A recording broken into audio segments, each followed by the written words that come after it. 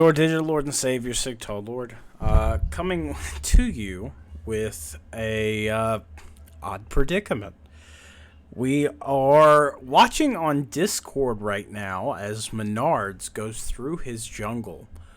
We can't get back into spectate for some reason, and this is a low quality stream right now. This isn't the product we really prepared for, and I want to apologize to you, the viewer, but as right now, this is the best product I can give. So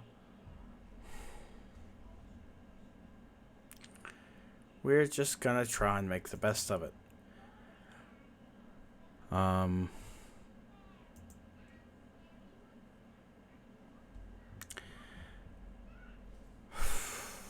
Right now, does look like it is a 1-0 advantage.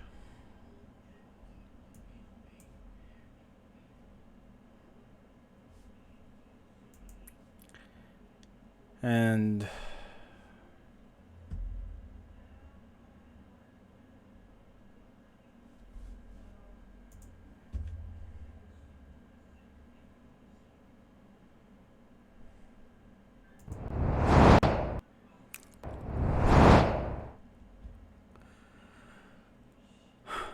all right.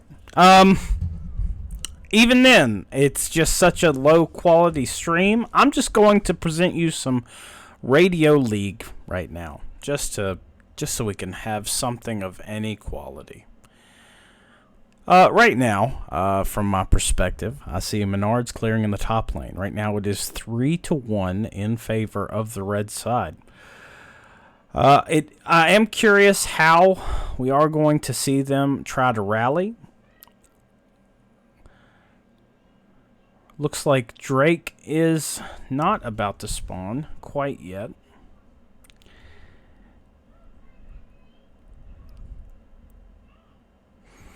There's nothing to be gained from watching the Menard slideshow presentation. Prowler on point as always.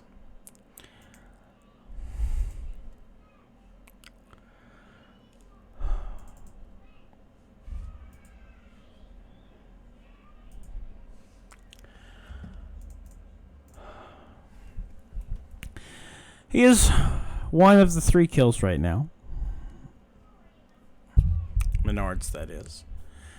I just witnessed him clear wolves. Quite ferociously, if I might add. Those wolves really had no way to compensate for the amount of damage this Graves was outputting. He is looking to gank in the bot side. Menards is there. CB Hickey did have Karma, landed the chain on Mix. Mix is trying to walk up, trying to get something in return, but Menards picks up the first kill of this engagement. Mixlink trying to get away, uses his flash, but goes down to the bandage toss from Huge. Menards, now walking towards tower, allows him and Eternal with low health to walk away, knowing they had completed a gank. 1 for 1.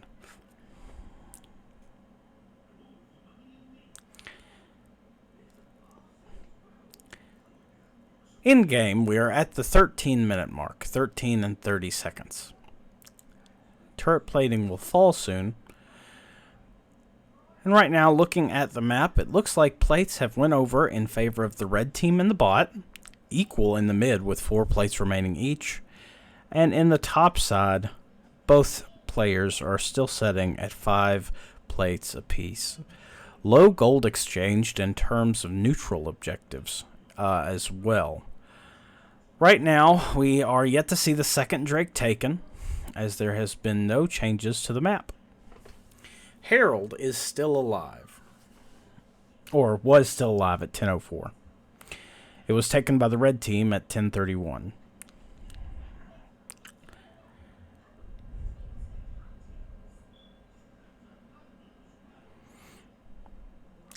Off screen, we see a kill picked up by the red team. Fiora, being played by Zammy Fun, does go down.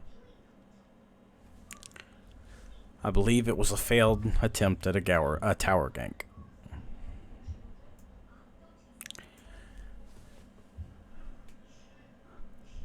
Vision's being cleared by the jungler, Menards, as he continues to walk throughout the jungle. Pinks are placed, trying to gain control over Vision in the mid side. The red side, while he did that, did take the Drake. As of right now, it looks like this is a Hex Drake map. Menards uses the Hex portal to travel behind the pit and walks for a gank, trying to deal as much damage as he can to Stilinski Hale. The chain from CB Hickey did stop him though. A TP's coming in as it looks like Set, played by Godzilla, is trying to continue the fight. He lands the Skull Crush, but no kill is able to be picked up quite yet. Greatbeard of Odin does go down, but not after a very successful ultimate from Miss Fortune, piloted by Eternal. The ultimate from Victor was traveling, dealing a large amount of damage across the map. Yes, Peach, you are looking at the Captain's Draft screen, as when I put up the Discord stream, for some reason, it just is a terrible quality. So we're just enjoying League audio right now.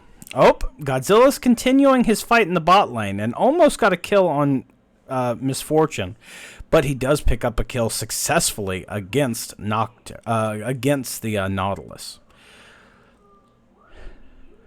Jinx does pick up a return kill. Victor now gaining a lot of damage. With Menards finally tabbing, we can see right now that neutral objectives are not really a huge priority for either team. CS heavily favored in the mid lane to the red side player, Jinx.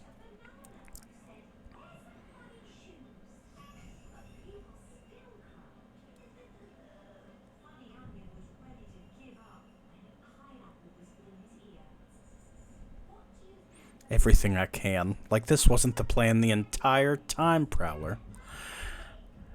Now, we did see Herald taken by Huge, picking up the neutral objective for himself. Karma, piloted by CB Hickey, picks up a kill in the mid lane against the Morgana. Greatbeard of Odin looking to get back into the game at this point, I believe.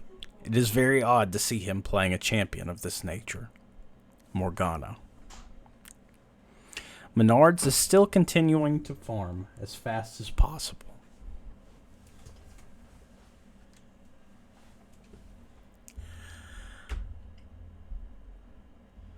And the first turret goes down. The red team have taken the turret of the blue side in the bot lane.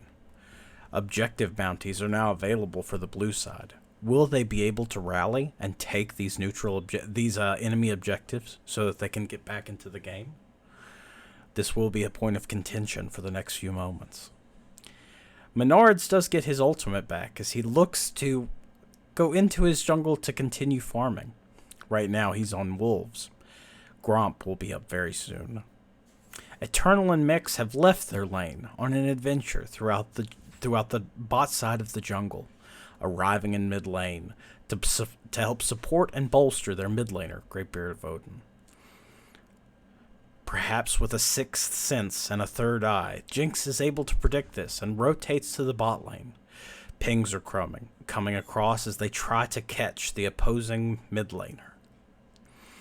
He has backed off safely and has left Vision, but the opposing bot side is now pressuring with Godzilla there as well. Odin picks up a deft kill with the Morgana, while Godzilla tries to pick one up for himself. He does, and he kills the Morgana. Menards trying to continue to survive despite the onslaught of damage and engages from the red team.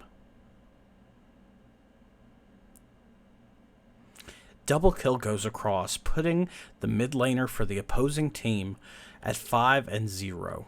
This is quite a scary situation to be in against someone such as a Victor, who can do so much damage in team fights as the game continues. Herald is used in the bot lane after a successful push has taken the tier 2 tower and the inhibitor tower. It is now a very trying time for our blue team as they look to slow down the pace of the game. The mid lane turret goes down as Stilinski Hale playing Caitlyn continues to push. Tier 2 turret goes down, able to walk away safely. The blue side is now sweeping the jungle, looking for an opportunity to get vision on this Drake. With it being a Hex Drake, they want to make sure that they can pick up the electrocute damage that comes across. No one is using any Hex Gates at this time, though it would be a potential way to find a route behind their opponents. Red side very clearly wants to teamfight front to back, but it is very difficult to do with the vision being established by this blue side. But a fight was found and taken, as we did see Nautilus taken down. Mixlink goes down. Menards piloting the Graves is trying to get away, along with the rest of the team, but this third Drake goes over to the red squad regardless. The red squad now with a gold lead, now with the majority of the objectives, and one naked inhibitor at least for their opponents on the red side, are in a strong position to continue to dominate the game and potentially win. Bounties are still on the map for the red side, though. With a tier 2 tower remaining in the top lane, the tier 1 tower in the mid lane, and a tier 1 in the bot lane, there's lots of gold potential available to this red team. To this blue team. Menards is helping clear vision as they head to the top. Godzilla is currently near the top tower, clearing waves, but the blue team does appear to be trying to catch him. He used the Scroll Crush, but it was a tad early. A TP's coming in, as Victor could potentially be looking to help clean up this fight. He's already used his ultimate, and Mixlink is feeling the damage. He dies, now putting the Victor even farther ahead. The rest of the red team have rallied and are there to support this fight in the top side. Greatbeard of Odin is caught out, but a return kill goes across as we do see him pick up the karma kill. How will this game continue? Huge lands a huge bandits toss, followed by an ultimate. Death comes across for Menards as the screen grays.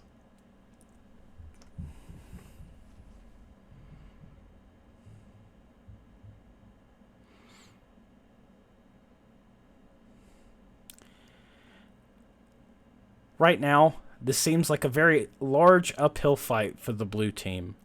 3-1-6 puts this Caitlyn, piloted by Stilinski Hale, at a strong position to fight. But with the Blade of Dakrar and a Collector, she just doesn't have the damage to fight 1v3 like she attempted to in the blue team base. With this back, though, I'm sure she will secure more items to increase her damage amply. Right now, Baron is available, and with little vision, it is more than likely what the red team is committing to. Karma places a ward behind the pit, skirting to in and out of vision. But surprise! Baron had not been started yet. The blue team may continue their advance in clearing wards and gaining control of their jungle back.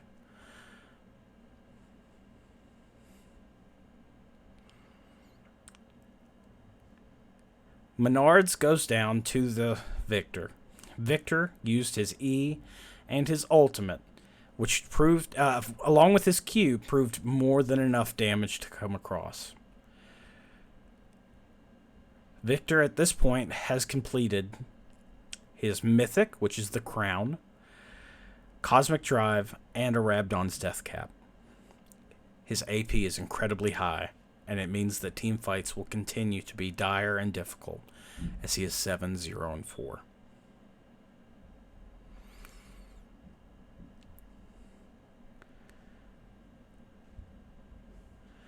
Godzilla is split pushing in the bot side, as Fiora catches in the top side. Greatbeard of Odin piloting Morgana is the only person there to clear wave. The top inhibitor is gone.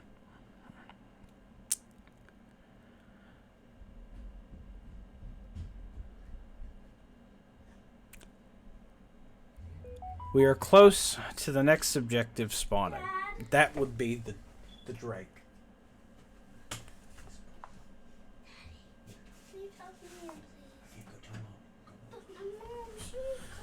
All right.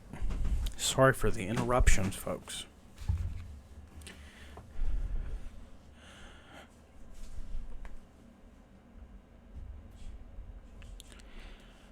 We're in a lull right now. Drake will be up soon, but the Baron is gone. The red team has taken Baron. The red team has taken the top nexus, the top inhibitor.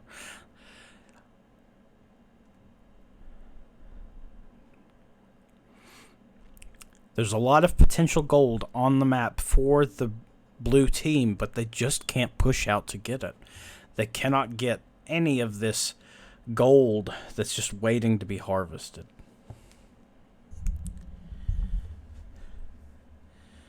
I admire their perseverance.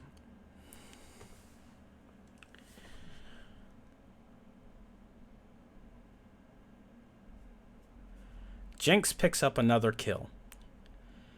Stalinsky Hale also goes and picks up a double for himself.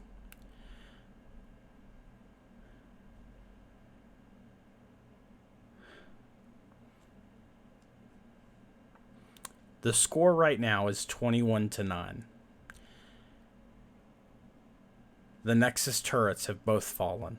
The Nexus is taking damage. As the game comes to a conclusion, we see GG's coming across in chat. The players were not able to rally, but we appreciate their fight. Folks, we're going to go to a 3-minute break and hope that the spectate bug is fixed. Thank you for your patience, your viewership, and most importantly, being a part of this community. Thanks. We'll be right back.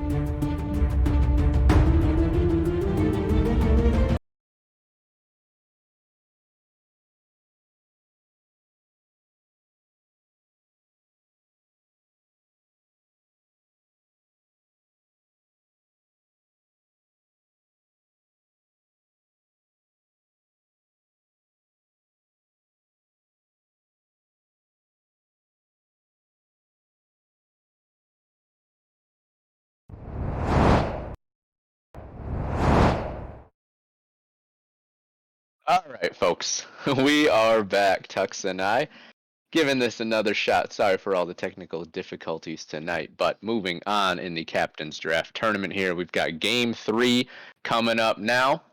Team Ravane will be taking on Team Lord of Admirals, who triumphed earlier in the night, already having defeated Team Prower, so this is a sort of a second round match for them, whereas it'll be the first time that we'll be seeing Team Ravane get going.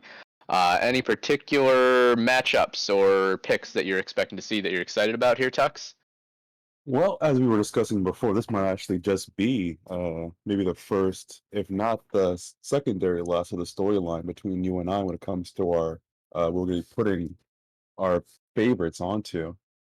For myself, I was actually quite surprised as far as the ASMR was for the last game. I would say that for Ravane and Lord of Admirals, I'm assuming that Ravane's going to be busting out a high damage, high impact top laner, while Lord of Admirals might be trying to scale for a late game to compensate for it.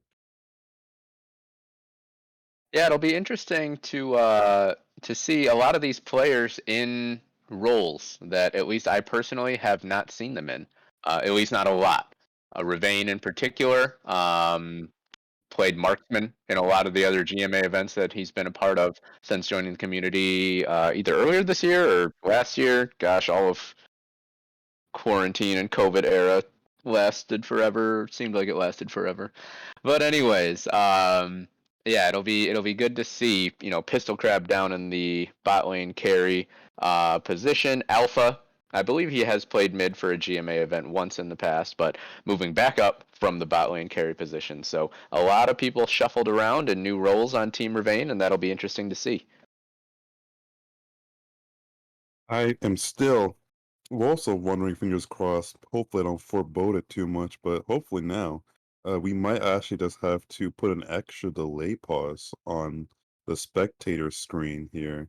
Because I did notice that after, I believe, the 2 minute mark, we were able to jump in with no issues whatsoever, so maybe we have to wait even longer for our side before we actually get to going with it.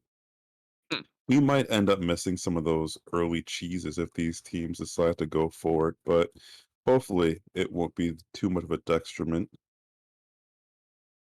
Yeah, we don't often see too much in the way of level 1 shenanigans here, which I, often lament. I would like to see some more invades, some more cheeky plays, but it's not something that we see a ton of. And of course, as I say that, this will be the time that we'll miss something. And here comes the Graves Yumi ban on Team Ravane, and they decide to ban Vayne and Kog'Maw. One might assume that they might even ban Riven as well for Lord of Admiral's side of things to stop Ravane's namesake. Yeah, I mean it's Team LOA that's actually banned away the Vayne, so that's the other half of Ravane's namesake. Not saying that he would have played it up top, but it can be an annoying pick to have to deal with as a top laner.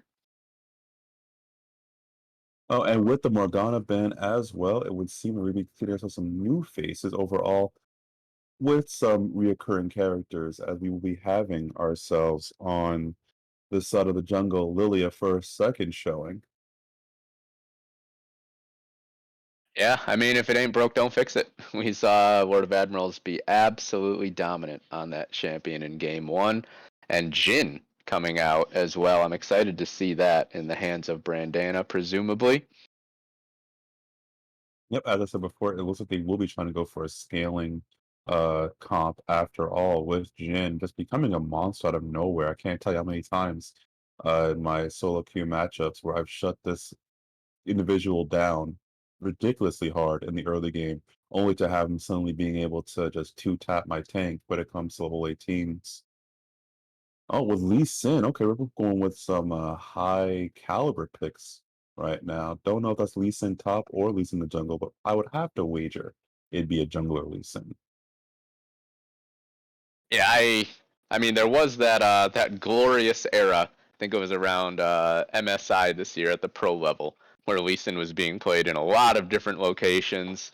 I think the champion was just ridiculously strong at that point, but I think those days have come to an end now. Lee Sin returns to the forest, just gonna wander around blindly, try to find some sonic waves and some big plays. Okay, okay. We got ourselves Caitlyn also picked up as well. So it might be a Caitlyn Lux to do some harassment, which means that Peach would most likely pick an enchanter for uh their choice. A Zillion, yep, there it Zillion. is. Okay. There it is indeed. And could you see that being flex mid though? I can see Zillion being flex mid, but most likely they're gonna try to get themselves the Oriana for the mid lane so they can get themselves. And there's the Riven. Yep, and there it is for the ban at least. But yeah, I Well, was gonna they. say they would want to get Riven. I mean, they want to get Oriana for the synergy of Lilia. Mm.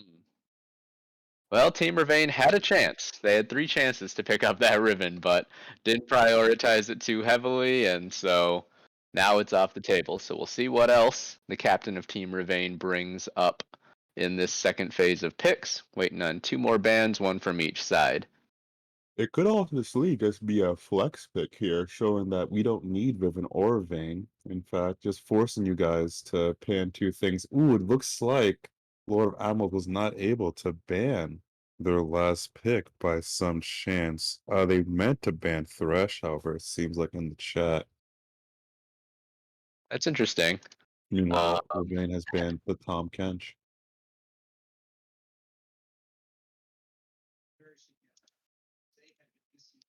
See, I think yeah, I think we've got the teams agreeing, gentlemen's agreement that Thresh All right. was meant to be that ban, and so even though it doesn't show on your guys' screens, we will have no Thresh this game. All right. No death Firm sentences, no handshakes. lanterns. Firm handshakes all around. Firm handshakes for that. Okay. But that does mean that Leona is a possible pick here as well as the Nautilus, but I would say the Leona might be more so to that nature. I also like to highlight the fact that Ravain's side of the team has actually banned out 3 of Peach's picks here. Might have been a forcement on it, but it might be Peach playing Brand as support instead of Zillion though. It's all subjective.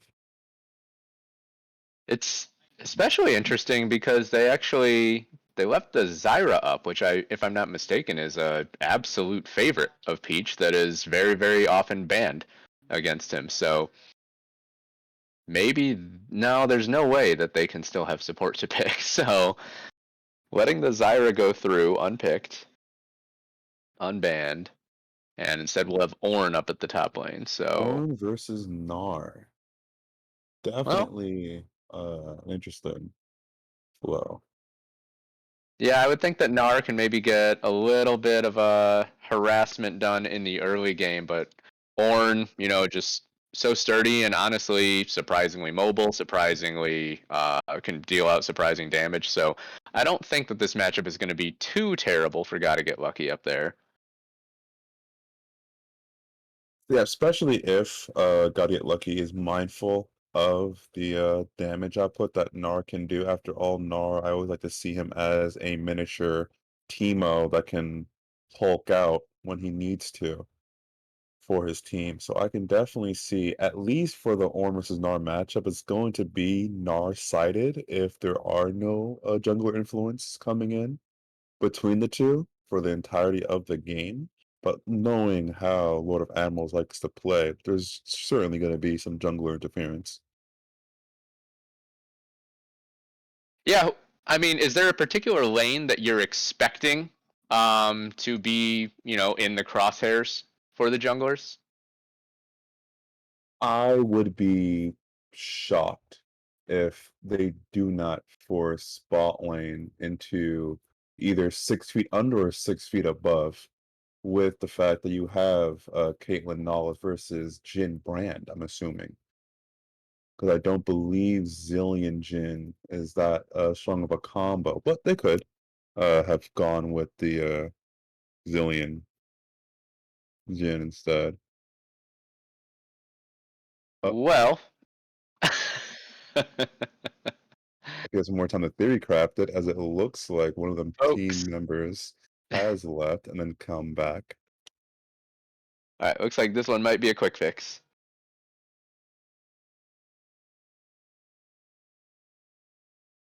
All right, everybody. Knock on wood, false alarm here. We are back into the team selecting everything that, as is on your screen, has already been selected. Okay. We have here some classic A's going around. It looks like they will be going with the trend of all A's, giving good luck on their ritual. Are there 10 A champions? Oh, by now there has to be. Yeah. Gosh, how many champions are there total now? It's got to be 200-ish. Yeah, I think about 225. Oh my goodness. I think at this point, with the addition of Vex, and with I believe they still have to add in like 3 more champions before the year's out.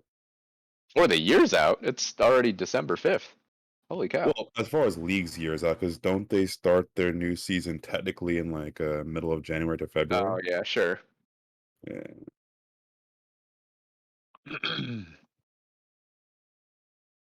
So they still have to release the rework of Udyr before the new season, I'm pretty sure, unless they push it back.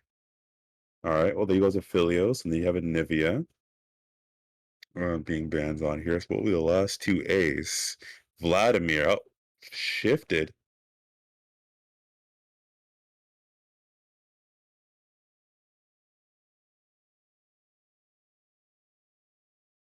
So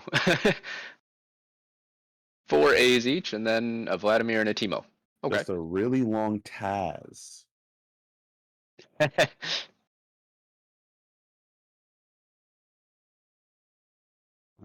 Alright. Finishing up champ select now in the client for the players.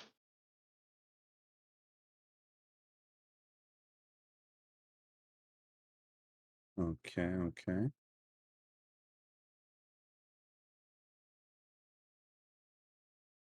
All right, Tuck. So I guess just looking at these two teams, and trying to separate yourself from your love of Nautilus, which comp would you rather have if you were playing this game?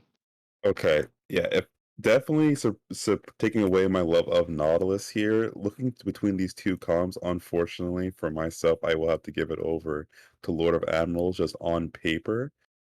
Because between the two, all I'm really seeing here on Team Ravain's side is a Gnar that wants to get into the middle of the pack to throw out his ultimate, but there's not going to be that much of a follow-up outside of possibly Lux and her ultimate. Caitlyn doing traps, that won't really be logical, since she need to be really close to do that. Nautilus's ultimate would be a strong counter to a Lilia or a Zillion coming in, or an ability to just negate CC and then throw out his own lane wide ultimate, and then Zillion having the ability to bring someone back to life when they're about to die. Brand's also AoE as well. It's a lot of damage that is going to come into play here, unless Goonswap and Alpha are all about making picks and not trying to do a full team fight. I do not believe they're going to be able to win this one. Yeah, I think there's definitely I think easier win conditions on the side of Lord of Admirals. I think the comp is just more simple to execute.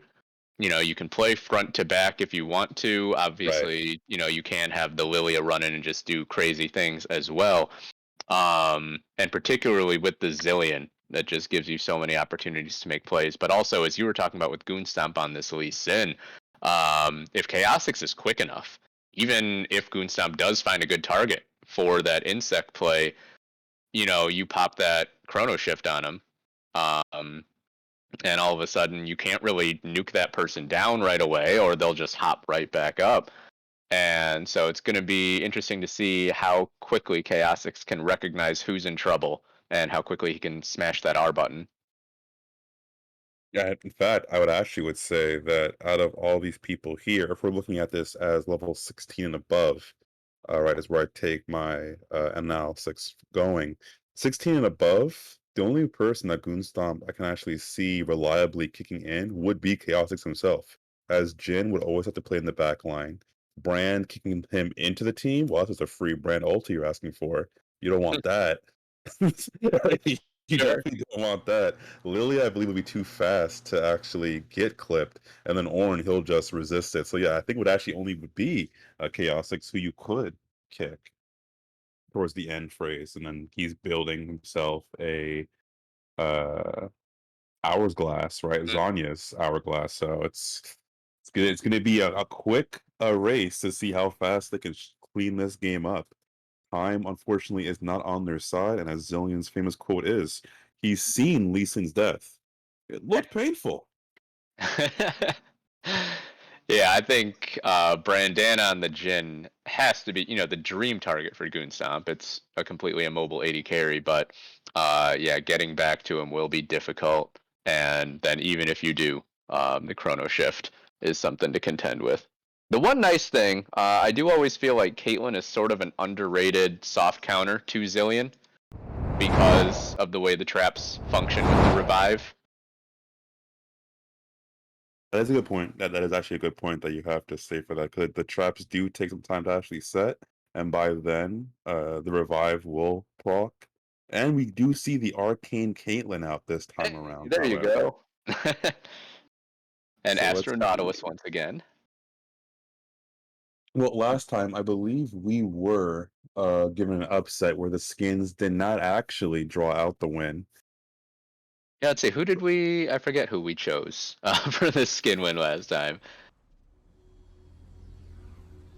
Well, for that, we will just have to ask the viewers to go back into the VODs. Always check out the VOD and check out the Discord as well. Looks like the client is going well, My however, gosh. as we loaded it in. Very nice, star bright. Nobody touch anything. Nobody move.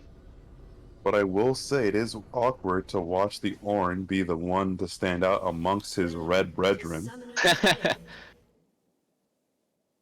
Both teams clumped up, so we might actually see some level 1 stuff. See level 1 shenanigans after Oh my all. god, Gregosaur's leading the way. Oh, look at all that AoE damage coming out immediately, though. In the front, they do have got to get lucky low, but he's an Ornn. He'll be fine. And everyone, as quickly as it starts, it ends. And 2 flashes had to be burned by the side of Team Ravane. Nothing on the side of Team LOA. So, a little win right there, and a lot of excitement that results in no kills. The complete discipline of Princess Peach to not just instantly ignite the Lee Sin there is actually quite commendable. But I will have to admit that if he did decide to proc that ignite, Lee Sin was a dead man for sure, as he was the one who took the brunt of all that damage. You don't think that maybe Pistol Crab's heal would have been enough? I know it gets cut in half, obviously, by the ignite, but... It would be, but then you gotta take it to effect. Are you really gonna blow the heal when you have to then lane against the Brand Jhin for the rest of the game? Sure. I don't know. If I don't know. be the ADC, I would have probably let my jungler die there. Oh man, alright, well, let it be known, those of you who jungle for Tux. Your sacrifice is forthcoming. Well, I'm the support most of the time, so it's fine. There we go. Gregosaurus does have the Hex Slash, so he'll still be able to, make some offensive plays if they can gain bush control, but obviously very vulnerable in defensive situations. I would imagine Lord of Admirals is going to be hyper aware of that. Clearing top side right now with the Lilia, while Goonstomp is just crossing over the mid lane. Both junglers on the same side of the map now. I am actually surprised that Princess Peach did not decide to go with the first strike, as it seems very abusable here. If you take into consideration that you have a Caitlyn Nautilus, that's just free targets to pick. Yeah, that makes sense. Going with the Comet instead. Pretty classic choice.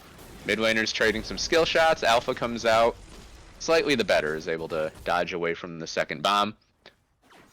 Ravane about to go Mega for the first time. Doesn't have access to the ultimate yet, obviously. And the wallop goes a little wide.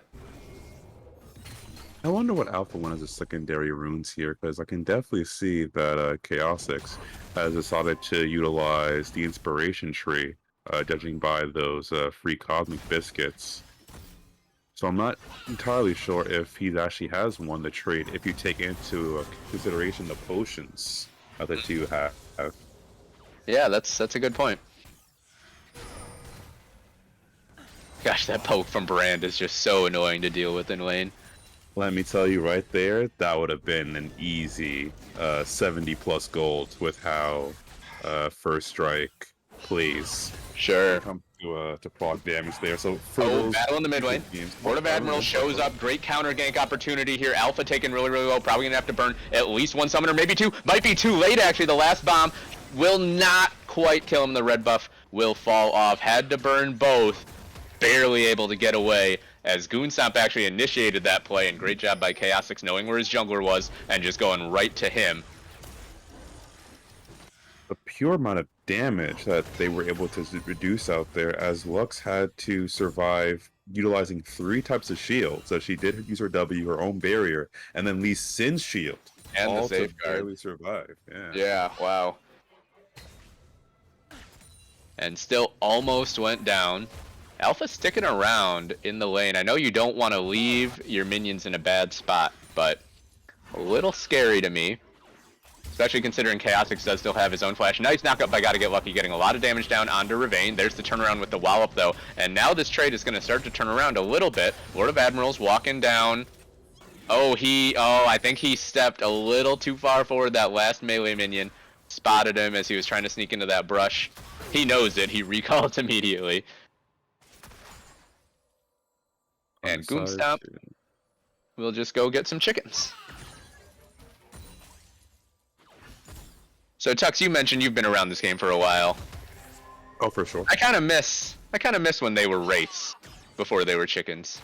I miss so much of old League. I said it a couple of days back. To be fair, that's when I was just farming with Lucian as the ADC. But Sure. bring back the Sword of Avarice, man. Oh yeah. Like, The gold per 5 item. Yeah, like it's not it was that item as well as the There's Heart of damage Gold. damage version. Oh, good hook by the Here Nautilus. goes there. Goonstomp. Misses the Q, they're forced to flash, but Gregosaurus follows with his own flash. Lots of damage coming down on Princess Peach. Ignite still available, Gregosaurus taken relatively low. Meanwhile, on the top lane, actually Gotta Get Lucky in a lot of trouble. Ravane almost gets the solo kill, gets the snipe with the boulder. Lord of Admirals will trade it back, but a nice job by Ravane getting a kill in a 1v2 situation. Gotta Get Lucky also burned his flash, so they'll be even on those summoner spells. Lord of Admiral showing up at the right moment. So action on both sides of the map. Goonstomp is here again. They know that the flashes are down. Gregosaurus goes in, so brave, and he will survive, I think, through the Ignite of Princess Peach. Brandana taken really low as well. Pistol Crab throwing out some good damage with those headshots, and I love that return gank from Goonstomp. That is what I'm talking about. Nautilus coming in, he utilized his Hex Flash midway between that first initial fight when Goonstomp came in and forced those flashes out of both Peach and Brontosaurus, but then he utilized it again to gap close the bush to get even to another distance, surprise Peach with that secondary hook, and was able to just confirm.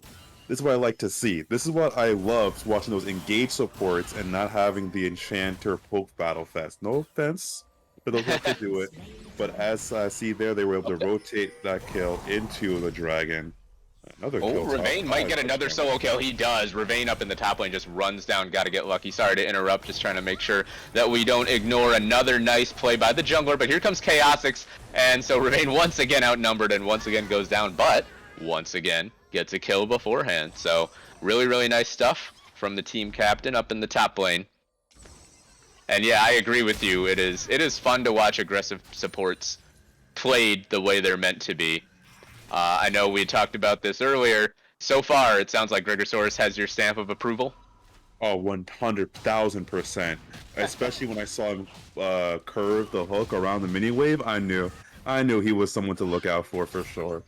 What I'm curious on is the usage of these TPs. Surely Ravane has been ganked twice now, both times by the jungler. For him to still be this pushed up, knowing that he just got ganked and roamed on by mid, it's really showing quite a resolve, quite a statement going, listen, you're gonna have to look at me constantly. I will be a problem that will not go away.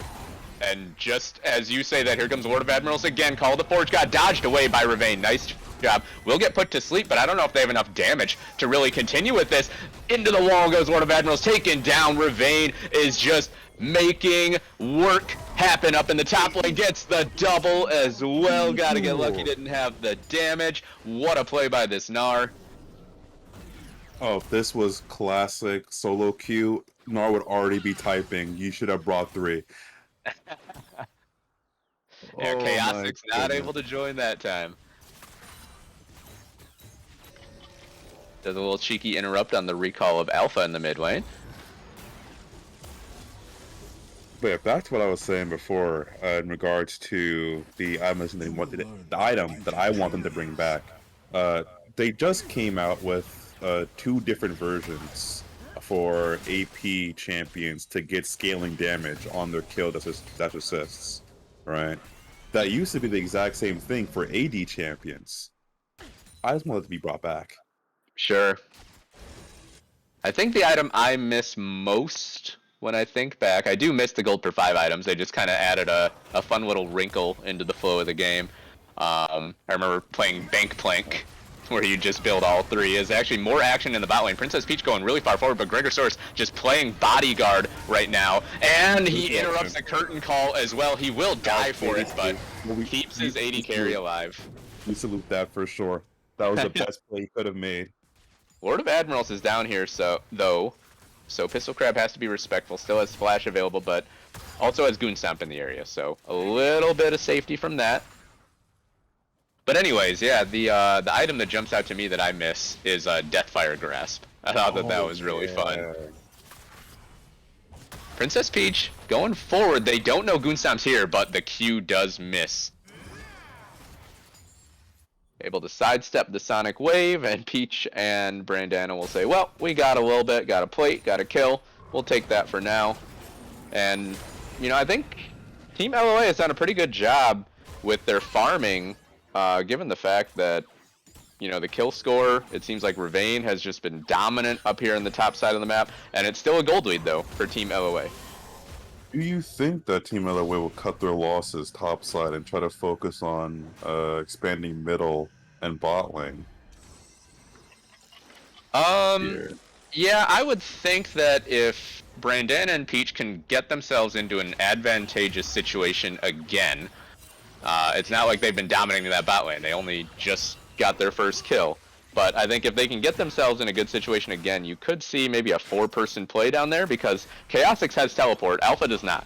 So you can always have a numbers advantage across the map. As here comes Call of the Forge Trap in this Rift Herald fight. Goon Stomp taken really, really low. He's going to get put to sleep. Flashes back towards his team, and he is going to get out with the safeguard. Meanwhile, Ravane goes back into Mini Gnar, and Lord of Admirals has to go over the wall. It's a 1 for 0 so far. It's got to get lucky, falls once again. Chaosix shows up, but has to just flash away. Ravane on the chase.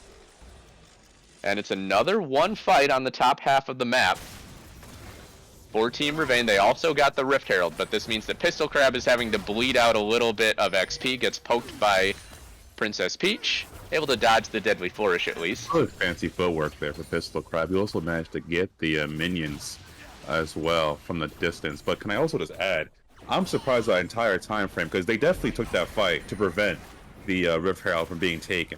Right, we can both agree upon that. But even with that being said, they unfortunately lost the fight, and then I believe Lux's ultimate did the residual damage they needed to actually claim the Rift Herald anyway. Really? Good spot out there. I did not notice that. Gotta get lucky. Gotta be a little bit careful here.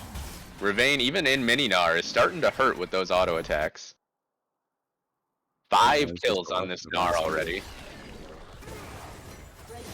Okay, but they do trade dragons, however, as they go for the Cloud Dragon. Let's see what the, oh, Chemical Fog going out. Oh boy, this is gonna be the first one of these that I've seen. Yeah, this will be an interesting game now. I will then, in fact, let you know that, in my honest opinion, out of all the dragons, I believe the tier list now is actually Chem Dragon, followed by Fire Dragon. as far as just the strength of the drags. Well, I'm wondering. Let's see.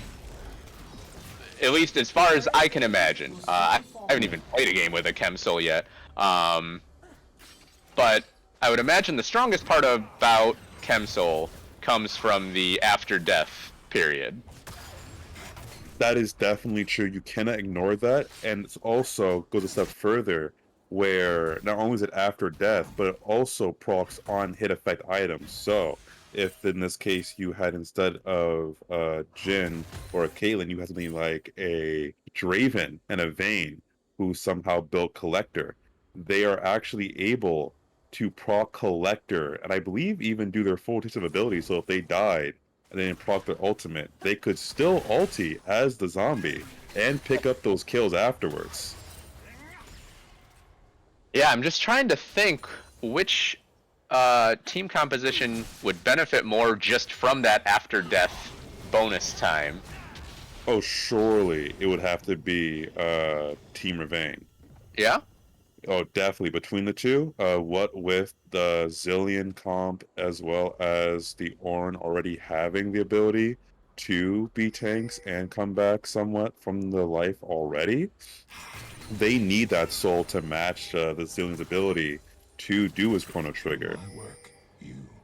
On the other hand, when it comes to Lord of Admirals, if they were to get the soul for the Chemtech Dragon, yes, the zombie portion is fun because then you have multiple prolonged fights with Zillion's ultimate plus the Chemtech.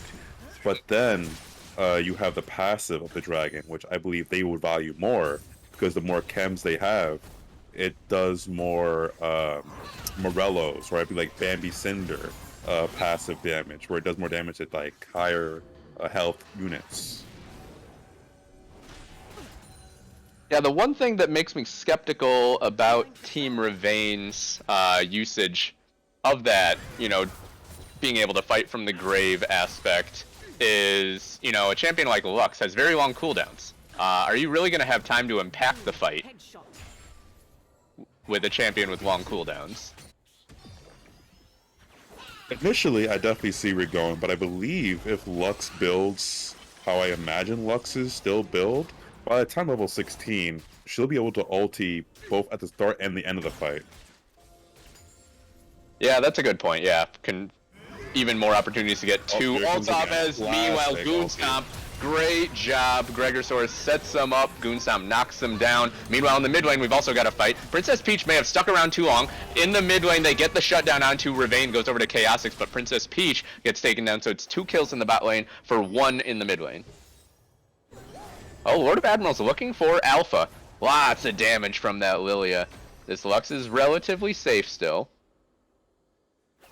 Alpha definitely tried his best to keep Ravane alive, as he did Barrier, and I believe he did a Q to snare Lord of Admirals from being able to do more damage, but unfortunately by then Gnar was already so low that all he needed to do was a couple more rotation abilities to kill him.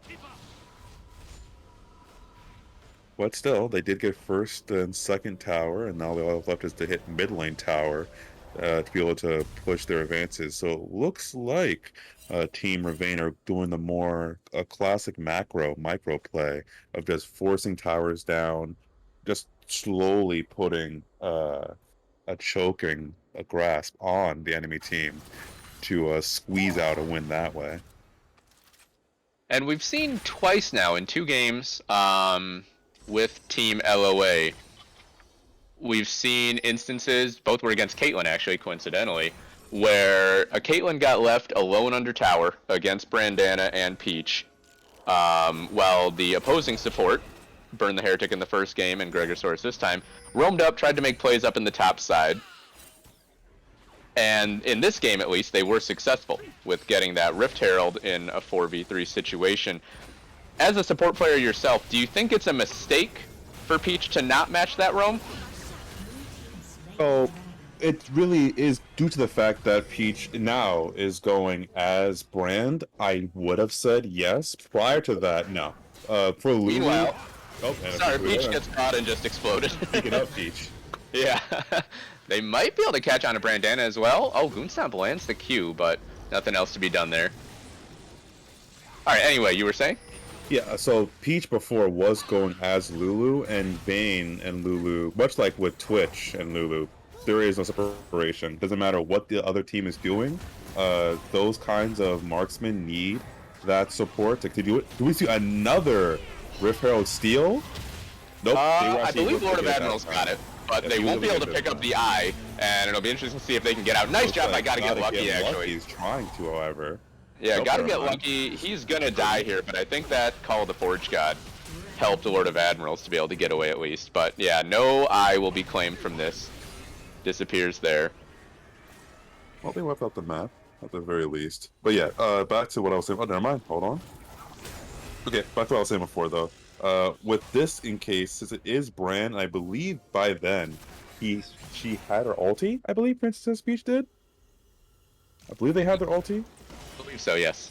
Yeah, then yes. Unfortunately, they should have actually been topside because with Bran ulting that entire 3-4 mass, it would have been just a ridiculous amount of damage coming out for them. That could have actually been what they needed to turn the fight. Gregosaurus has stepped a little too far forward there, looking for hooks, and Admiral's able to dodge that one, and then the bot lane shows up and shuts down the Nautilus. Boy, you're already seeing the uniqueness of this chemical rift. Just all the stealthiness. The jungle is basically all bushes now. And unfortunately, regular wards will not reveal your enemy to you. You'll have to either purchase heavily pink wards, or I believe the better solution is actually just to ward the initial cross sections. So that way you'll at least know who's in the bog, but never quite knowing where exactly they are. It's really funny. It's almost like there's just Viegos everywhere. Just spreading the fog all over the map. Yeah, Viego Akali as well, with her shroud. Though, my opinion though on this is, for definitely here, as these teams are roaming in packs, you can see how impactful it is. But if the whole team is there, the actual vision that you see the enemy champion is actually much longer than I thought they would have made it. Where I believe it's just a little bit further away from a red trinket detection, where you could actually see them walking around in the fog. I'd have swore they would have made it more closer to keep it more dangerous to just walk in blindly. Yeah, so maybe not quite as many ambush opportunities as you would expect. Yeah, I was expecting so much more ambush outplays than here, but still, good on Riot always being innovative with their dragons. Trying new stuff. Yeah, I believe this is the first major change to dragons in maybe 2 years? Yeah, definitely for 2 years, because they first came out with just the 4 elements, and then they came out with the 4 elements changing the map, and now they have 2 more elements added in there. Though I need to get someone who actually was on the developing team to explain to me what their reasoning for a Hextech dragon and a Smog dragon for their next elements. I don't recall there being Earth, Wind, Fire, Air, and then Smog. electricity and smog. I don't know where those 2 elements come into play, but fair enough. Well, setting up a death brush here is Team Ravane, but no one's coming to take a look yet. And Teleport actually coming in from Gotta Get Lucky. This means they can absolutely force the fight if they want. Gregosaurus goes in, taken really low, but now able to just walk away. Survives the damage for now. Call the Forge God comes out. Great kick from Goonstomp. Keeps the Ornn from reactivating it, but Brandana dashes in, takes out the Lee Sin, but now everybody just has to try to run. The health bar advantage is huge for Team Ravane, and although the kills come out relatively even, it's Team Ravane that owns the map and got the extra gold. They'll probably file down after this mid lane turret, claim their 3rd Drake.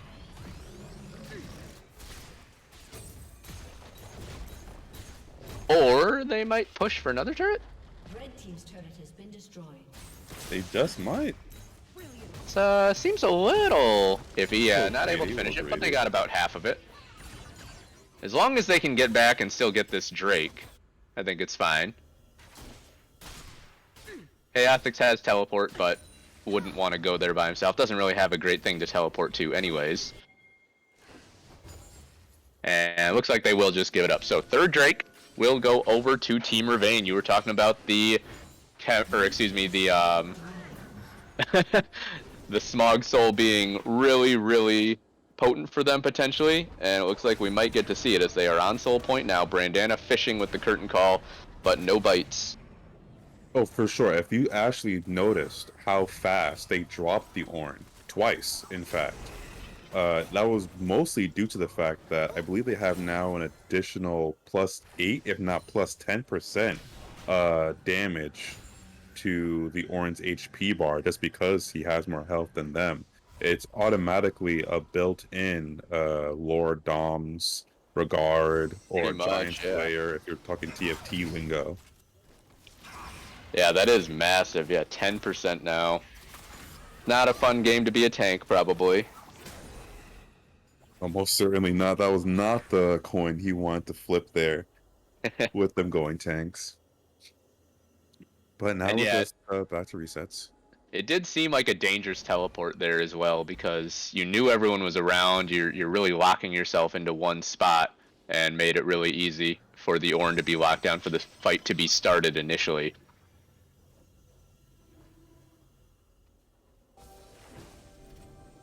Okay, so it looks like we will be getting together for the Baron now.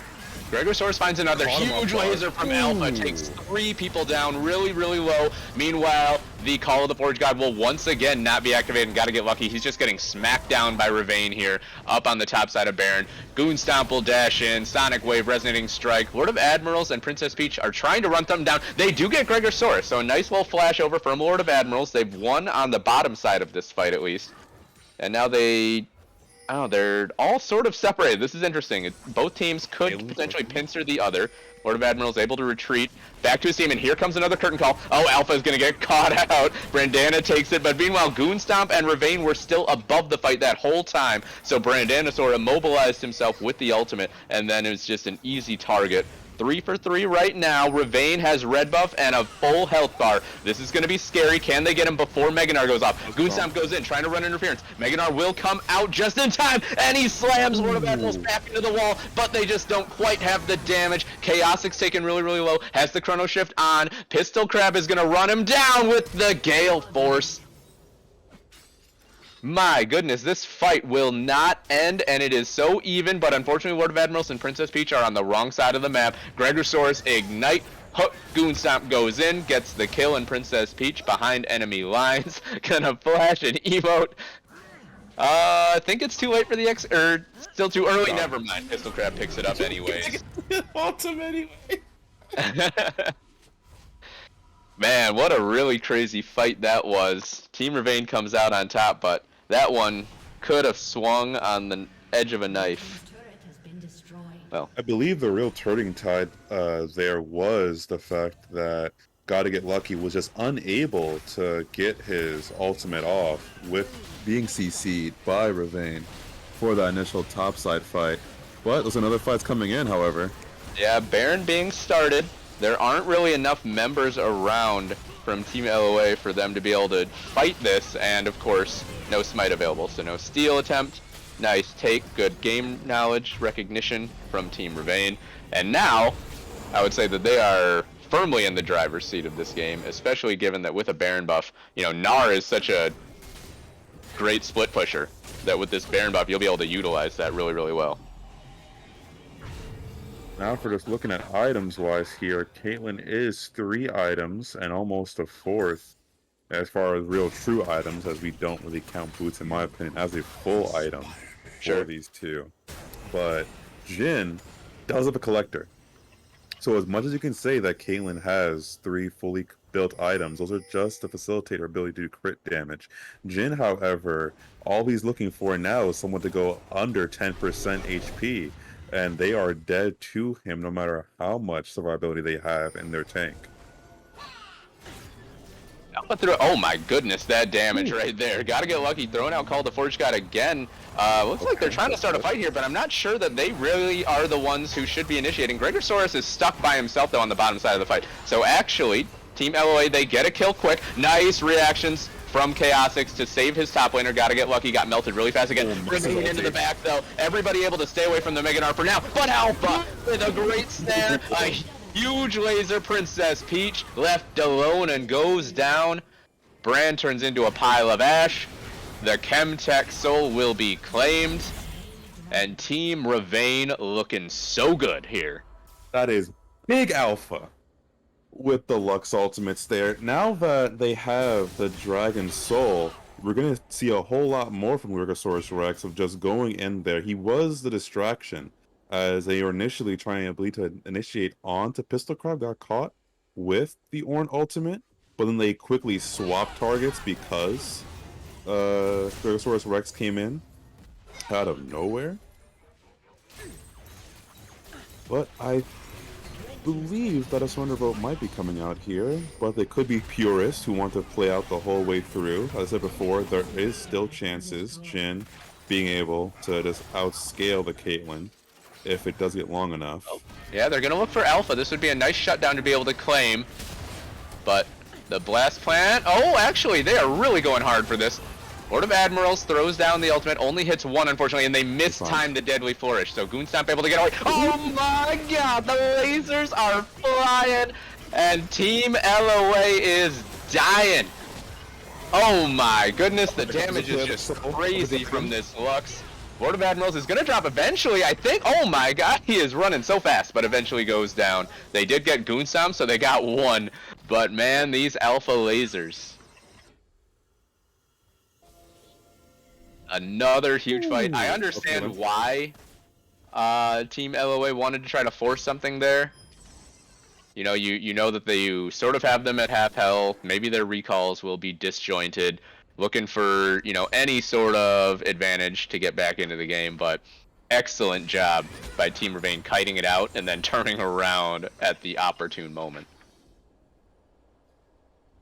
And also, side note, if they do get the surrender, or if they are able to close it up here, the Caitlyn will be playing with a perfect KDA, having not died a single time, and I believe being a part of 16 out of the total 26 kills on the squad, making a lot of impact for the overall for the straight presence.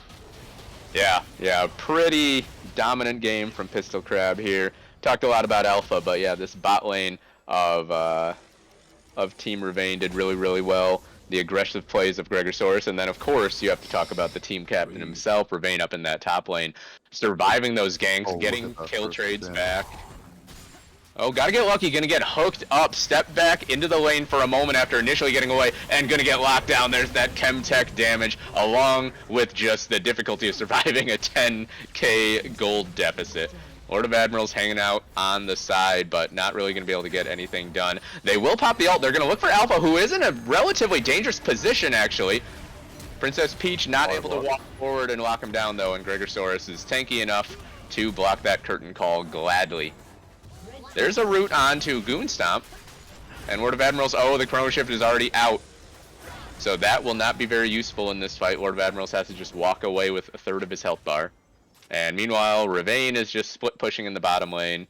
Super minions are on the turrets. There may be, well, I know you said there were chances, but those chances might be running out now. That is definitely true, but if you can see right here, you still cannot count the Brand out. Just one simple W proc on that whole team, and I swear most of their life bars flash in front of their eyes. Oh, Lord of Admirals, though? Oh, a little too tanky. Not enough. Laser doesn't quite reach. Gosh, the long-range damage from this Team Ravane squad. Alpha will survive that last bomb. Pop the barrier. And it feels like everybody's just a little scattered right now. Yeah, they're just playing all the lanes to try to find more pressure topside as they wait for the objectives to respawn again. Baron's out, and I believe 20 seconds from now, and they'll be centralizing around there. As Yeah, I said Baron- before, Go ahead. as I said before, and as you're definitely echoing, it's gonna be a rough one. I know that there is a chance for them to win. Gotta Get Lucky has to use his Ornn W to negate the Nautilus's initial hook in, forcing the Nautilus to fly in to him versus them meeting at the middle. And then, of course, if Jin's able to scale, if Brand's able to scale, those two alone could easily wipe half the squad, as it is mostly squishies outside of Ravane, who's just tanky because he's like up like 3 levels to their highest man.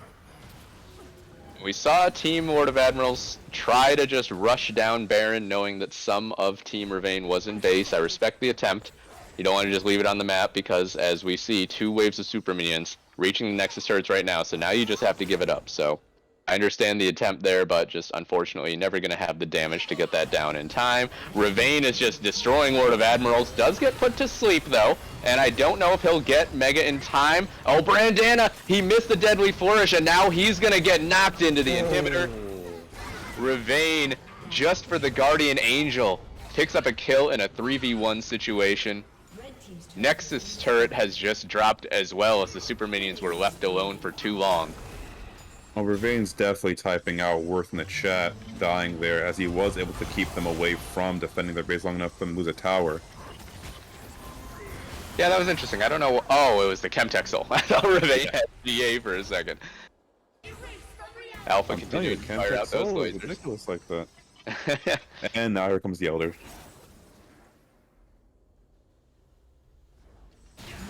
Yep, and Elder is destroyed as well. I don't know if they can turtle off of this. Lord of Admirals gets hooked up by Gregosaurus, rooted. The Eternal CC of Nautilus. Oh my gosh, that one headshot was outrageous. And there's the Elder buff smiting down Lord of Admirals. It actually gives the kill credit over to Gregosaurus, even though Ace in the Hole was about to fly. And Ravane will just march down mid lane. I assume we might see the final push here. Yeah, I believe so. Up. Lord of Admirals being sportsmanlike as always, throwing out a GG well played to the whole squad. Gregosaurus Rex throwing out GG's as well, as that will be the next tower. Ultimate's getting thrown out for fun.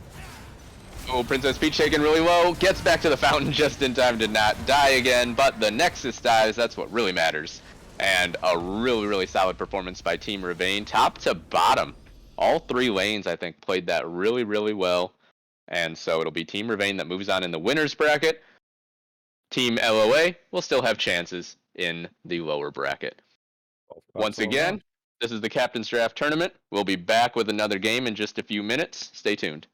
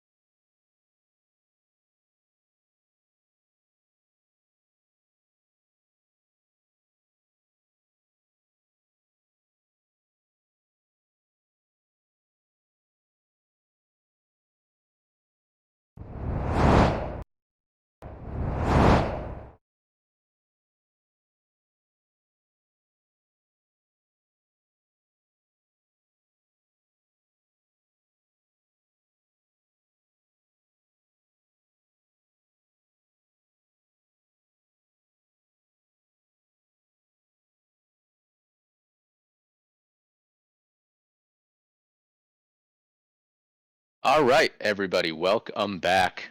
We are set up for our fourth game of the evening here in the Captain's Draft Tournament. Once again, I am Jeff, joined by the astute analysis of Tux, having just watched a we described it as a banger when we were off stream, and I think it lives up to that label. Really, really impressive stuff out of Team Ravane as they advanced over Team Lord of Admirals, continuing their run in the winner's bracket. They will now play our the winner of our second game tonight, Team Huge. It'll be Team Ravane on the blue side, Team Huge on the red side. Tux, let me start with that last game. Any closing thoughts before we move on to this next one? I only now fear the possibility of hubris getting on the side of Team Ravane, as coming off of such an immaculate game like that. Once again, shout outs to Board of Admirals team, as they definitely held out to the bitter end there.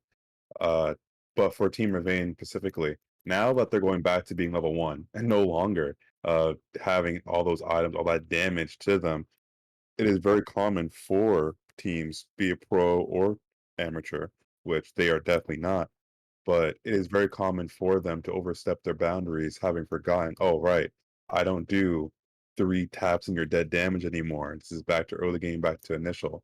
So I'm willing to see what's going to happen between the team that got a game to rest off and the team that just came from a crazy win. Yeah, that's a really interesting point. That's another, sort of wrinkle to this format that we're running tonight with all these games in a row, just sprinting through a tournament, and the ebbs and flows of emotional highs, mental lows. How does that affect you? How do you cope with it best? That's a big part of not just League of Legends, but any competitive environment, I suppose. So Still now I'm waiting for wondering. some players to join our lobby here. So now I do wonder what will happen uh, with these bans. Will they be banning the Gnar after seeing what Ravane can do in the top lane with Gnar, or will they still be holding to their guns and banning both Vayne and Riven, and just hoping that they're able to find a better answer to Ravane's third pick for top lane? Who's to know? Yeah, I'm wondering, if you're Team Huge, presumably just watched at least parts of that game. But I also assume you probably had a plan before. You probably had plans for bans, preparations for Team Ravane. And when you just watch a game right before, do you ever start to, wonder, do you start to doubt what you had laid out before? Do you start trying to make audibles? I'm sure that conversation is happening right now in their team chat. I would be tickled pink and surprised if Alpha is able to get Lux again after that performance, however. Yeah, I could see that. I also wonder though, do you think a different pick, something maybe a little bit more aggressive, a little bit more in your face than a Zillion, could have punished the Lux a little more before it got rolling? Ooh, like a LeBlanc or a Zed by chance? Sure. Or Yeah. Fizz. Oh, the Fizz. Oh, man. I would be delighted to see a Fizz, little playful trickster, being utilized. I could only imagine the amount of bot lane roams we would have to witness with a Fizz being picked up, or even a Twisted Fate, in fact, as well. I can definitely see. But with that being said, they do ban LeBlanc, so there goes that idea of a LeBlanc or a Zed being available to counter Alpha's Lux. On Team U decide what will their ban be. Was thinking about it. And it will be Lux. It will be the Lux ban. They don't want to deal with that. It's also a bit of a flex book as well for Team Ravane, because I know that Gregosaurus is comfortable playing that in support role. So that gives it even more power in the draft phase. Wukong, natural ban against Godzilla on Team Huge. Okay, let's see what Huge has a counter for that. I do have to say, with these bans, they definitely have a good job of hiding what their team comp will be. And Caitlyn will be banned. I guess Team Huge is tired of seeing Caitlyn's picked, which is fair enough. And the Sad Mummy has also been banned. I wonder if it was a Sad Mummy that led Team Huge to that resounding win. I wasn't able to see the game myself.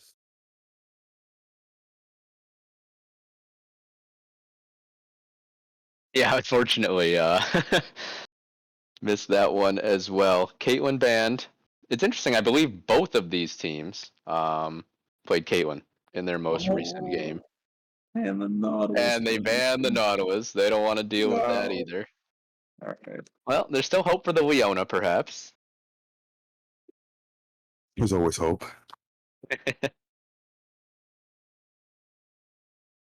All right, what will be the So, first pick? As Riven Vayne is still up on the roster board here. It will be Morgana as a support pick by chance. But it could also be Alpha's mid lane Morgana. yeah, that's a good pick for them because both Alpha and Greg are extremely adept on this champion. Don't really see it in the jungle anymore, so it can't be triple flexed. Thankfully, I still can't wrap my head around the fact that Morgana at a point in time was able to efficiently farm in the jungle. Yeah, that was With- a strange era. I Karma think- picked on the tide of Team Huge, so also a Oh, little bit of a flex okay. pick there. I really picked Karma last time as well, and also Set too. Yeah, you're right. That entire game is such a strange blip for me because of all the issues, which have now, of course, hopefully been worked out. Lee Sin is going to get locked in again for Goonstomp, so he's feeling good on that champion right now after last game. And the last pick before ban phase 2 for Riven, and it will be that Riven. It is the Riven after all. Okay, so Riven versus Set. I do believe the matchup is more in favor of the Set, funny enough.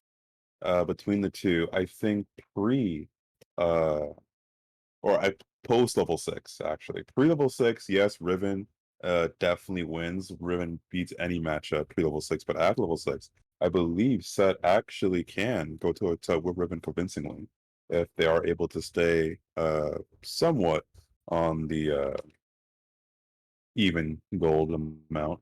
But it looks like Ari will be picked and they still ban Vayne. Okay.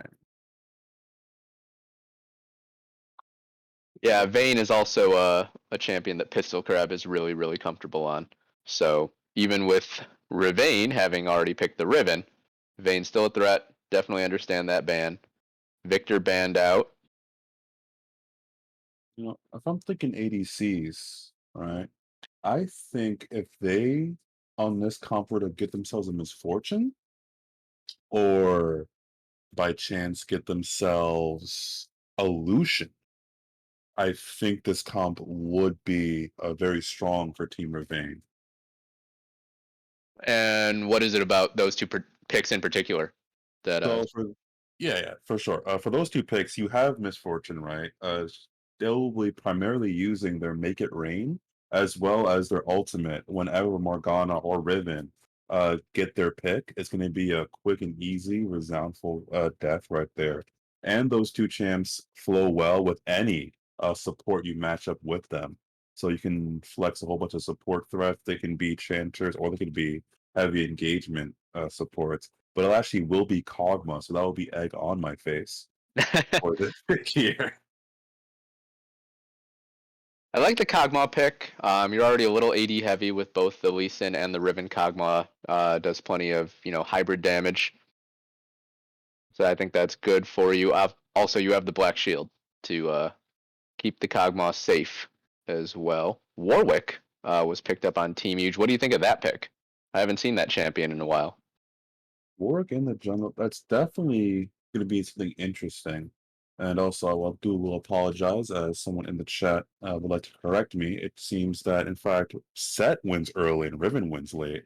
which I'm actually surprised on because Set gets like so much extra shielding and with so much HP. I would have just auto thought that he would be able to lock Riven down and bonker, as the terminology will say, with this is passive fist damage. But I can't wait to see if that is in fact correct. Well, I'm sorry to tell you, Tux, but your favorite Nautilus player has switched to one of those enchanters that you don't enjoy as much for this game, Gregosaurus on the It is Lulu. it is understandable. They are picking Kog'Maw. Kog'Maw is one of those auto attack reliant ADCs, much like a Twitch or a Vayne. So yes, Lulu is the best in slot option for them. What I'm more concerned on is Kassadin and ADC Ari. Ari? Yeah. ADC Ari? Is that what we're looking at right now? Okay. I have to imagine so. You can't put Kassadin down bottom, right? There's no way that could work. I I don't unless no I can't. It would have to be cast in middle. I could see Kassadin top, but I I don't think you send Set bottom either. Wow, Team Huge pulling out some interesting stuff here. I'm in a conundrum. It's definitely Morgana mid though. Wait, hold on. Yeah, well, as we continue to think about it, it's definitely gonna be Morgana mid, for sure. In Absolutely. regards to this team comp here, and then after that, back to Team Huge. Ooh, it's gotta be Ari ADC. I have seen a lot of Ari supports, get picked up, but I don't believe so. I think Ari will be the main damage unit with Karma as the support here, which all really means that it's up to Pistol Cryop's ability to micromanage the Kog'Maw, as Kog'Maw is actually probably the best champion to pick to dodge all those skill shots directed towards him. Because if he can dodge Ari's Q, and definitely if he dodges Ari's Charm, he can walk this Fox all the way down to the bank. Yeah, it's a really interesting comp from Team Huge. I like the synergy with the Karma. I mean, you have so many champions that just want to run at you, right? Between the Set, the Yeah, Warwick, Set, Warwick, Kassadin. Caston, You yeah, know, if you can Ari. give them some shields, make them extra fast, it's gonna be, some ample pressure on Alpha and Gregosaurus to peel for Pistol Crab on this Kog'Maw, because there's gonna be a lot of people running at them.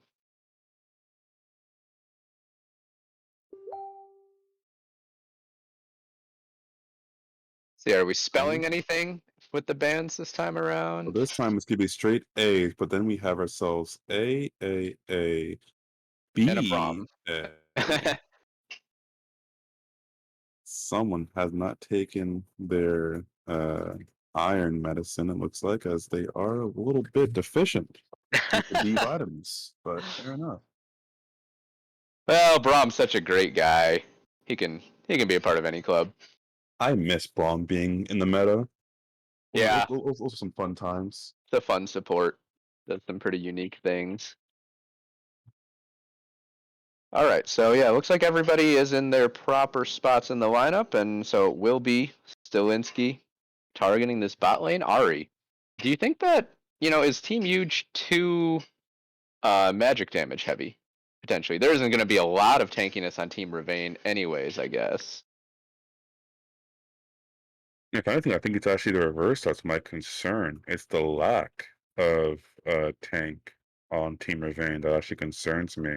When you have Yeah. both Set and Warwick, and then of course Caston, he's just going to scale to be semi-tanky, but he's going to be an amazing damage dealer that will blow up, I believe, 4 or maybe 3 out of the 5, assuming that Lee Sin waits until the very end to build tank items. It's Yeah, it's really, funny. really a fun one. I was talking about all these champions running and trying to just destroy Pistol Crab, but they could really, whoever Warwick decides to jump on, they can just 100 to 0, I think.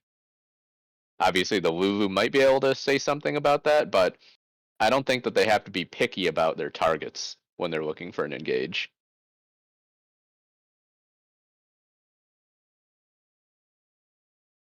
Now's fun part of let's guess what skins we'll be using for both of them.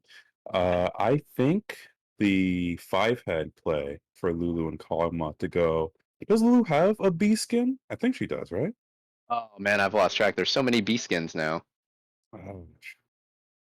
Because I think that would actually be the best skin for Kog'Maw. League of Legends is always famous for having what we like to call "quote unquote" pay to win skins. Just Smurf skins in general that have either faster animations or faster uh, fluidity when it comes to those champions who wear them. And I believe for Kog'Maw, old school, it was prehistoric Cog, but I think now, if he doesn't go Hextech Kog'Maw, it would actually be the B Kog'Maw. You're talking about like auto attack animation for Yep, Kog'Maw specifically? yep, Yeah. yep, yep. Being able to move in and out as he does the autos, because that's the last thing you want for your autos to be canceled when you're trying to walk around. Sure. As someone who cancels autos quite often, I can attest to that. Yeah, I remember I think it's what's it called? Steel Legion Lux on release. I hated that skin so much. I just thought it was impossible to see the snare on that skin. And it's still busted because you still cannot see the snare on that skin. But it's not as busted as Elementalist Lux right now, in my opinion. Mm. Because when she if she prolongs her leveling up between all those elements, if she just stays a straight slate version, or Hmm. then she goes like the dark matter. If she goes dark matter Lux on that skin, that ball shortens to such a small amount, the hitbox itself, you just don't know where it's at. Wow, I actually haven't noticed that, so good to know, I guess, for the next time I run into an Elementalist Lux. For sure. When you see them, you can just think back to this conversation and go, "Yeah, that guy's right." Thank 'Cause you, Coach Tux. I swear I dodged that Q. I swear I dodged that Q. How am I snared? Yeah. Well, spectator delay about to catch up, so we will be getting into the skin showdown. Let's see who won the skin showdown last game. I believe we gave it to um, the losers, right? I believe we gave I it think to. so. No, no, no. Nautilus did have the auto Nautilus, the astronaut Nautilus. I believe that's what we gave it to, and I think they won that one. Yeah, you're right. The Huh? Nautilus definitely won. Yeah, I always only Oh. remember like 2 or 3 of the skins from each one. It is It is Dima. Dima, Let's go. Oh, interesting though. Wicked Lulu. They decided to not go with a heal, but instead went with exhaust and ignite for their bot lane Yeah, summoner synergy. Understandable though, because if Kassadin, Ari, or Warwick get on the Kog'Maw, a heal is not gonna do anything for him. He's sure. gonna want to cut their ability to do damage, and just hope that Lulu shielding him and then ulting him will be enough. I'm honestly not too crazy about either one of these skin setups. Um, don't really like Harbinger Kassadin, so Little too much of a Dark Lord, in my opinion. And we do have the unfortunate issue oh of that boy, initial. it's very dark again. Well, give it some time, I suppose. And I'll say now, yeah, he has Dawnbringer Ribbon. That's always a cult classic. I think this one goes to Team Ravine again. Yeah, I would lean that way as well. Wasn't crazy about either one actually, but like Team Ravaine's a little bit better. Think it worked out for him last game, so we'll see if their luck holds up.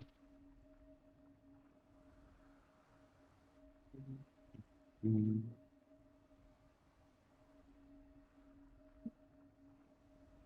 Hey, Gregosaurus and Pistol Crab are in the wrong places in the lineup. Come on, guys. Really, your Unless first time at the rodeo. What are you doing? we're getting a support Kog'Maw. Now that would really throw me off. Think it would technically violate the rules of players swapping positions anyways. That was After such a nice win, you do not want to get hit with the technicalities of being discharged from the game. While we are waiting for this to go down here, we will be.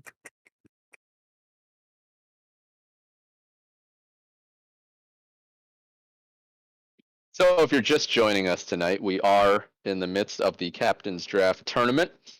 Night long, 5 teams will be battling it out tonight. We've had 3 matches thus far. The last one was pretty fun to watch. Hoping for more this time. Team Ravane and Team Huge battling it out in the winners bracket. We also have a losers bracket right now, so one loss and a team still has hope. They can still climb their way back up to face one of these 2 teams again in the eventual finals. I'm Jeff, joined by Tux here at GMA Gaming. Tux, is there any one moment or one highlight that stands out to you so far in the games we've seen tonight? It's unfair to say, but I will say the last game that we just saw, just the amount of double kills from the Lux ultimate that was shown was quite awe-inspiring. Yeah, Alpha was doing his Death Star impression with some of those lasers near the end of that game, especially the one where Lord of Admiral's team was just forcing so hard up in that red side jungle, and man, Alpha just turned around and blasted them.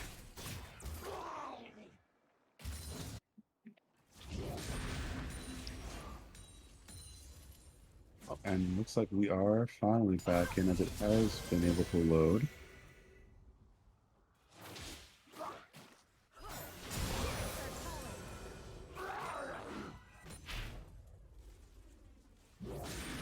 Do you have to share screen in case? And so we're going to request that the producer shares his screen as trying to jump in leads me to an ARAM game for some reason. Are you in? Are you in, Tux?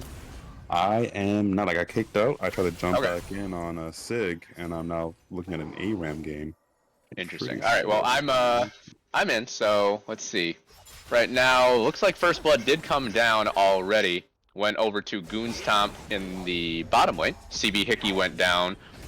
Flash also burned on that Karma. There is a battle in the mid lane, or excuse me, in the river, and Goonstomp will pick up another kill. And oh, I thought that the Triumph might keep him alive. Jinx able to come over and pick it up. That's Jinx the player, not Jinx the champion. Cathodin with double buffs now. This could be a little difficult for Alpha now in this mid lane, as they trade 1 kill for 1 kill in the top side of the river. Scuttlecrab did go over to Goonstomp at least, so he got something in addition to that kill.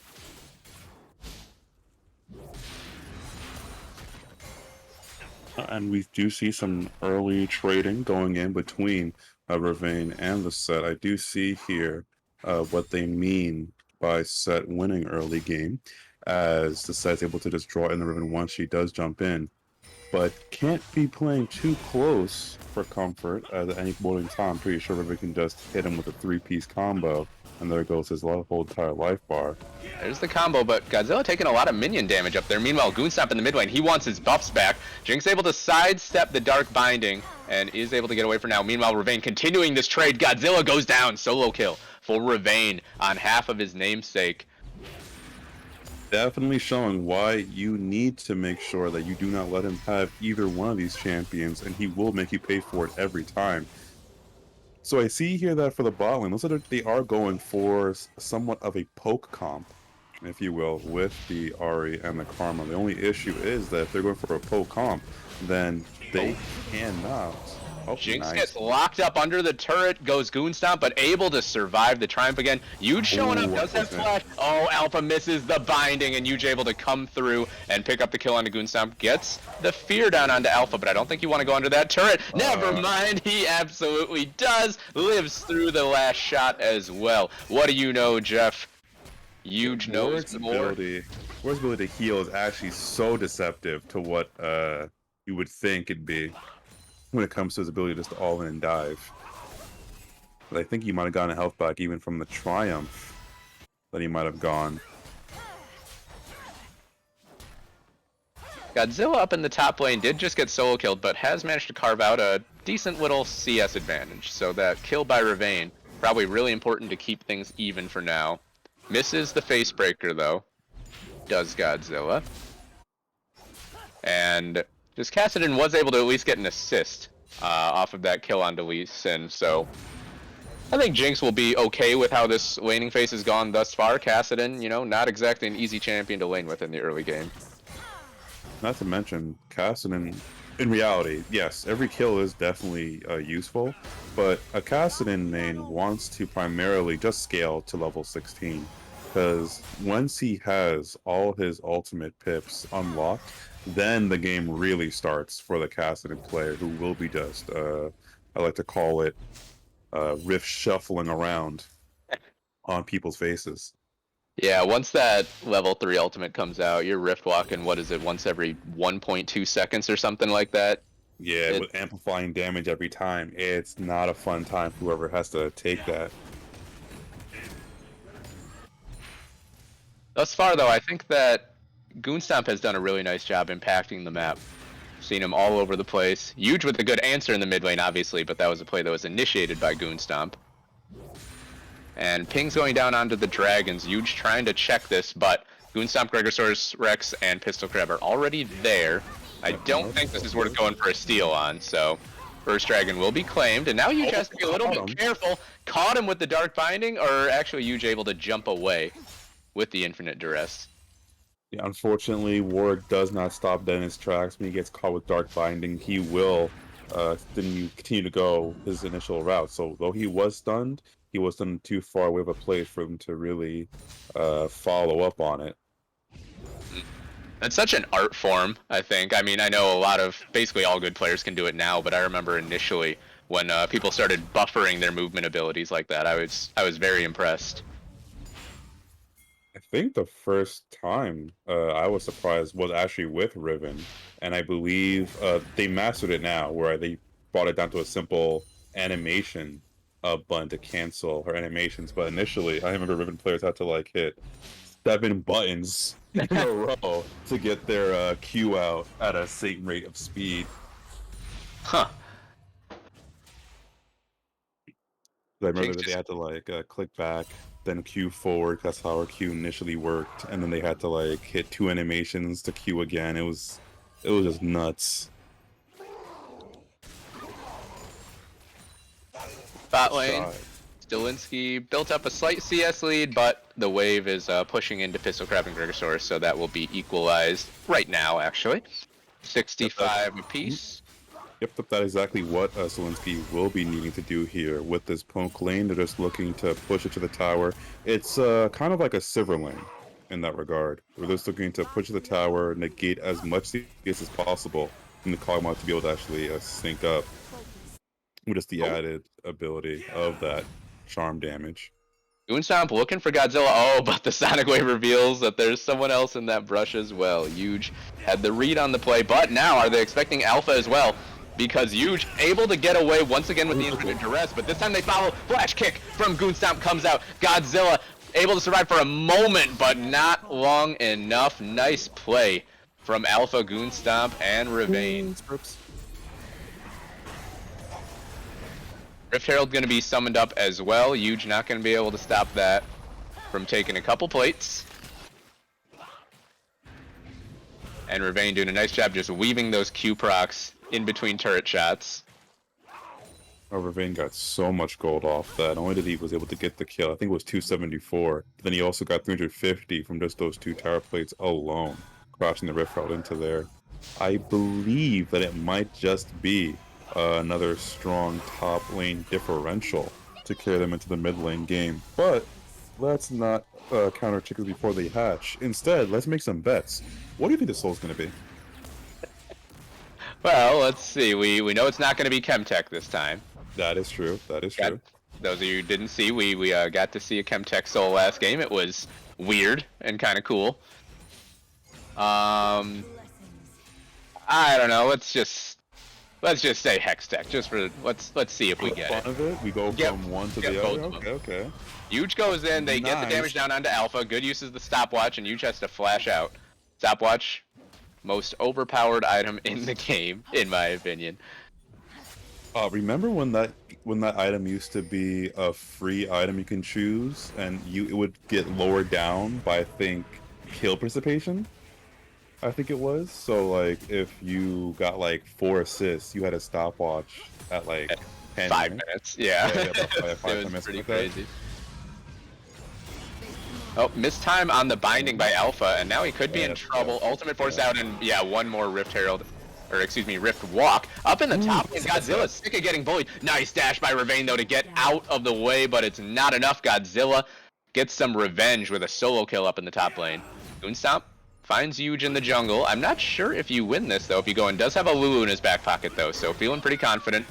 And now here comes the Lulu. Wild Growth will knock up the Warwick, and again, Infinite Dress. I think that's the 3rd time we've seen him have to use it defensively. Yeah. Nice rotation from Gregosaurus there to back up his jungler. And now we'll see what happens if there's further brawling in this quadrant. Nope, looks like everyone's just going to go back to where they came from. Ravane burns his teleport to get back up to the top lane. And then Set will probably not be matching it. I think Set would rather a TP down to bot side to help secure this dragon.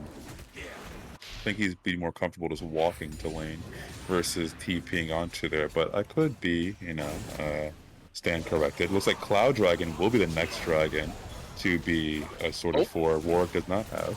Huge gets caught again and has no Infinite Dress to get away this time. They finally catch the wolf, and the kill goes over to Pistol Crab. It's a shutdown as well, so scary situation. Gregosaurus gets caught. Nice Black Shield from Alpha will deter any further engagement. Jinx on the outside. So it'll be Ocean Soul. Oh, they catch onto CB Hickey with the Dark Binding, and I think this could be a dead Karma. There just isn't enough damage. Jinx isn't strong enough yet to really be a threat, and so Team Ravane is able to just sort of weave in and out between cooldowns and eventually bully them off that fight. Not really anything extra gained, though. Jinx is hunting in the jungle now and finds Alpha. A lot of damage. The Electrocute goes off, but gets bound up, so Alpha will just be able to walk away. But sort of bullied out of lane. Jinx is still hunting, though. Now he finds Goonstomp, jumps in. Good job with the safeguard getting away from the Force Pulse, because I think that would have been an Electrocute proc and a death. Huge has come right back from the grave to jump back into the bot lane. There isn't enough damage, though. Solinsky taken really, really low. The Ahri ultimate procs, not enough to get him away from the Living Artillery, and Jinx is going to drop as well. So, man, Team Huge, they just press that play. They refuse to back down. Now it's just the Warwick left. Going to get bound up on the Tormented Soil. There's the healing you talked about, but it's not going to be enough. Gets cut down. Kill credit to Alpha. And Huge, Team Huge just, yeah, they were so relentless in chasing those kills, but I think it wasn't worth it. And then topside, you had Riven dying again to the Set solo, which makes me do wonder about that initial comment. Maybe I need to retract back my retracted statement and go with what I initially said about Set beating Riven late game with those 2 resounding W's in, as they now have even items. I think Riven actually had the matter resistance boots. I don't know about the MR boots. Well, I guess that is to the Mercury Shreds. Yeah, there's a lot of CC. Yeah. A lot of magic damage coming out from Team Huge in this game. Yeah, but I might actually just stick with my guns and say that I was right all along about Set beating Riven late game. It's such a miniature, or maybe not even miniature, but can't be understated how important it was for Team Ravane to win that skirmish in the bot side, I think.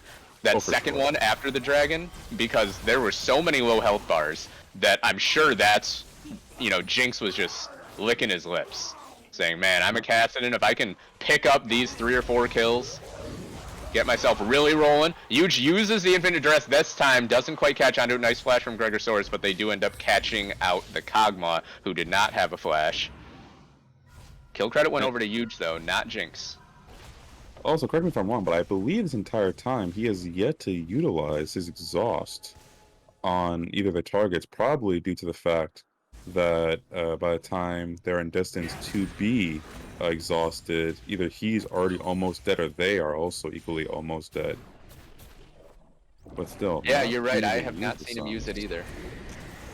not being able to use a summoner also means the waste of a summoner. He might have been better off utilizing the barrier instead if he didn't want to go heal. Nice use of the Rift Herald, though, taking out the mid lane turret. Was not the first turret. Godzilla was able to take that down up in the top lane after that second solo kill.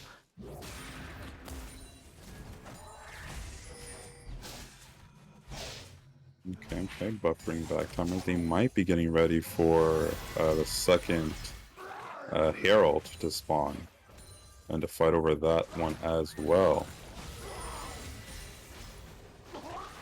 So this Ahri pick, you know, a little bit strange. What are your thoughts on it so far? As actually Pistol Crab goes in, so we can't even talk about it yet. Goon Stomp, big damage, and CB Hickey goes down. They do teleport in. I'm not sure if this is going to go the way they want. Nice grab from Godzilla, though, and Gregosaurus should go down. They do catch the damage onto Goon Stomp as well. Charm goes wide, though. The Black Shield was late. It would have been a death, but just goes a little bit too far off to the left. Reinforcements arrive in the form of Alpha. So overall, what was that? A 1-for-1, even though it seemed like a lot more happened. Yeah, it was definitely 1-for-1 for supports. Unfortunately, with the Lulu dying only now, they will be late to arrive at this next dragon that's going to be spawning soon. Alpha showing great prowess and be able to actually hit those skill shots. Those Morgana Qs will hurt as she is going full AP, no longer being held back by the support scaling. And especially, you know, on top of that soil, that will just melt you so quickly. It forces Stilinski to go back, and looks like we'll have a 4v4 to start this dragon fight. Ravane running down, not wanting to use the teleport. They know that Stilinski had to recall, so they know it's only a 4v4 right now. Or I guess they don't know. I don't think they had vision of the recall, but probably assume. And we'll see what pops off here. Obviously, if you're Team Huge, you do not want to let them get to Soul Point. Jinx gets bound up and has to immediately get out. Oh, Goon Stomp refuses to let him go. Jinx does live for now. One more Sonic Wave. No, Jinx able to get away. The Drake was picked up by Team Huge. So that's a big deal, and Goon Stomp has gone too far. He took himself out of the fight and wasn't there to get the smite either. Godzilla drops, so it's a 1-for-1 right now. Stilinski still around the side, able to dodge the Dark Binding, but has to be a little careful. Ravane goes in, all the CC, all the damage. The Ahri has no way out. Did have flash, or no, it just came up actually, so didn't have flash. Might not have been worth it to use it anyways. And so it ends up being a 2-for-1, but Team Huge did get that Drake. Overall, on the over-under, I will say that it is worth 4 now. He was sitting on a ward. Hold on, fight's not done. This is interesting. Was that just a bait from Gregosaurus? Tempted, but it might Huge not go as he plans. is so tanky right now, and Jinx jumps right over, going for Alpha. There's one kill. Can he get one more? Gregosaurus solo does get 2. This is already worth for the Kassadin, but now CB Hickey is going to go down on the backside of the fight. Goon Stomp lands the Sonic Wave. It actually goes over to Pistol Crab. So 2 kills to the Kog'Maw, 2 to the Kassadin. These carries are going to be ramping up in strength pretty soon here. Oh, see now it's a curious standpoint, right? Because the Riven was able to cash out. Well, she hasn't cashed out just yet. I believe she's still sitting on all that gold she gained. But if we're going with the same train of thought here, she got a shutdown on both the Warwick and the set, right? So the Riven by herself will be able to get maybe a full item if we can check on the gold that they're holding on to right now off this back. But then you also have the Kassadin who got himself some kills, so he'll scale. Kog'Maw got himself a lot of kills, so he's going to scale monstrously as well. Will he be allowed to actually put that damage out? Is what you also have to wonder as well for that, though. I've seen Jinx switch up to the top lane. So, as you said, just trying to reach that magical level 16 point. Gonna go off on his own for a little while, soak up some XP. And just as I said that, he starts coming down to the mid lane. So what do I know? Again. Interesting that you still have both bot lane duos down here in the bottom lane. And both bot lane outer towers continue to stand. And Blue buff now picked up looks by like Jinx. More fun for bot lane. And I don't know if they know that they just walked over a ward. Team Ravane obviously very aware of the situation. They've bunched up in that tri-brush. And they spot them again. Godzilla is behind enemy lines and just walks away. Could be in trouble if he walks the wrong direction, gives Alpha an angle, does not. And now I think we'll see the bot lane turret dropping as Pistol Crab. 5, 2, and 5, very strong on this Kog'Maw and has some free time. Never mind, they're just gonna come down and try to blitz down this Kog'Maw. Flashes in looking for Stilinski. One more auto attack, not quite enough. Look at how much that took, but now they'll catch on to Gregosaurus as well. Double kill for Huge, so this Warwick, 7 kills now, gonna be absolutely powerful. Can you kite away from him? Can you peel him? Is gonna be the question. I wonder what the conversation was on Team Rivain's side, as they were initially all bunched up to, anticipate this kind of response from Team Huge, and then suddenly they just all broke apart. Where Kog'Maw was solo hitting the tower, Lulu was being a vision ward for the River Bush. Riven was initially about to roll right into the Warwick with the Morgana spell shield, but then that also didn't really happen. Huh, I wonder what happened there. Yeah, I really thought that Team Rivain had that covered, but I mean, I guess that's the speed of the Karma, the speed of a lot of these champions, I guess in general. They can get places faster than you might expect. Okay, well now we are back to just regular waiting phase here. It looks like the last tower that Team Huge has to hit is middle tower. Meanwhile, Team Rivain is possibly still looking to crash bot lane tower to destroy it. Someone needs to pick up that bot lane CS though. Hate to see some good minions die for free. We'll have a 4th Drake coming up in about 30 seconds. Jinx is on a ward right now, so if they could catch out this Kassadin without realizing he's in vision, it could absolutely be a big deal, and he is behind enemy lines, living dangerously right now. He does know that they see him, or I think he knows that they're suspicious, but they don't see him. They just know he's back there somewhere. Okay, now it's their turn to stack up on the dragon. Godzilla does have TP if he wants to join this. I do think that they should invest it because they don't want to give away Soul Point. Huge in the brush, might just look for a steal. Huge jumps in, they get onto Gregosaurus trying to take out the Lulu. All the shields are gone. They do get the Drake though. Good smite by Goonstomp, secures it. Godzilla in the backline, he does show up, still has the shield, and destroys the back end of the fight. Jinx still alive, Rivain can't catch him.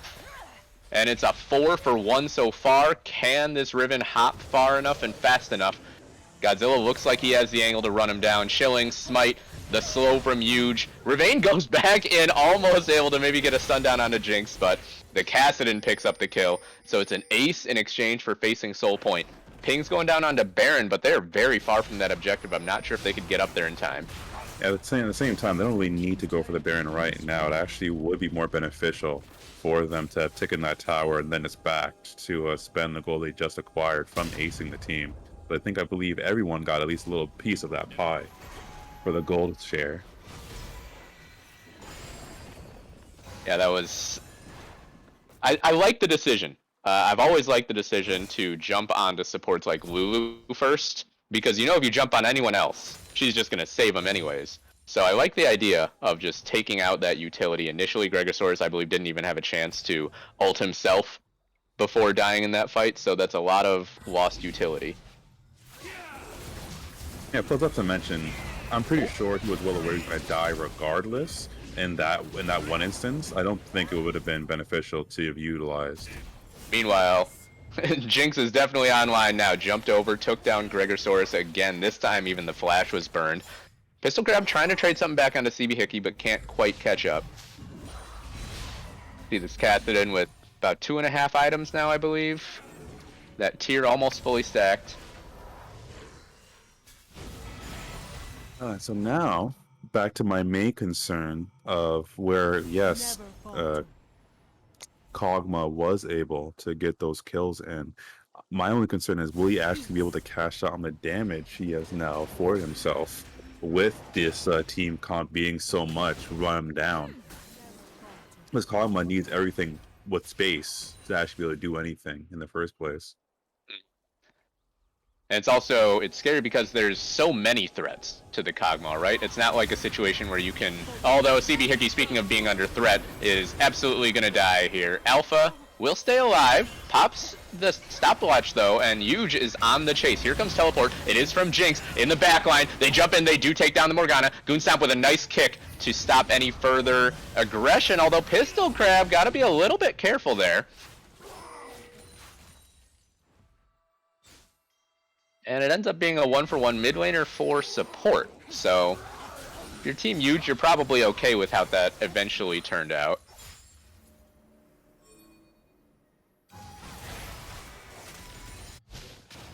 Okay, now we're going back to being farmed up right now, as they, I guess, are going to try to clear vision for the next dragon to spawn. I believe the next dragon spawns in about, give or take, a minute or so. If my time is correct. 145. 145 from now. See sort of a death brush set up by Team Ravane in the blue quadrant. They were looking for that blue buff, but didn't realize that Jinx had already taken it. And it looks like this bot lane tower will finally fall. So there's 4 members around it, Ravane pushing up the wave. Although, Team Huge, looks like they have ideas of defending it. Gotta be careful, you have so little vision down here in this quadrant. They did just see Gregosaurus come out of the jungle there, so they probably assumed someone was in there, and he wouldn't have been alone. Meanwhile, Jinx gets caught as he face checks the Lee Sin. Nice job by Goonstomp to run that down. We saw him get so close to running down a kill on Jinx in about that same part of the map, about 10 minutes ago. Are they going to defend their tower? Are they now that that choice is gone? So it looks like Set might be able to take the tower as a answer back to this. In my opinion, what they should have done for the blue side, at least, what the blue side should have done, they should have continued to push bot side out, because, or they should have used the Riven's teleport to match the Set pushing top side, because all they really did now was just get a shutdown gold on the jungler from the Kassadin, and then they lost the whole tower for map pressure peak. Looking like a little bit of an inappropriate finger for those of you who know what I'm talking about, as far as the mid lane being the only standing lane that far up. Scuttle Crab is taken away by Huge, so that'll be nice for them for this ensuing fight. Very, very important that they get this Drake. Don't want to let the Ocean Soul go through. Jinx is in a flanking position again, ready to come over that wall at any moment. Gregosaurus is about half health, so he's got to be a little bit careful. Oh boy. Oh yeah, down he goes. Perfect position. And I don't know, do you even send Goonstomp? Yeah, you send Goonstomp for a seal here probably, and then just... Yeah, here he goes. Nope, it's a little bit late.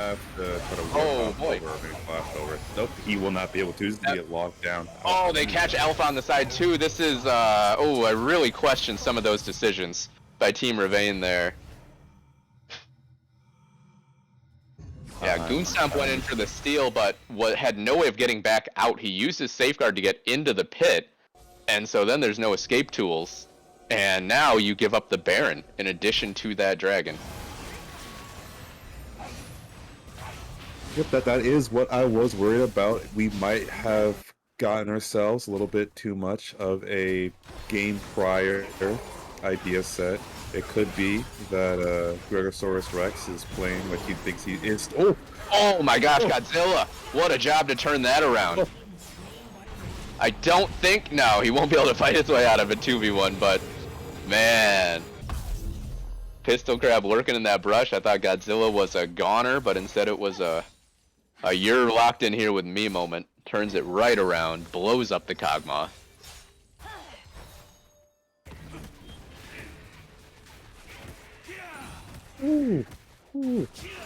But yeah, I was saying before. Yeah, go ahead. Okay, but I was saying before, I think that Gregosaurus Rex is still playing like he was the Nautilus, who could tank about maybe 2 or 3 rotations of abilities. Unfortunately, that is no longer the case. He is playing a squishy Panther, so simply 2 abilities now from Ahri or the Kassadin will be enough to put him 5 feet under and then back into the gray screen multiplayer.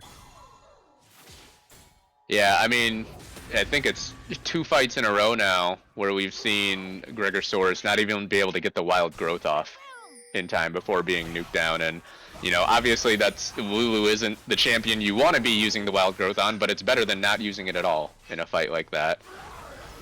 Jinx again threatening on the flank. So powerful at this point.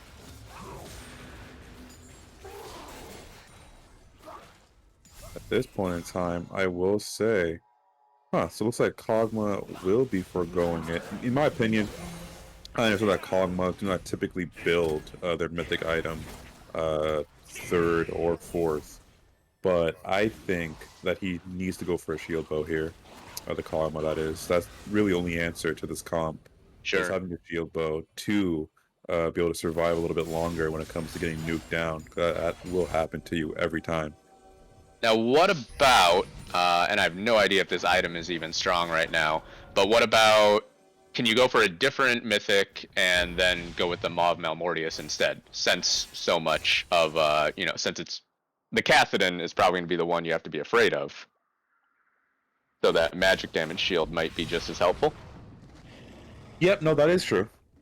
I could definitely see that like kind of like a Kraken Slayer by chance with the Maw of Malmortius. Yeah.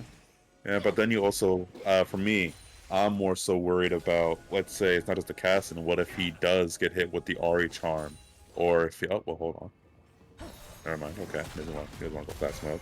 But yeah, what if it is the Ari Charm that he needs to worry about, as well as the Warwick Ultimate hitting him? Way too many threats for just the Maw of Malmortius to be the answer to. I think this that makes sense. Better option for him for best in slot. Bammy Cinder is actually in Pistol Crab's inventory right now, so looking to get a little tanky. Yeah.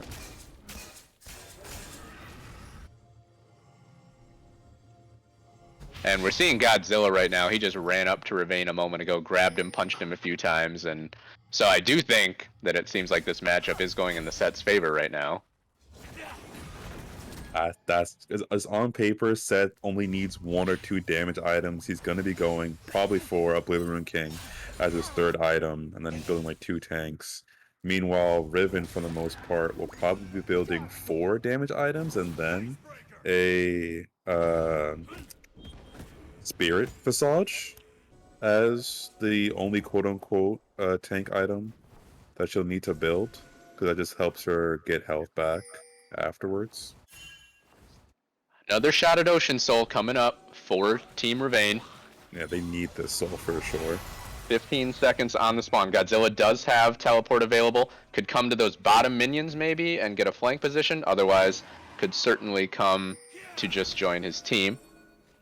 He is running topside right now, and I think that's a little risky because I think you want him there at the start of the fight. You don't want to risk letting Team Ravane just nuke this down, which is what they're doing. It's going to end up being a coin flip potentially. Huge gets bound up. He's outside the pit. Now he jumps in. Pistol Crab is about to have health. They do jump in. Goonstomp goes down, so the smite is gone, and they do get the Ocean Soul, but Pistol Crab is just free hitting on the outside. They can't kill this Kog'Maw yet. Godzilla is in onto him, trying to nuke him down. They do get the last hit with Jinx, but now the Cassidon falls as well. Stilinski is still alive. Godzilla is a monster in this fight, but now it's just him and Ravane, and the health bar advantage is, I think, going to be too much to overcome. Oh, maybe not. Look at those punches. Punches in punches. There's no way Set loses late game. Oh my goodness. I'm telling you. Godzilla just absolutely carried the back end of that fight. Jinx able to get that one last Q in onto Pistol Crab to finish him off, but man, I had no ideas about Godzilla being able to win that final 1v1 against Ravane. It honestly just goes up to the itemization, as Godzilla does have the Thorn Mail as well as Steel Plated, while Riven has only the Black Cleaver as armor reduction, but not heal reduction. Yeah. So if we take those two into consideration, despite Riven having 2 healing items to Set, she might as well only have maybe 1.5. And yeah, with red buff.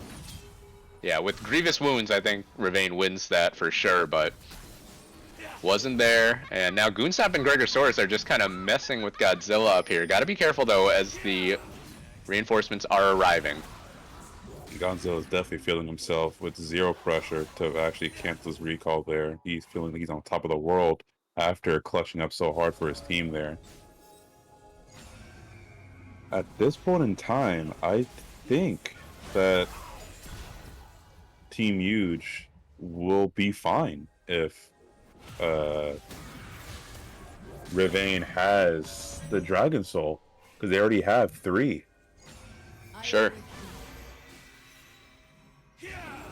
Nice Black Shield, keeps Goonstomp safe for now. He actually goes in, might be looking for a kick, but instead just gets taken so low.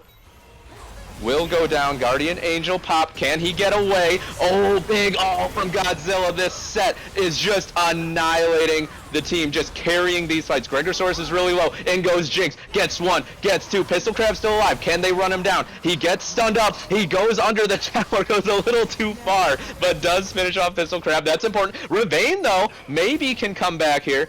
Godzilla is still there. And Rivain cannot run past the set, even though he probably wanted to finish off those squishy members.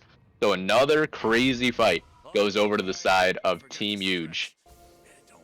Now, was that all on the back of Goonstomp trying to Lee Sin kick the Kassadin into his team? Yeah, that's what started all that. I do not believe that would be the choice he'd want to go for, I'm sure, right now. Even if it's not being talked about in the vocal chats, he's kicking himself for that idea process. He might have wanted just to poke with his Q. He might not want to actually take the Q in, considering that there was no one visible on the map at any point in time. That is only for him to know, in his heart to hearts. Yeah, and I mean, Jinx not only is a Kassadin who's just so hard to lock down, but also has the Zonias. So even if you do get that kick in, it's not guaranteed that you're gonna get anything off of it, because Jinx can just go invulnerable and then have Rift Walk when he comes out.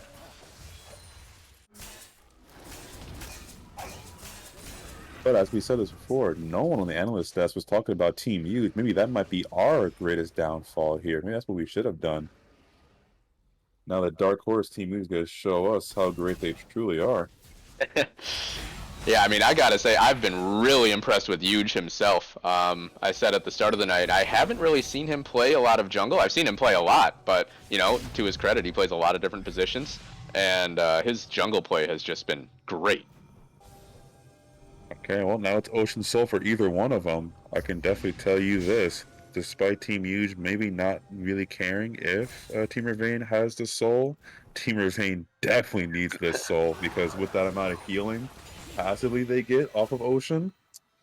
Yeah. Oof. And with how these fights have been pretty extended.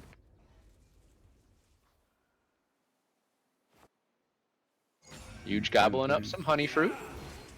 I do not agree with the Morgana Black Shield and the Lulu of all people. I still think that the Morgana should product Black Shield and the Lee Sin and the Riven. Goonstomp eats a charm, gets taken pretty low. They jump in, but that's Godzilla. I'm not sure that's the one you really want to all in. Rivain taken really low. Big all from the set will deliver a huge amount of damage into the back line. Stilinski dashing around doing so much damage. You just untouched. This Warwick is just an absolute monster. An ace comes out. Jinx will jump away from the Acathian surprise. It's a clean ace. And an Ocean Soul as an extra reward. I gotta tell you, I don't know what they can really do here to bring it back. I mean, they're only now building heal cut. Kog'Maw has absolutely zero heal cut on him, but what I was looking at is, yeah, I think the Grievous Wounds came through so late for a lot of team members on Team Rivain. that's how they all grouped up for that fight. That was an easy set ultimate, ulting the highest, I believe, HP member on the team, Rivain, into the entire back line there. I think blowing up instantly both the Morgana and the Lulu with just the one ultimate alone. Yeah, you gotta give credit to Godzilla in this game. He has been awesome on this set.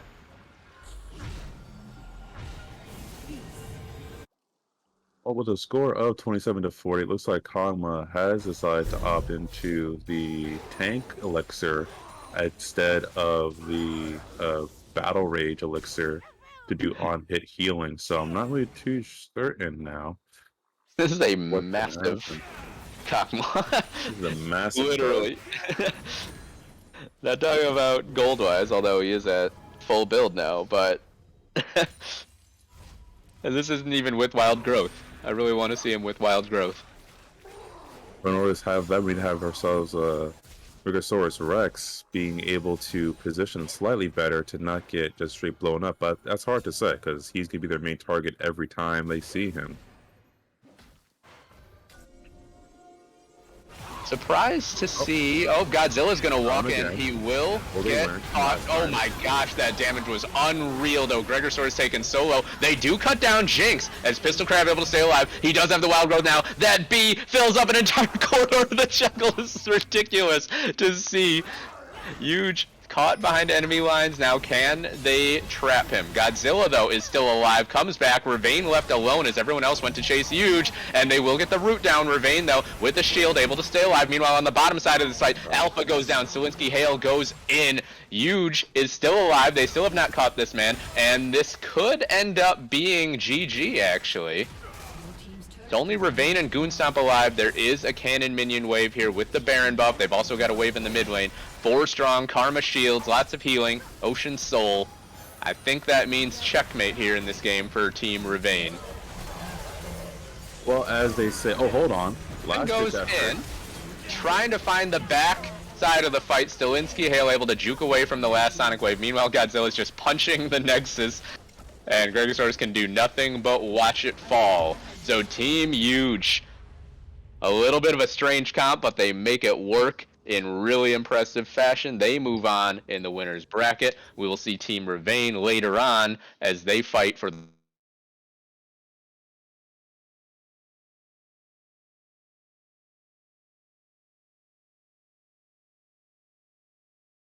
stick around.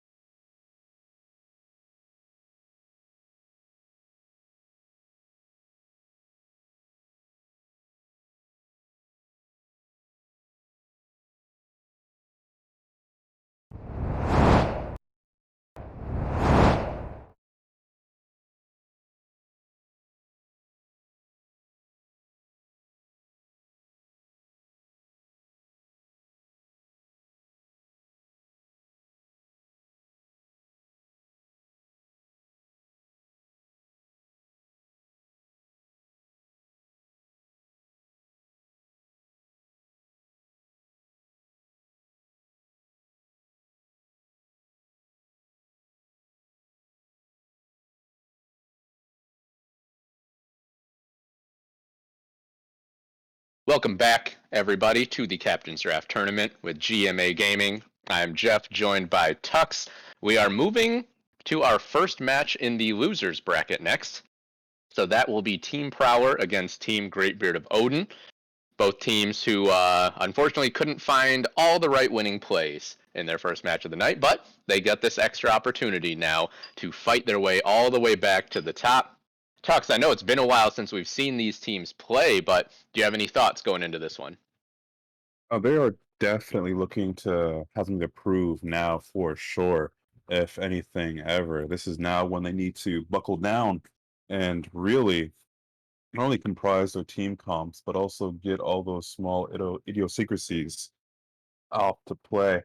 If you're asking me now, between one of these two, who wants it more? Right? Who's more hungry for it? I'd have to say, in my heart, I want to say it's Greatbeard of Odin, but as far as the chat is concerned, it might just be Prowler. Yeah, I mean, I've played with Prowler. I've played against Prowler. He is one of the most competitive guys in this league. He hates to lose. He loves to win. I know that he switched over to bot lane carry because he wanted the bragging rights of having won a GMA event on every position. So he's been admittedly stuck on this one for a while, but I think Oh, that it's really important to him. That being said, Greatbeard of Odin also one of the most competitive guys you'll ever run into. He hates to even lose arguments about silly things. So I don't know who wants it more, but I know that neither one is going to be happy to get knocked out so quick. at the end of the day, however, we like to stress this fact that despite this being said, uh, they did all these teams here, all these contestants are doing amazing work. Don't let anyone else tell you guys differently for sure. Yeah, absolutely. We are about to go into, I believe, game 5 of planned to be 9 matches tonight. So just about coming up on the halfway point. Once again, apologies for some technical difficulties earlier in the night. So this will actually be, for me and Tux, our first time getting to see Team Greatbeard of Odin so far. Had a lot staked on Menard's play, but I definitely now see how they could have lost when Team Huge was just firing on those many cylinders, especially if the set was as monstrous as he was in the game that we just watched. Yeah, I can see that. I could see Yeah, how they would have won against the Team Menards. They boosted up so much. absolutely. So right now, we will be preparing for Champion Select. We've got Team GBO against Team Prowlet. Slight typo up there.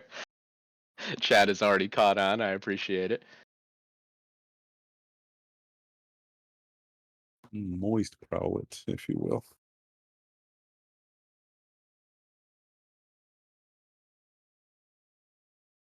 And so, yeah, if it wasn't made clear already, this is a double elimination bracket. Both of these teams have already lost a game. So, loser is done for the night. Nothing to look forward to but Monday.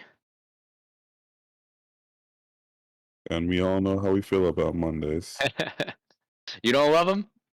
Ah, well, love is the term I will not use in my lexicon if I did have to make that choice. Yeah, I'm right there with you.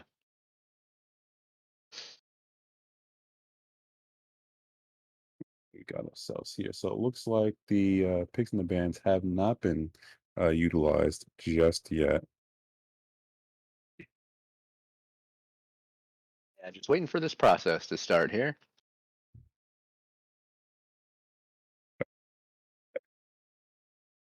Oh no.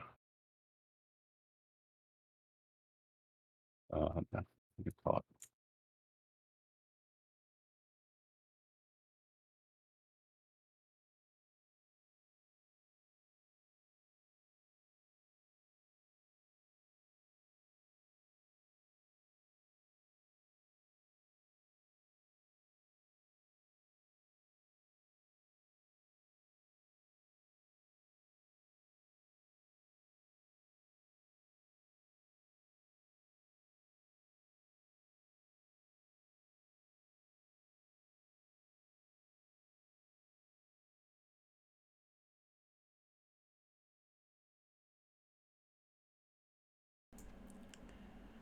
Hello, everyone. It's your league commissioner, Sigtal Lord. Due to things outside of anyone's control, a player cannot participate, and it is not an emergency situation. According to the rules set forth at sign up, tardiness and missing a game results in a loss.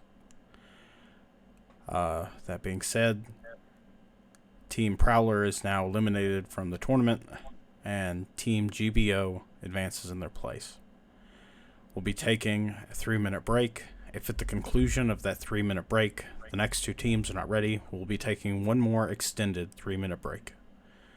Thank you.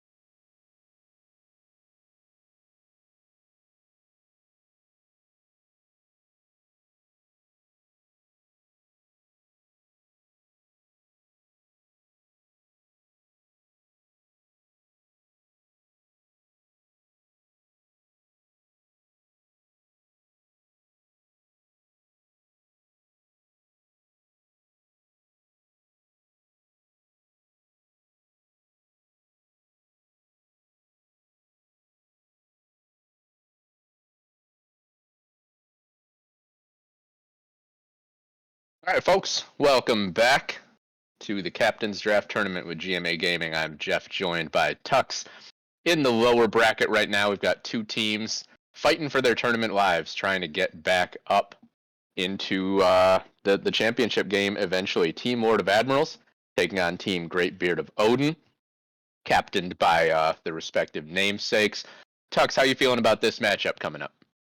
I'm feeling actually pretty good about it here. Just seeing the lineup between Lord of Admirals and Menards. Of course, you have the little support rivalry that we have here between Princess Peach and Mixed Links. Can't wait to see what we have in store between the two of them. As far as bans initially,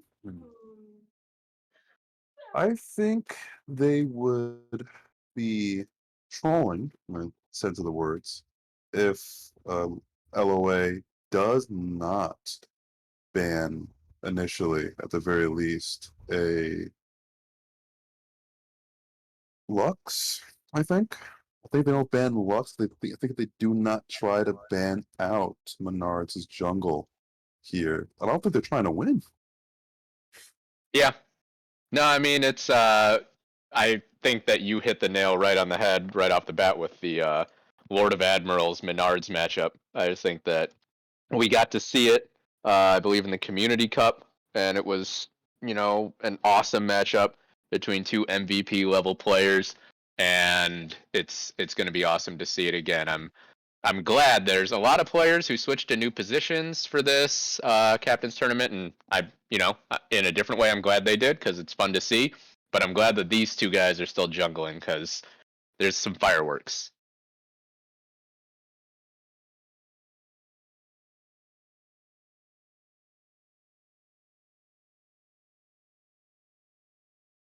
Like we're just waiting for one player who did not expect this game to be coming up so quickly. Absolutely understand that.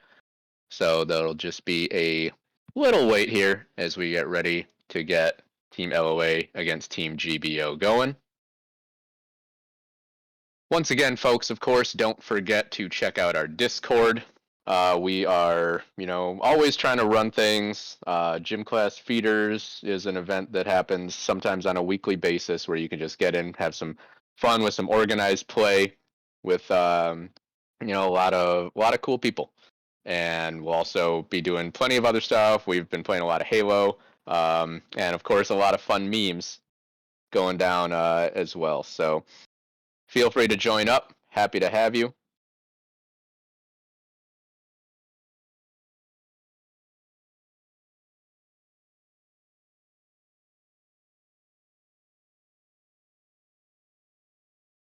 I've actually missed it myself for a while because I was behind on Worlds for about the entire span of the tournament. So I do avoid spoilers.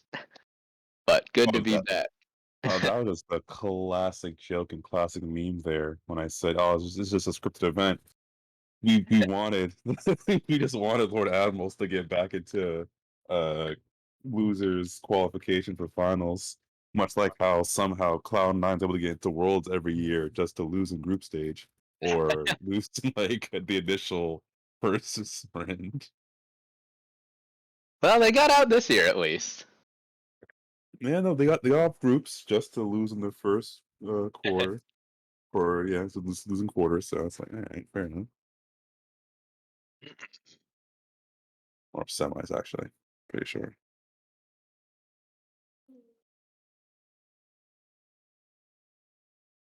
Oh shit. Now it's the reverse. Now it's Great Beard of Odin is taking a little pee break. At this point, we don't know who's gonna get hit with a finger penalty at this point in time. But it should be fine as we are allotting them 3 minutes instead of just the 2. Yeah, and of course, this game coming up sooner than they probably expected.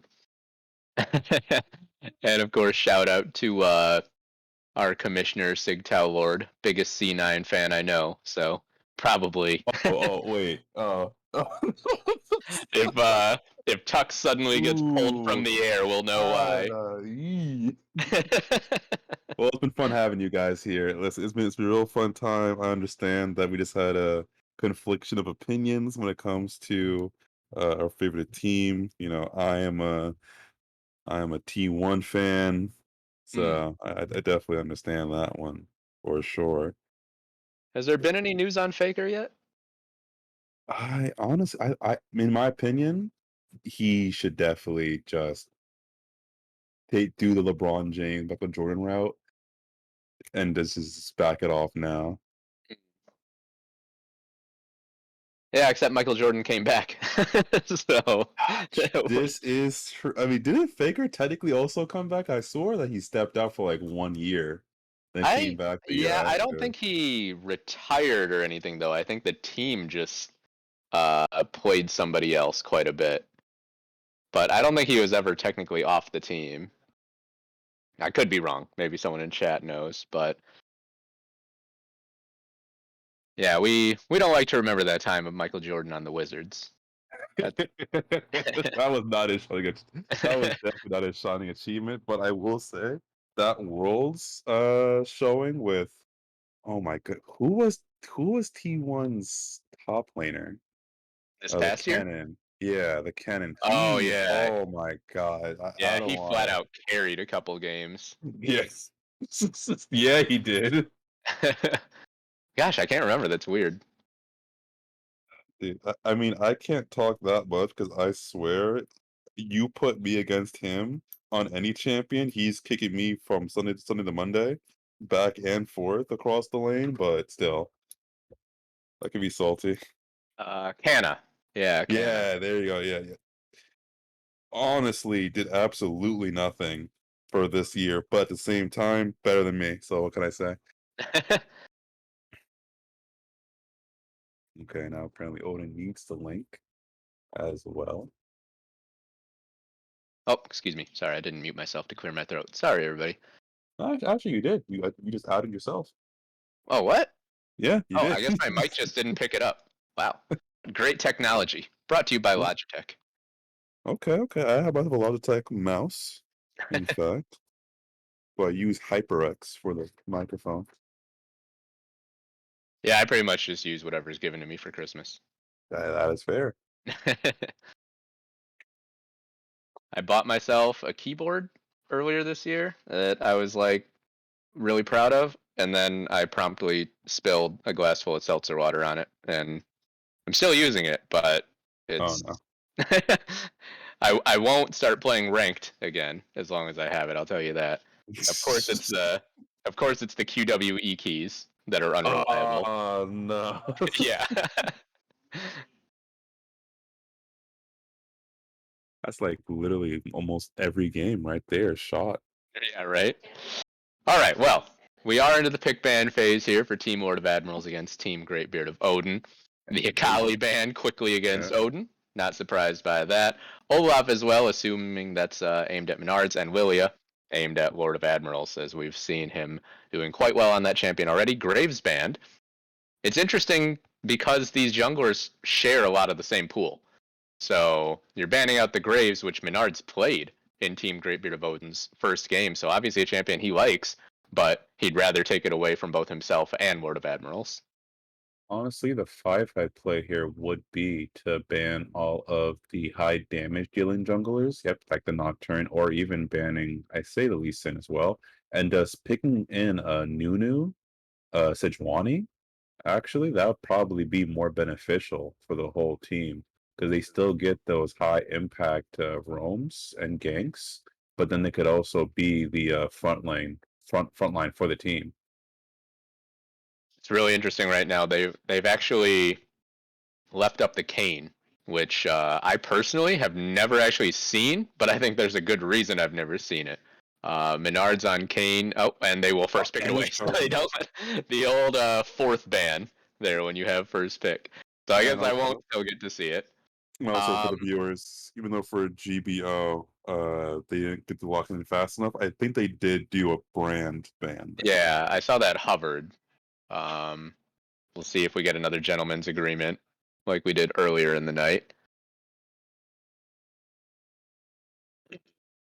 Poppy picked up for the side of Team Greatbeard of Odin. I assume that'll be going top.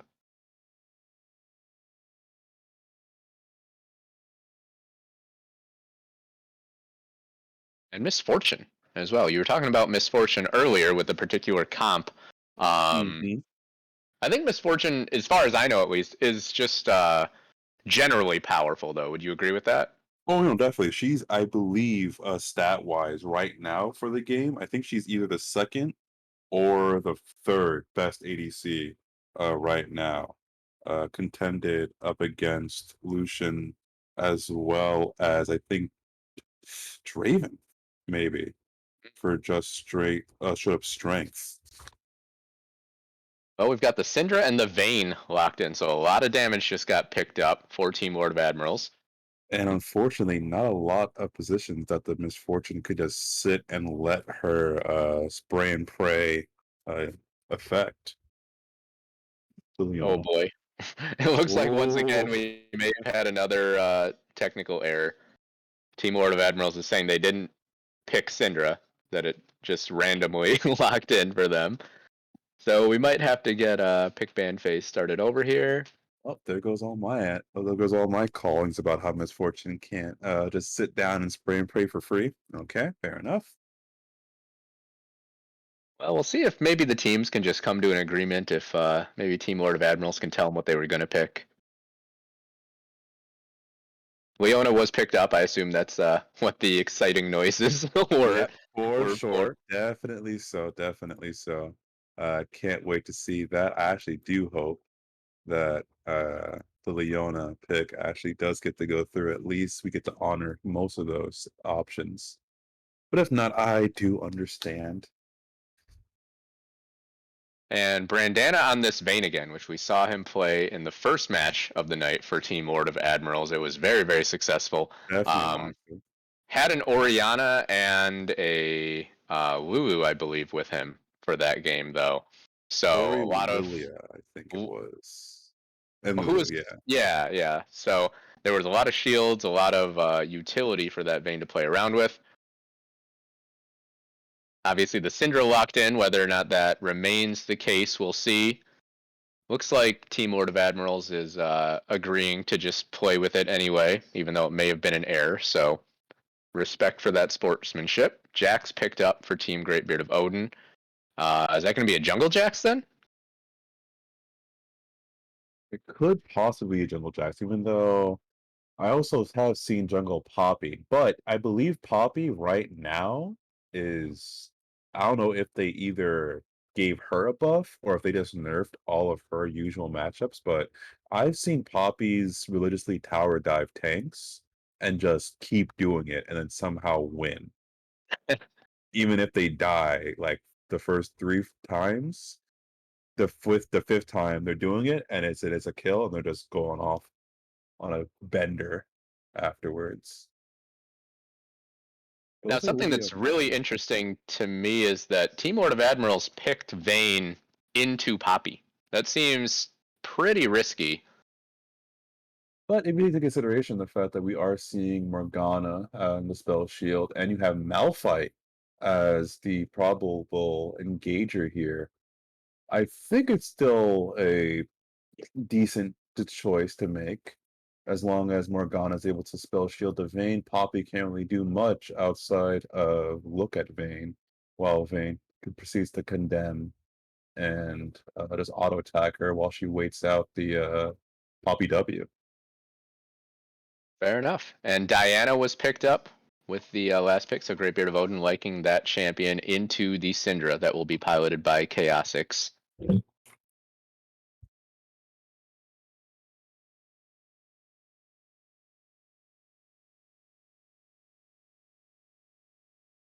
Interesting. I believe this is the second time I've seen Team Lord of Admirals banning away Vex. Haven't seen anyone really looking to play that. Um, are you surprised by that ban? I think that was just a reactionary ban up against the Syndra, Kayn, and Malphite, since the last thing you want is some a small fluff toy to shoot across the map after hitting you, to then stun your whole team with a CC fear. But at the same time, I will also have to say that it's looking kind of disjointed between Great Beard of Odin's team, as there's a lot of moving parts that need to move well for their team fight to actually work out. Seeing as how you have Diana, Jax, and Poppy, and with Leona as well, all want to dive onto whoever they see, it also means that they get grouped up in prime pickings for a Malphite ultimate. Yeah, and I mean, if you can get that Diana ultimate down, and maybe a counter strike, maybe a solar flare as well. I mean, the Misfortune bullet time is going to have a field day after that. So for me, the name of the game for Lord of Admiral's team is separate. Don't clump up.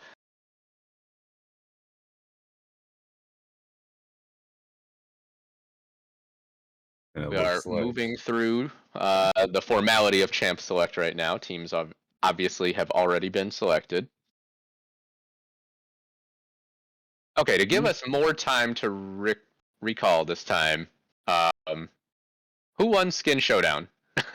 It's been so long since the last game now. no. Oh, for the game that we just had, right? Yeah. I believe I might have commentator cursed it and gave the skin showdown to Team Ravane because they were rocking the Dawnbringer ribbon, which is a Smurf ribbon skin. That's one of the most fluid ribbon skins there are for him to choose. Oh, and you love the BMAW. Yeah, I did like the Beema. That's why I did commentate that if he didn't have the Hextech Kog'Maw, then the Beema was his next best choice for the Kog'Maw skins, and that didn't go too well.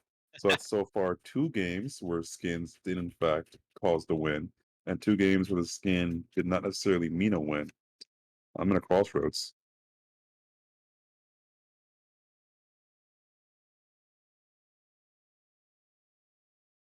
Okay. Wow, that's unfortunate though.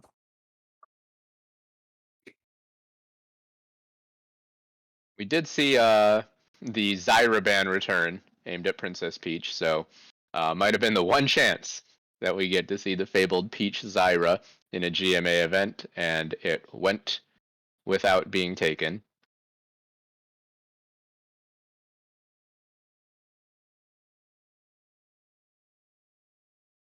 An interesting formulation of spelling here for the Great Beard of Odin, as we have an L, a G, a B, a Z, and a Y. Trying to figure out if that can be some kind of hieroglyphic terminology, maybe a secret chant that they know about. I think they actually just stuck with what their bans actually were. Yep, that is also a possibility. That's also So, true. so no shenanigans, just the opposite of shenanigans. Well, Lord of Animals with the traditional all A ban versus Great Beards of Odin, this time going for their full reflective ban here. As far as skins are concerned, I think, oh goodness, if we're going with skins equal wins here, the Leona has to go either Solar Flare or the Eclipse of Leona skin for sure.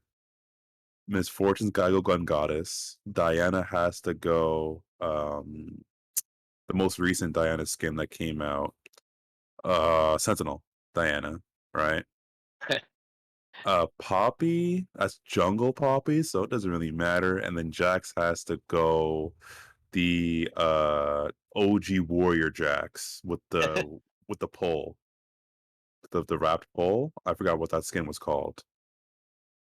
Well, these are the demands, Team Greatbeard of Odin. Although you aren't listening anyways, but I actually have never been that big of a fan of Gun Goddess Misfortune. That's interesting. Yeah, I think I'm the only person in the world that has that stance, it seems. Possibly. It's But very possible. yeah, I don't know. I've just never really found it to be that cool. Also, the terminology was Temple Jax. That was the Jax I was thinking of when he had the spear. with him, not just the staff of spear or Temple Jacks.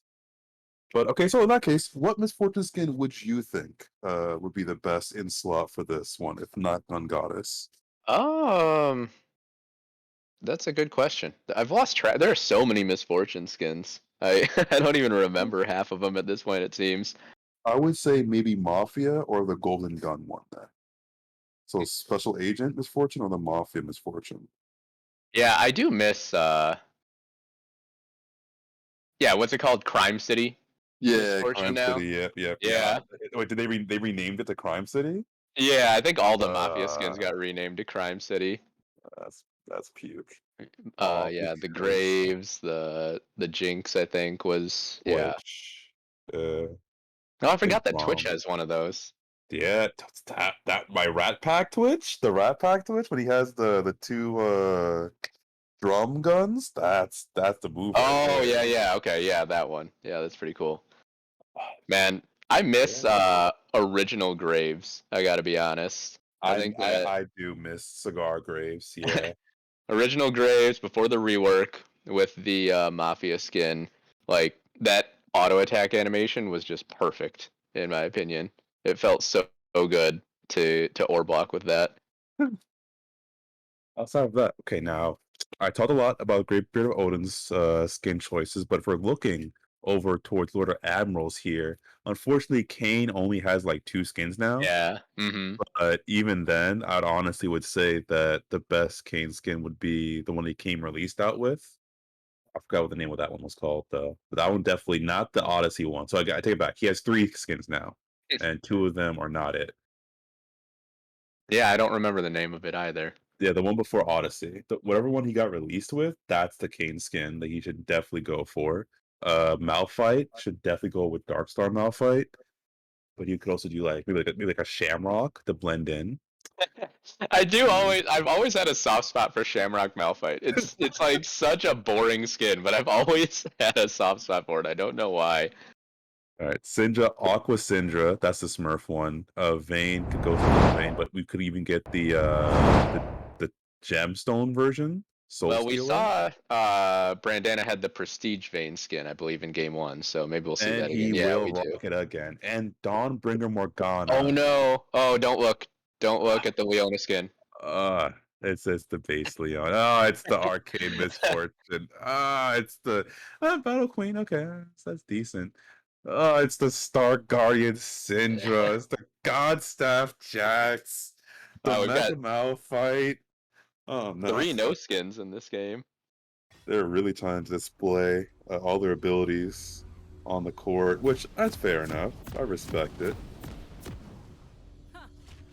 Yeah, let's see. I don't know. I guess I'll give it to Team Lord of Admirals just because they had more skins, 4 against Yeah. 3.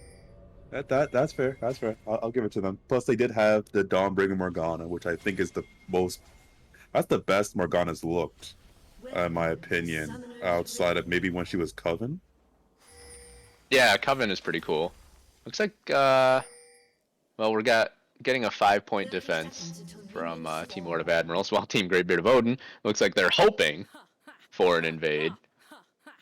Quite interesting though that they're deciding to defend that side when typically doesn't Kane, if he is going to roam, go for chickens? Yeah, I thought he likes to start raptors. Oh, yeah, rap is what they call it now. Yes, true. Yeah. Same thing. I knew what you were talking about. Still Yeah, miss them being wraiths though. Oh man, especially when it was Big Wraith and the other Wraiths. That And was yeah. good. But somehow, throughout all the changes, Wolf Camp still managed to Wolf stay the Camp, same. you're absolutely right. Never leave us, wolves. But they have been renamed to Muramok now, I think, though. Right, that's their Oh, official really? new title. It- Ninja, bold of you to pick Poppy into me. I also, I miss double golems. Not because double golems were great, but I just hate how long Krugs takes to clear. Yeah. Yeah. I just get bored having to kill the little ones as it slowly breaks down. And they also made it where you actually have to kill them to get like the most amount of gold and experience.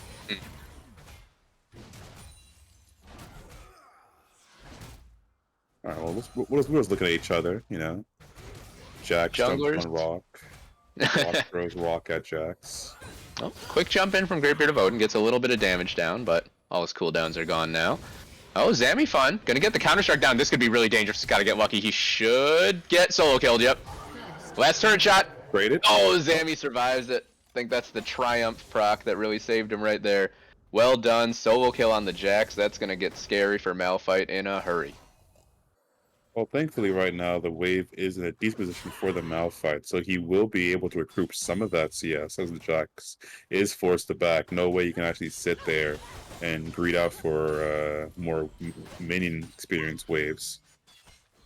Now it's time. Level 2 in the bot lane is actually the perfect time for Leona to go in, as it looks like Morgana might just have their Q and the soil unlocked. Still don't have the spell shield to prevent Leona's engagement. But who's to say for now? No, it looks like Peach did go Black Shield. Oh, Peach actually did go to Black Shield. Yeah, true. Well, even then, still being able to go in, right? If Yeah. Each Black Shields, it's a catch-22, right? Because if Peach Black Shields themselves, then he can just walk over to Vayne. And if he Black Shields the Vayne, well, then walk over to the Morgana.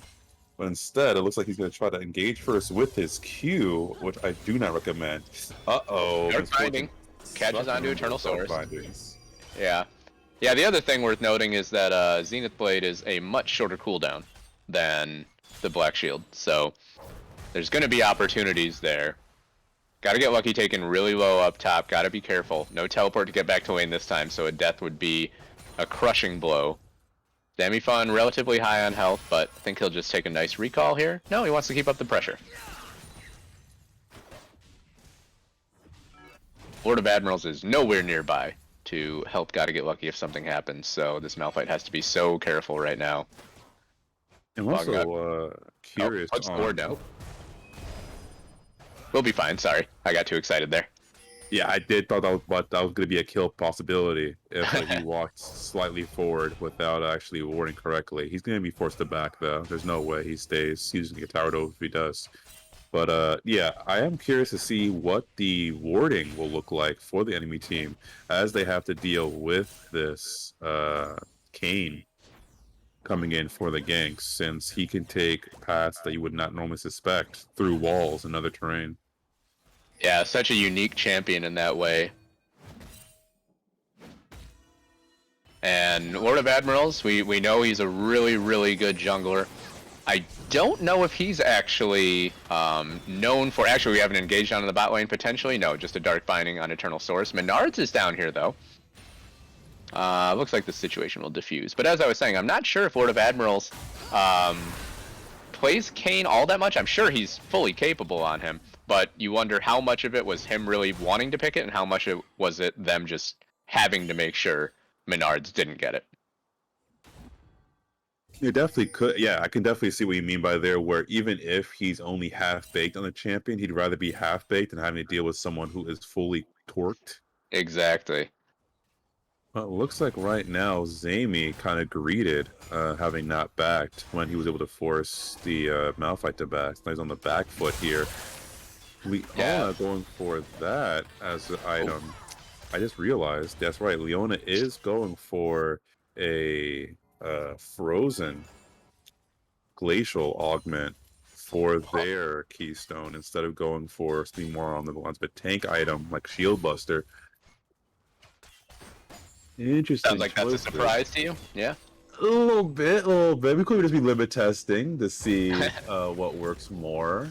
Because in all honesty, they don't need more slow. They have plenty of champions to extend a CC.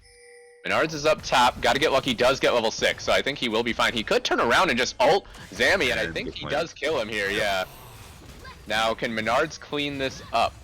Here comes Lord of Admirals. Great job covering his top laner there. And, yeah, that seemed... You called it maybe a minute or two ago. Zamifun, I think, just stuck around too long. You gotta get lucky throwing out some BM there with those dance taunts. But yeah, back to the Leona keystones here. I could definitely see the merit on wanting to have the slows, but in reality, Morgana's spell shield will be counteracting those slows. So it's better off just to go for the amplified damage. That's all Miss Fortune needs. She doesn't need them to stay slowed for her ultimate to work. She just needs that damage trigger to activate what Leona can just give with that keystone of Aftershock. Yeah, I think that's a very, very good point. Thank you, Leona expert. We try over here. When it comes to matchups like this, the classic, who wins, Morgana versus Leona, in my opinion, having played both sides of the fence, Leona's definitely win that matchup if the Leona player chooses to Zenith Lance when both the ADC and the Morgana are next to each other. Of But course. to the credit of Brand and Princess Peach, they have managed to stay non-connected, very spaced out between the two, making it easier for Peach to choose who to actually spell shield until flashes get burned. Looks like things are stabilizing up here for Gotta Get Lucky. Pretty important that he got that kill back. Now I think he's had time to build up a little bit of armor, and Zami isn't winning these trades quite as hard. Could be some action in the mid lane? No. Yeah, it could be a little bit, but I'm surprised that Zami hasn't gotten himself a Corrupting Pot, because Corrupting Pot with those Qs will definitely help him just chunk the Jax down. Where he doesn't have to be worried about the Jax engaging him anymore. Menards goes in, but I think it was a bait. Could be in trouble as Brandana and Peach are there. Good job getting away, and Ward of Admirals now could be in trouble. Great of Odin, nice ult, pulls back two. Now can Brandana clean this up? One more auto attack will get Menard, so they get one back. It's a 1-for-1 so far. Oh, great binding from Princess Peach. Good binding. Great Beard of Odin falls as well. 2 kills for the Brandana Vayne. That's a big deal. A slight miscalculation there by Menards, I'd have to say, going in there blind, even if it might have been a counter bait, as if he's kind of going, I know that you're there, that you know that I'm there. He should have ulted away the Vayne instead of ulting the Syndra and the Kayn to probably get a last hit kill there, by chance he was trying to do. Yeah, it was a nice job by Brandana and Peach to be up there so quickly. Oh yeah, no, their roam was fantastic, but I was just trying to think of what the thought process of the Poppy was to ulti middle of the lane instead of ulting away the Vayne and the Morgana there. But we will not know for now. Instead, we have ourselves Menards going for another gank. Yeah, gotta get lucky. Good flash. Menards doesn't quite get Malphite pinned up on the wall, so we'll walk away after having burned that big cooldown.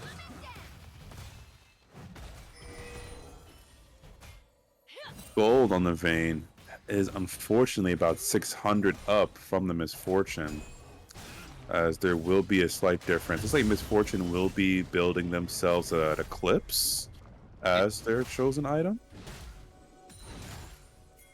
Great Beard of Odin up in the top lane. Gotta get lucky with no escapes now, no ultimate, no flash. Down he goes. Menards, unfortunately doesn't get in for the assist at the end, but Great Beard of Odin getting another kill still feels nice for this team. And now they will take a few plates. Well, at the very least, you do have, with the Jax not able to hyperscale, the Ana hyperscaling is just as dangerous for the Vayne. Absolutely. Yeah, it will be the Eclipse. It will be the Eclipse for the Misfortune. Do you play Misfortune a whole lot still? Not recently, so I'm not really sure. I do see Eclipse being the weapon of choice quite often in ARAM games, at least. But obviously ARAM kind of a completely different meta and things compared to Summoner's Rift games. Dragon taken. Dragon taken by Team LOA. So it will not be the Hex Soul that we get to see, where it gets to you get the built-in Lightning Surge keystone. Instead, we will, in fact, be getting ourselves possibly another Smog Dragon Soul. Could be another Chemtech. Could be another Chemtech for sure. But In this case, though, I personally would think that Eternal would much rather go for a shield bow, if you believe that. Just with the fact that he needs to be able to just sit there and just turret ulti. They are looking for Princess Peach. Black Shield was burned, which means Brandana is now vulnerable. Princess Peach pulls out the Soul Shackles, but I think we'll eventually go down. There's a nice bullet time. Found a perfect outpost to launch it from. Did Eternal Saurus. In goes the Kayn ultimate, but I think Brandana stepped too far forward now. Lord of Admirals is going to go down. Menards gets him with the buckler, and Brandana loses vision, so can't run down the kill on Mixlink. Now Menards wants more. Eternal Saurus still basically full health. So Brandana not able to trade anything back. Nice coordinated play from the bot lane and jungler of Team Greatbeard of Odin. They definitely would keep their cool under pressure there with so much happening. I would actually argue that the Misfortune should have helped Leona just clean up the Vayne, because with Kayn being that far back, the only way he could run away would just be running up top, further into the enemy line. Nice roam by Chaotix, and Mixlink goes down. So Yeah, Syndra with a good roam, and yeah, Mixlink unfortunately flashing, but the Syndra ult follows you wherever you go. So right now, gold pretty even. 700 gold advantage for Team Greatbeard of Odin, as the Diana is looking for an ambush on the way back to lane. Looks like Chaotix will still get there in time to catch most of the wave. However, still with that kill, there does seem to be a 1,000 gold difference between the bot lane marksmen, if you will. Yeah, Brandana has also managed to accrue a pretty sizable CS advantage down there. So, in addition to the 2 kills, Greatbeard of Odin goes in, so much damage down onto Princess Peach. There's the stopwatch trying to stay alive, but nice timing from Greatbeard of Odin on the second Crescent Strike. Here comes Menards looking for Lord of Admirals. Gets down some pretty good damage early on. Solar Flare is flashed away from. Again, bot lane roams make big impacts, and they might go right to the Rift Herald here. Looks like that's the plan. Zamifun and Gotta Get Lucky, they've pretty much stabilized now.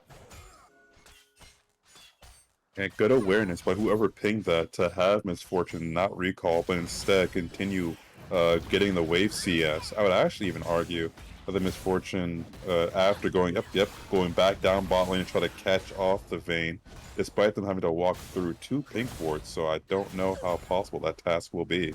It could be dangerous, because Peach is going to be there right about the same time, and Lord of Admirals is nearby.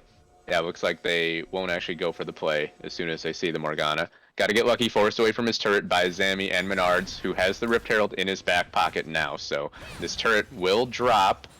If they even use it, they might just save it. There's no more plates, so this turret melts. Blue team's turret has been destroyed. If anything, I would say they would want to crash this Herald into mid lane.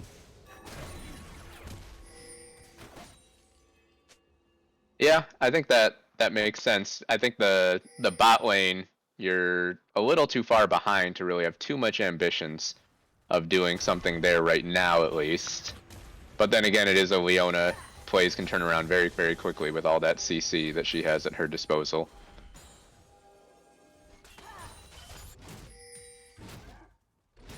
The Eternal Saurus and Mixlink being very respectful. They're willing to just back off, wait for whatever minions are left to approach them at a safer spot on the map. Menards is there as well, but looks like Brandanosaurus and Peach will just take a recall. Yeah, especially with the dragon almost respawning by now, I believe 30 seconds or so. Oh, They can't really afford. they catch on to Peach. Black Shield already burned, and nice job with the Solar Flare. Into the wall goes the Morgana. Down goes Princess Peach. Chaotix could be in trouble here as Greatbeard of Odin dashes back and doesn't quite have the damage, though. The unleashed power and then the turret shot was too much. Zamifun's here now. Gets stunned up, and Lord of Admirals could go back in for this, actually. Eternal Source arrives, though. One more leap strike as Zamifun does get one down. Here comes the teleport from Gotta Get Lucky, but now he could be in trouble. Menards knocking him up, knocking him all over the place. Unstoppable Force does almost nothing in terms of damage. Will help him walk away safely. And now it's it's definitely advantage Team Greatbeard of Odin for this Drake if they go for it right away. If the What only thing about that Admiral? can happen, I don't know. He doesn't even have Smite to steal it, so I think he's gonna give it to them Yeah, instead. they'll let it go. And it's another Ocean Drake. Ocean That's Soul Soul. again. Ocean Man.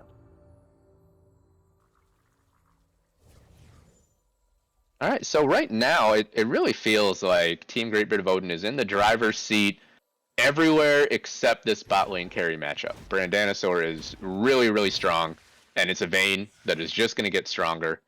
So, I don't know, it's sort of a ticking time bomb. Even so, we do have the Eclipse finally purchased, and now the gold lead has been shrunk from the initial, I believe it was 1,000+ gold. Now it's teetering around the 600, or now I guess 800 mark now. And does my eyes deceive me? I mean, I guess it does make sense as Leona did go the keystone of the Frozen, that they also went with the futures market for the shop, but that allows them to go negative at a time. Greatbeard of Odin, nice calculation in the mid lane, knowing he could survive the unleashed power, but Lord of Admiral shows up at the opportune moment to clean up that kill.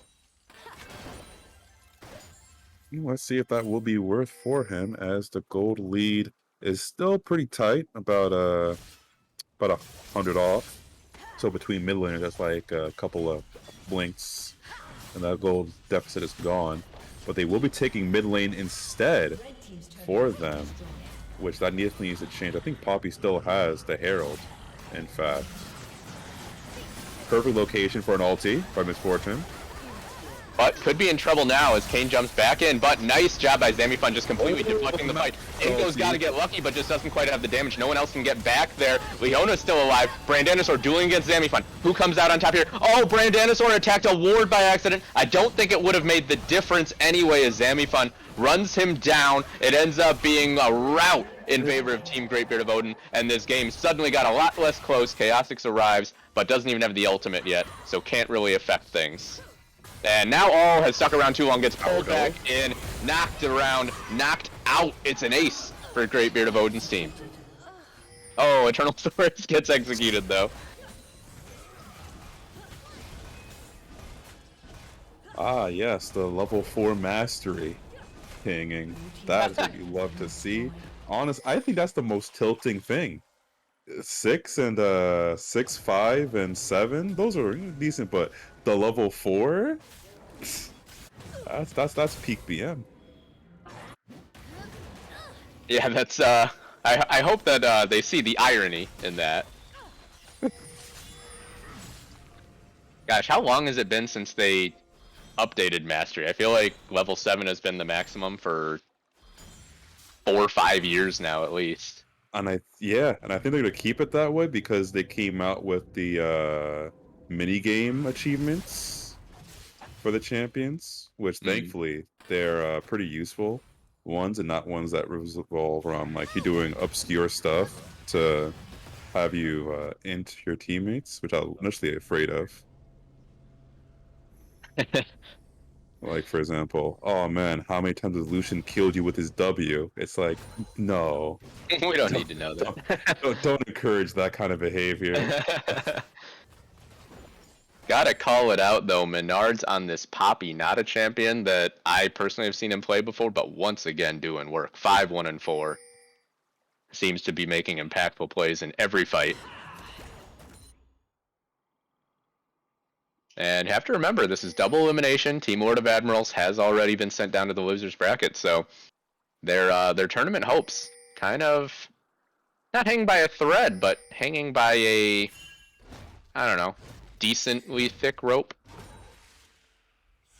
It definitely does make you wonder what could have been for that first initial game there if they did actually play that one out. Would it have still been LOA versus GBO, or would we have instead have had the other team prior? Look how fast Menards is chasing Lord of Admirals out of the river. Those Predator boots are a menace.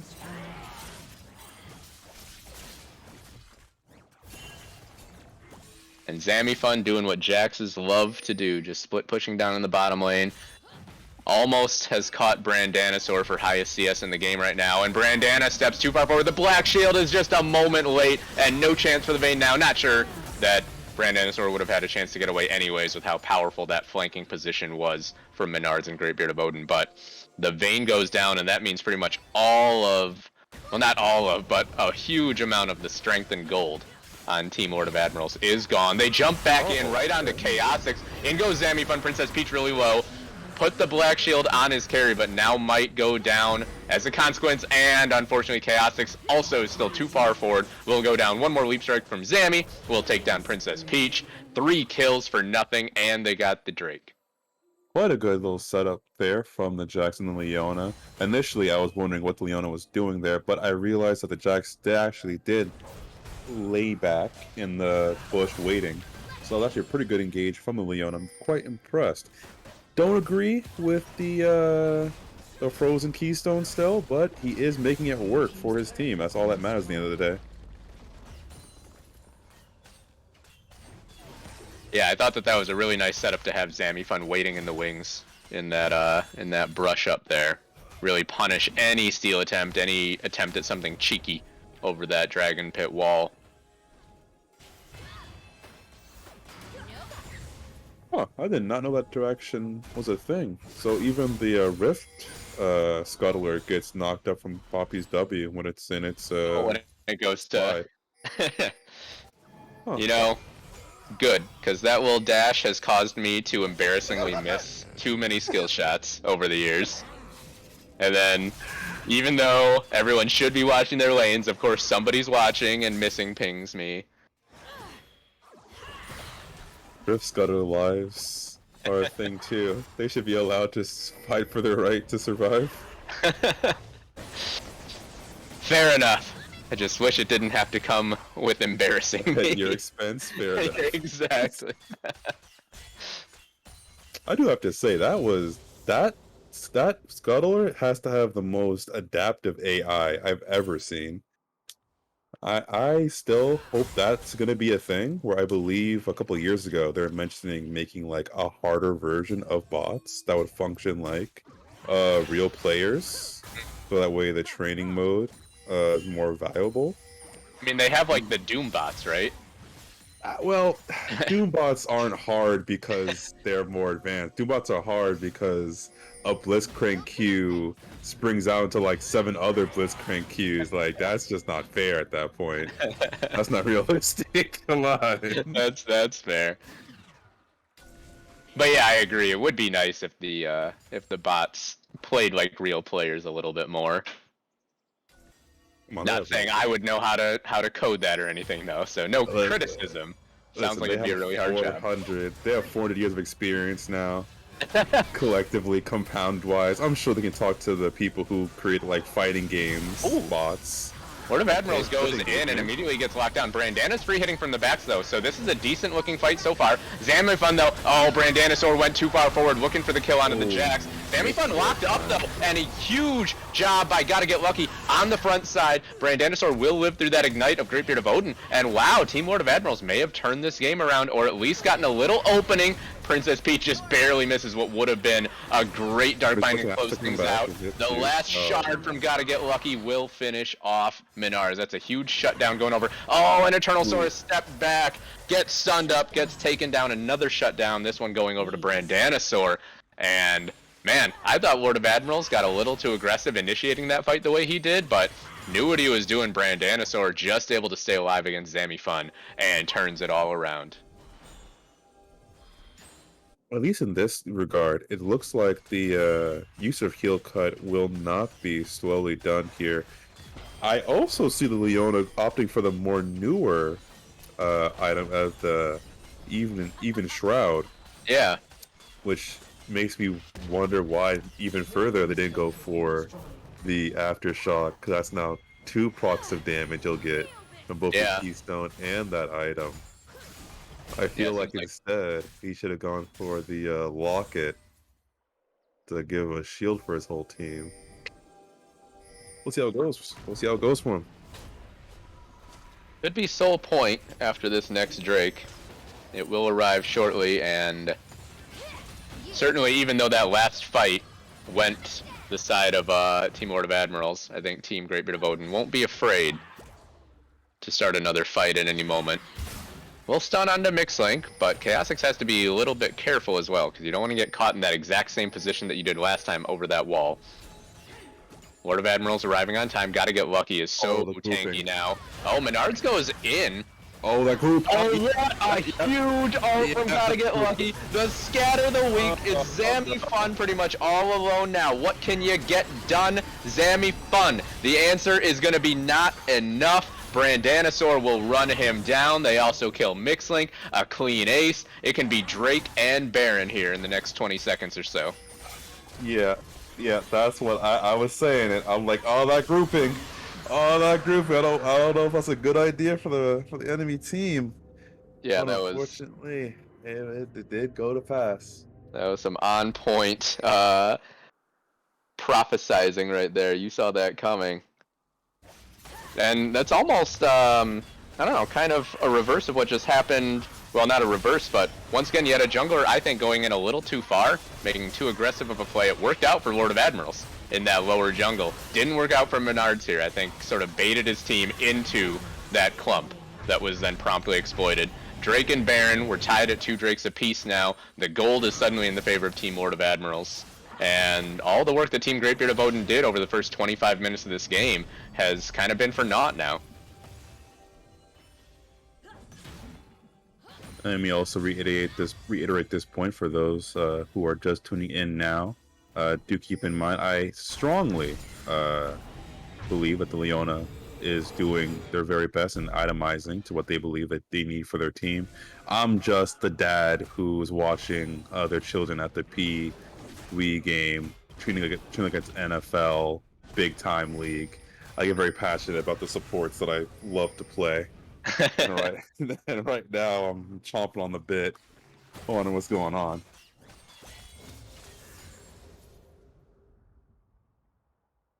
So at this point, I mean, this has been a back and forth game. I would say advantage Team Lord of Admirals now. Do you think I'm maybe being a little bit hasty with that, or what are you thinking about this game right now?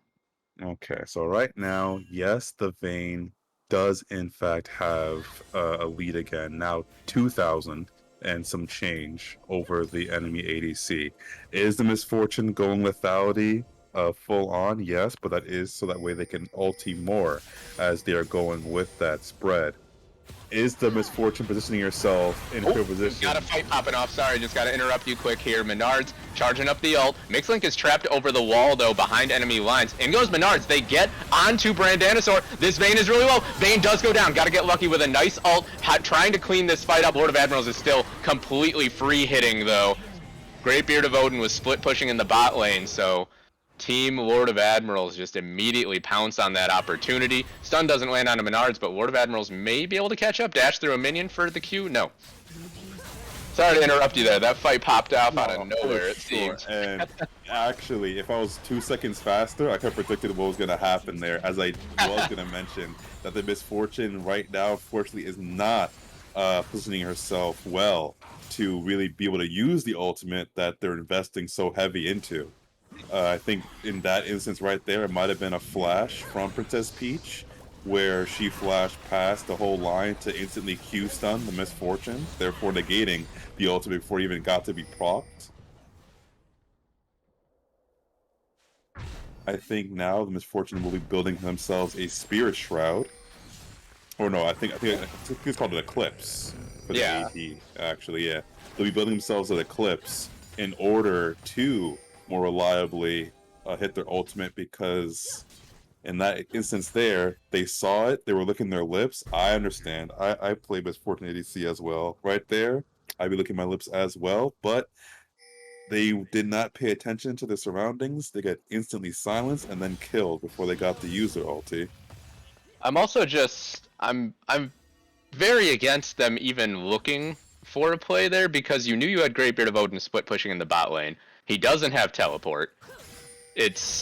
I don't know why you're even looking for a fight at that point unless you are 110% sure that it's going to be to your advantage. And not to mention, let me see, who got that? It was the Jax, though, that got the bounty on the Vayne. I think what they need to do is find a pick on the Syndra.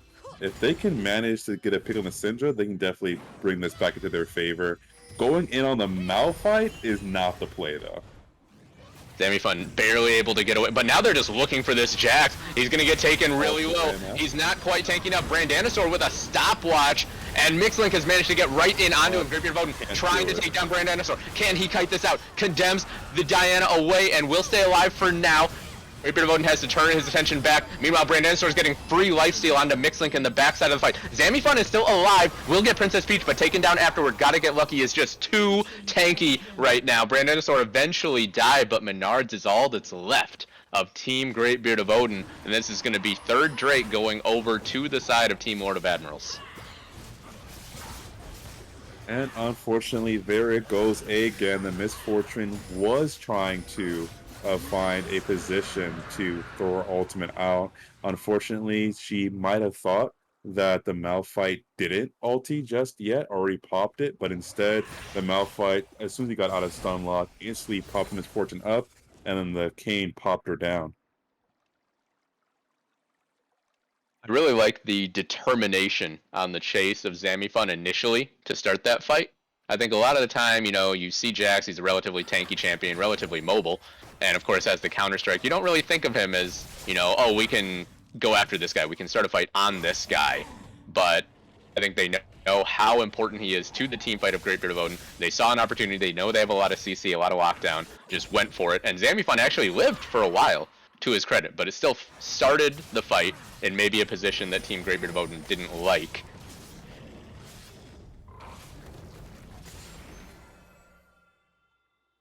And so now we have here, Miss Fortune is sitting on 605 gold, about 700, I believe. Oh, they got called off again, but it's just, you know, love taps from the Miss Fortune. Menards Going looking on to go in. another attempt there. Nice job with the knockback, and oh, Menard's actually taken really low. Force the ulti out of Menards as well.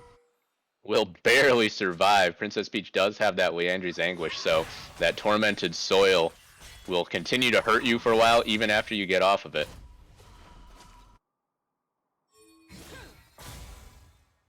Baron has just spawned again.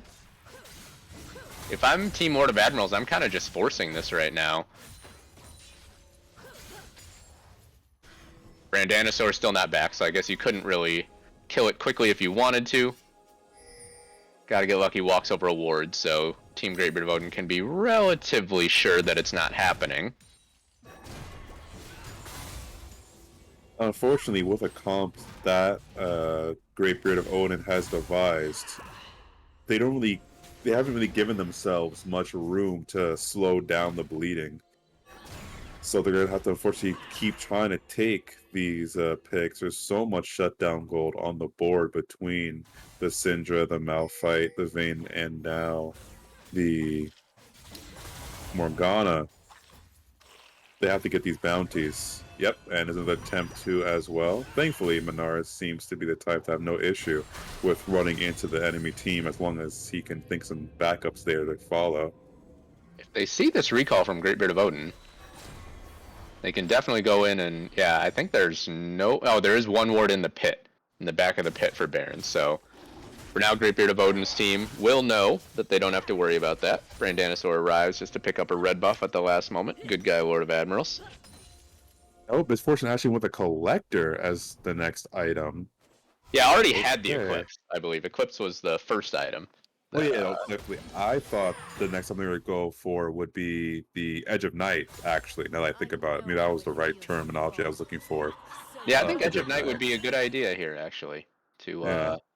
block that initial engage, at least, from Gotta Get Lucky. Or the Morgana, or the Syndra, or the Kate. This is such an item that's so necessary that Miss Fortune needs in order just to be able to sit down there and do maybe one rotation of abilities before getting focused. But unfortunately, that was not be this game plan. Looks like they're going for damage first and foremost. Leona going for a Knight's Vow. slapping it onto the Misfortune, when instead I believe it'd be better if he placed it on the Diana or on the Jax. On the Jax, yeah, that's what I was Yep, gonna yep, say. yep. Someone to at least go in with them, because I do not believe this Misfortune will be given any position now in order to actually be able to lay down the ultimate for free. Dammy Okay. Fun coming around the side. He is spotted though. Gets knocked up by Lord of Admirals. We'll see how far they decide to take this. Getting down to about 2/3 health, so pretty good damage there from Lord of Admirals. And I'm also not too sure in why. I'm not sure who's picking it for him to sit on the Baron side of the bushes when it's quite literally Ocean Soul they're looking at right now for the enemy team. Got the crab as well, so always nice to have that little vision, that little speed boost when you know a big fight is about to pop off. Ocean Drake spawning in 11 seconds now. Did have a recall come out from Chaosic, so really wanted to finish an item. And now can teleport back, does so into the back of the pit. Greatbeard of Odin trying to find a flanking position, but he is spotted out. You see the pinks coming down. And Mixlink already taken down to about half Mixlink health, is so taking so much damage for free there. yeah. It wouldn't have and mattered if they had the shield item, but with this only damaging. Here they go, nice item, black shield from Princess Peach. Oh, Chaosix flashes in for the stun, actually puts himself in danger, but able to maneuver through the fight. Brandanosaur is just free hitting though, and that's huge. Mixlink over the wall, can't really get anything done. Zammy Fun gonna drop, Brandanosaur still alive, there's no one left to kill this Vayne. Eternal Saurus gone, Greatbeard of Odin soon to follow. Chaosix throws in the W, and that's another clean ace. It's one-way traffic in this game now. Okay. At this point, yep, Zammy Fun has already thrown up there. A GG's has been thrown out. I do not believe there's any room now for them to actually come back from this, as now the Vayne is probably 2 levels away from being fully leveled up, 1 item away from max itemization. Misfortune's too far behind. Mid lane, the Diana was the only one that was ahead, and she had to pop flash in order to get in on any of the targets, and wasn't able to kill any of them that entire time. Yeah, and the itemization choices Brandanosaur with the Guardian Angel now as well. So even if you do take down this Vayne, you're gonna have to do it a second time. And there's no shot that their team's gonna allow that to happen for a second time if the Vayne does space correctly, which they've shown they know how to space correctly. Absolutely, yeah. Brandanosaur has navigated these team fights well. Chaosix in that last fight, I was really surprised, flashed into the front line of Team Greatbeard of Odin to deliver a stun, and then was able to sort of just mosey his way down the river and get back out.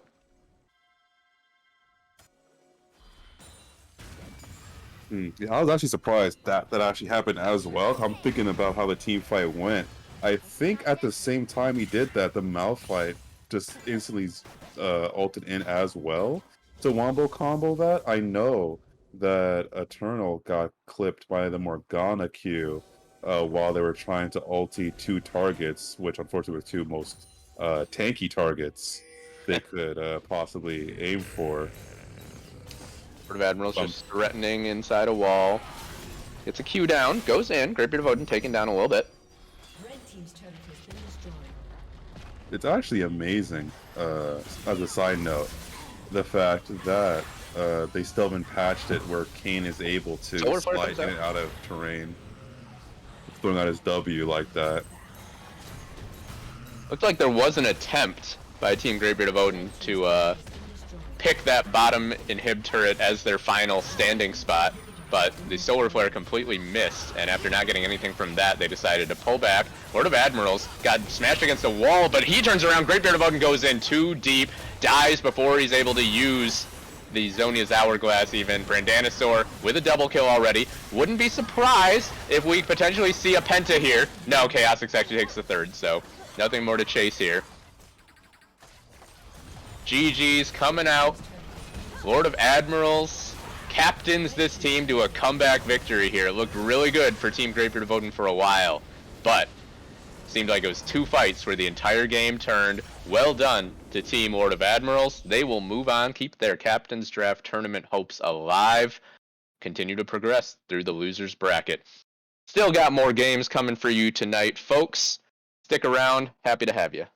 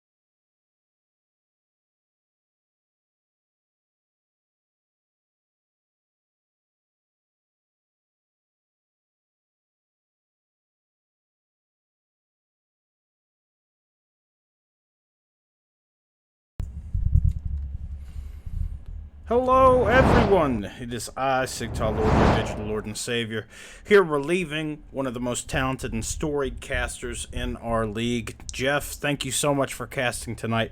But rounding out these last two games of spectated play, it is I, Sigtal Lord, joining the ever-talented and on play-by-play tonight, Tuxedo Mask. Tux, we have watched such a fantastic night of games. I'm so excited for us to see the next one. Oh man, and when they told me growing up that the SAT scores would be the most anxious I'd ever be, they would be lying to me. Watching these past few games play out, I swear it's gonna be a death of me. Well, save some room in the coffin for me. We've got only these two games left, and Lord of Admirals making this miracle run through the losers bracket has just been a treat to watch. And we are just about ready to go.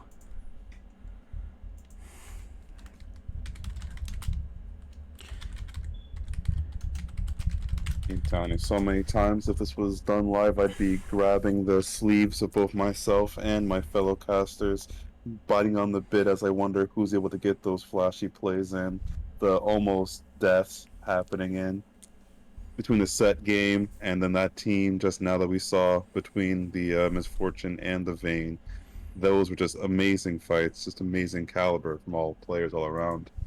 Oh, I wonder if the spectator's going to open up.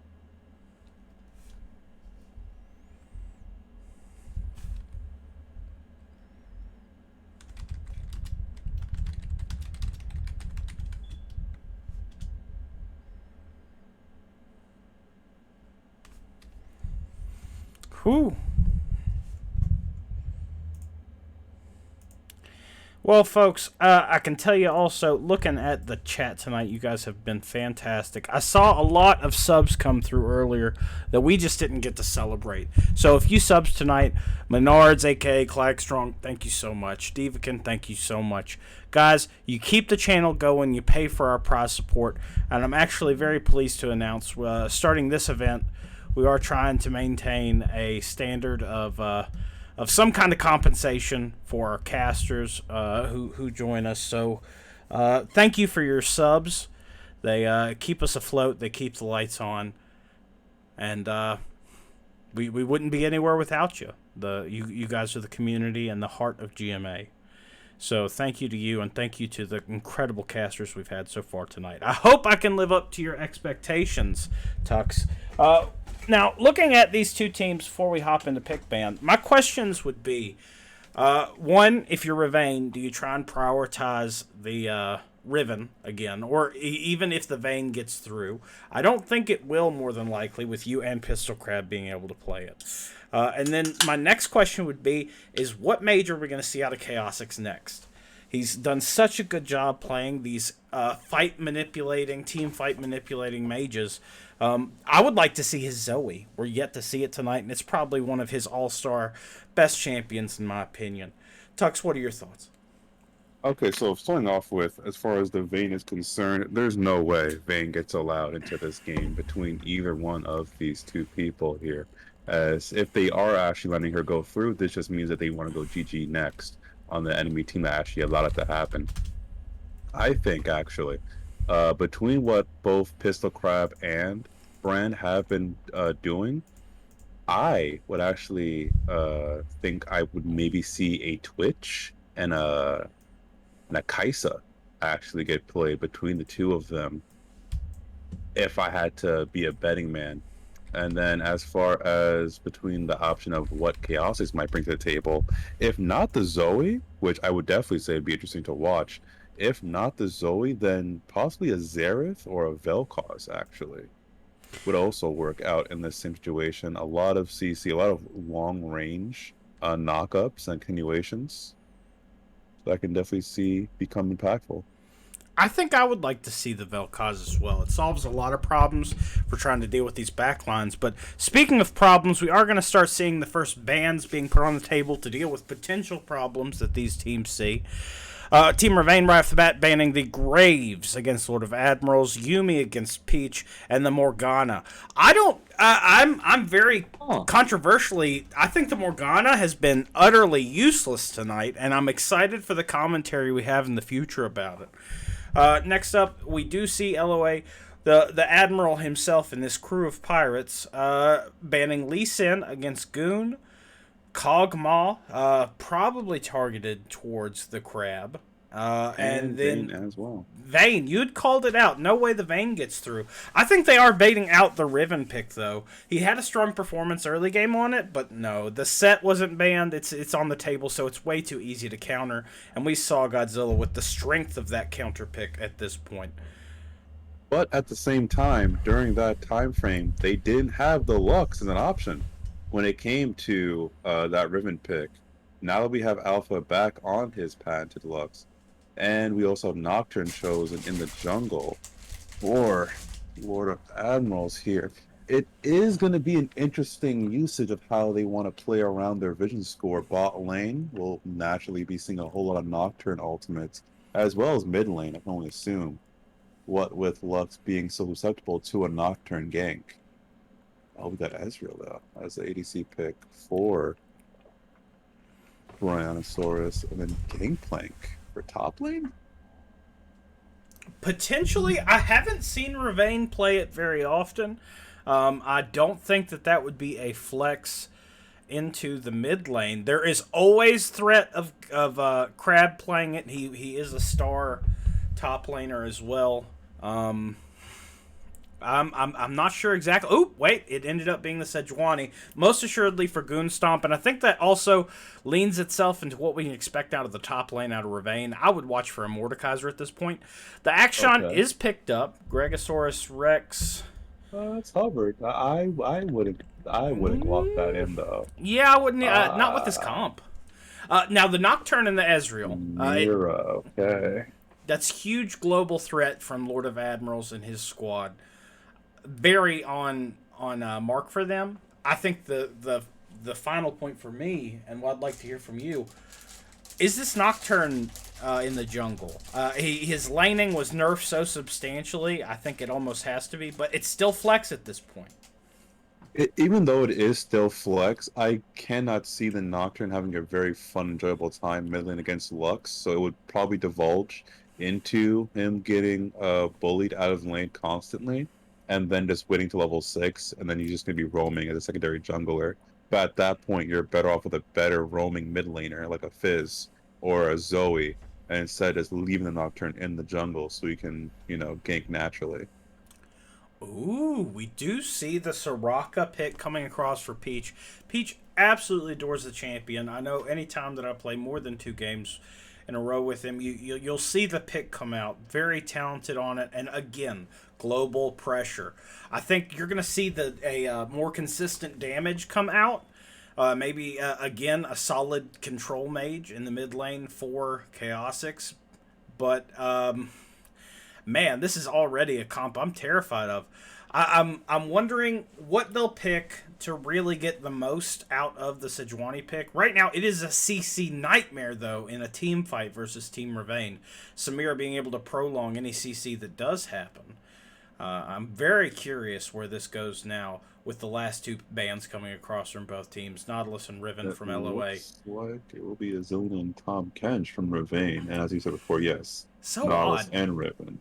Of all the champions you'd ban, I guess I can understand the Zill. I personally wouldn't pick the Zill if I was in LO8's shoes. You got the Soraka. That's more than enough to prolong a team fight. The Zilean might be a little bit too overkill and not enough damage at that point. But the Vex is not, and it is most certainly a champion that will be able to navigate these team fights where the rest of the team might not, and still has that semi-global pressure with the ultimate. I really like that pick, Tux. Yeah, actually, it is pretty good. I was gonna say, at least for Team Ravane, there's such a thing as wanting to think, oh, the enemy team won't choose us because it's overkill. Well, if you're not trying to be overkill, you're not trying to win the game. But as far as what I was saying before, we do have the Leona as a pickup from Team Ravane, so Samira will be having a fun time with the Leona in the bot lane, at the very least, as long as coordination is there between the Ezreal and the Soraka. And then their final pick will be from the top lane. I would say the Gnar again for Ravane. I could see a Mordekaiser being very impactful and synergizing very well with Sejuani, but you called it. And there's Gnar the comes Gnar. across. Yeah, Honestly, yes. Even though the Mordekaiser would make sense, he would only be able to proc that Samira passive on his drag, and typically Mordekaiser wants to actually seclude or wants to isolate one of the picks there, and the only pick that want to be isolated might be the Nocturne, who could just spell shield it anyway. Meanwhile, with the Gnar, that's so much more CC, multiple CC, and then the counter to the Gnar will be the Malphite, I which absolutely love that unfortunately pick. Samira cannot W. Yeah, that should have been a read on the meta for them because Malphite definitely answers that Samira. Looks like this team comp though, coming from Team Ravane, is going to focus on making sure you're able to peel for the Samira, allow her to get those grades and all the way up to S, and then utilize that ultimate to win a team fight. But this early game is going to be absolutely miserable for Team Ravane. Once they hit 6, there is just nothing but global pressure available. And Gnar was able to get ahead in the prior game when Ravane was able to win solo. I don't know that you have that right anymore. If the Malphite is 6, anything is gankable because he's just got to press R to either escape or to go in. This is going to be an uphill fight for Team Ravane, in my opinion, Tux. What are your thoughts? Outside of the main targets of the Lux and the Samira, which I do hope they have seen how the other team has played and they do not group up and stack up on one another. If they do, then hey, it's free party time for the Malphite and crew, for sure.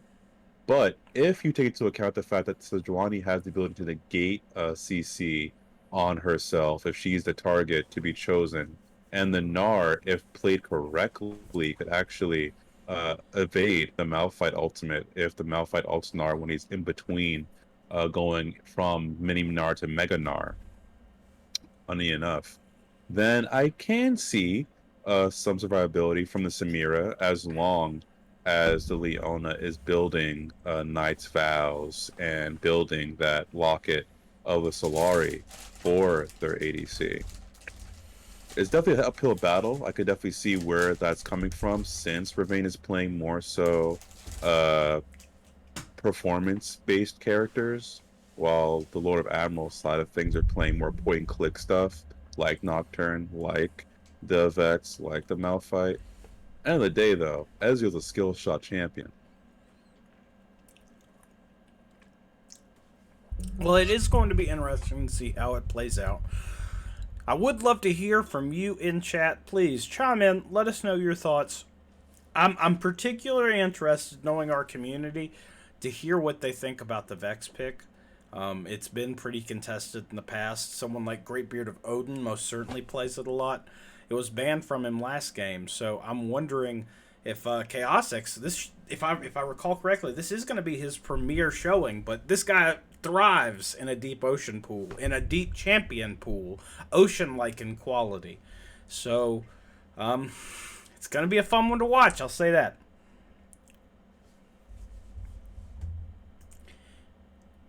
Jeff, no problem, my dude. Thank you so much. That was a marathon run. Those first 5 games, plus all the filler time we had to go through.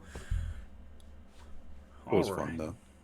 Well, you made it fun, Tux. Tux, you're the real MVP this fall. Me and so Jeff thankful made to it pick fun. y'all up. So it is so good for you to join the community. So now is the most important thing we need to discuss. What skins are we going to be looking at here? Well, if there's a merciful God in existence, his existence will be proven by the lack of that god-awful Vex skin.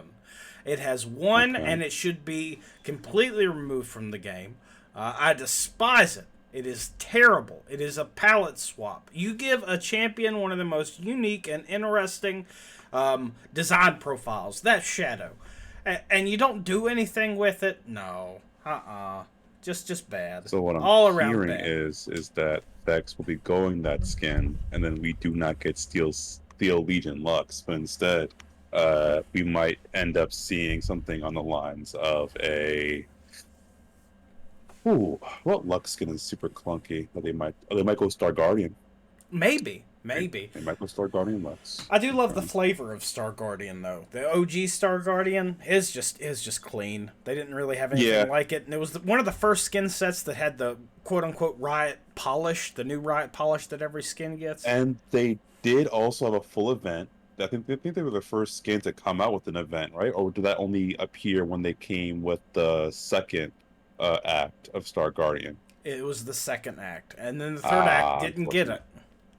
Yeah, well, I mean, the third act's like Pillow Fighter Star Guardian. Well, They don't really count. actually, the pillow fight is part 2B. Part 3 are Evil Star Guardians. Oh, right, Because right. Well, because they got Riot has a cinematic. deeper lore in its skins than it did in its native game prior to the release of Arcane. That is true. And also, to be fair, I mean, they had like a live cinematic though, right? Where you had Zaya and Rakan with the Mhm. Zoe. Yeah, they had a cinematic. It was fine. Yeah, they whooped up on Nico in that one. Yep. And she yep, really yep. hasn't been seen since. Unfortunately, yeah. Yeah, but that's just because there's just so many other options that do it better than what Nico provides to the table. I think that's what it was. Yeah, and Nico also is one of those champions that um, doesn't rate well when you give them any personality because you can't be gay in China. You can't be non-binary in China. Is that a fact? Well, I mean, why do you I think we get understand all with, this stuff? I understand with Karthus that he doesn't get played because of the fact that there's a big no-no against a skeleton face in Mhm. China. Yep. So I think for all of the Chinese skins of Karthus, they just straight put him, which honestly makes him look even cooler, in my opinion. I actually want those versions of Karthus on the American side because he looks so much cooler. How the Chinese decide to do it with the splash charts. Yeah, I guess. I mean, it caused the change in Thresh and Wild Rift and gave us the free Thresh skin during the Oh, that's why Thresh does look like a Giga Chad? It's because fucking Big China didn't want to have the skeleton face again? every change in League of Legends over the past like 4 years has been to make it Mhm. more friendly to the Chinese government. And I get it. Money's money, yeah, baby. fair enough. Capitalism rules the True. world. But you know who rules the world here? I don't know. No captain has been decided I to be don't know. the king of pirates. We don't have a king of pirates yet. So let's see if we can find one as we move into this game. And this tournament might end up being the only thing longer than One Piece. So we'll see. And I was really speaking of hoping for One Guardian- Piece references. And speaking of Guardian, we have the Star Guardian Ezreal and Star Guardian Soraka up against Barbecue Leona and the Spira with the Lunar Empress Lux, straight standalone Vex. Okay, we got ourselves some games going on here. I like it. Mecha Malphite back at it once again. Unfortunately, cannot see Gentleman Gnar, but instead they goes for the Space Odyssey. And it seems that they're going to go for a 5-point straight out wrap defense. Does make sense since they have the Samira with the Lux, Sejuani. Yeah, there's a lot of early game potential they can get out of this. And it looks like they will be trying to get it off on Princess Beach. 30 seconds until minions spawn.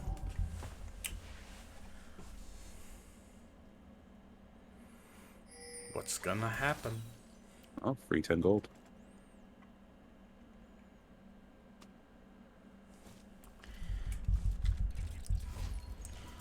The only time chat pops back up is the time I'm casting. What a world.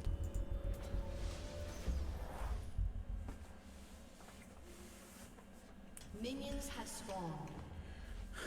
Throwing out their GGs early because they were able to get the ward there. Pretty good. Actually, I'm surprised they didn't, at least after killing the ward, push further and then just ward that blue buff to Toad stool area. King Frog. Maybe, but at the same time, you kind of know. Like, it's unlikely that Malphite doesn't show up to Leash. I know I wouldn't. I wouldn't want to.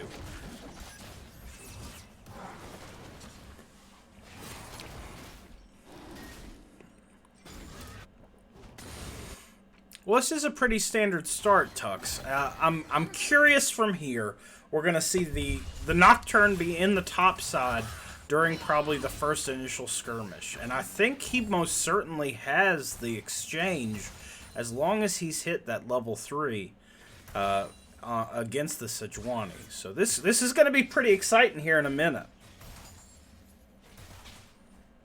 Even if that, see, here's my only issue is that we're looking at 2 potential tanks up against a tank and a skirmisher, right? So, with that being said, if the Nocturne were to go up there, it would be only at best to look at the enemy team and hopefully dissuade them from trying to tower dive the Malphite versus doing anything more proactive than that. Maybe. So you're saying that Gotta Get Lucky could just play unnecessarily safe because he knows he's going to be impactful in the game, just like he was last time. Right, correct, yeah. Gotta Get Lucky's game strategy should mirror what he did last time, where he's just looking to scale, right, looking to get to that level 6 and onward in order to start actually being able to have an impact on the game. But much like how 2 matchups are not the same, those 2 players are also not the same. He's now dealing with Rivain on the Gnar, who has shown that he doesn't need to play as Riven to make a lot of impact happen for his squad. Yeah, his Gnar game definitely was the better of the 2 we've seen him in. Now, at this point, farm is pretty standard across the board, but there is a small CS advantage for Crab in this bot lane, and I'm wondering how you compensate for that, because you're probably going to hit that 6 first now, right? Oh, for sure, but that is how a late spell shielding from the Nocturne, but it will be enough, however. Unfortunately, Alpha was not able to barrier or flash away for whichever reason might have you. I think the fear was just too strong. I'd have to go back and watch. That was double fear, right? I think it was double fear. Yeah, it was delayed though by chance. But now we have ourselves Rivain. Rivain walking down Malphite right here. As Malphite and Rivain are going back and forth. Q's being tossed out. Just a simple walk back to the tower. Nothing else too crazy happening right after that.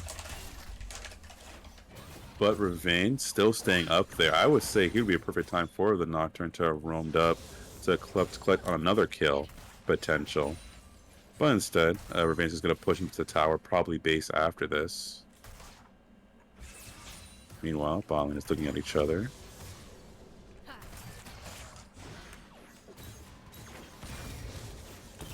Ooh, that Demolish proc putting in the work for Rivain, keeping Lucky low.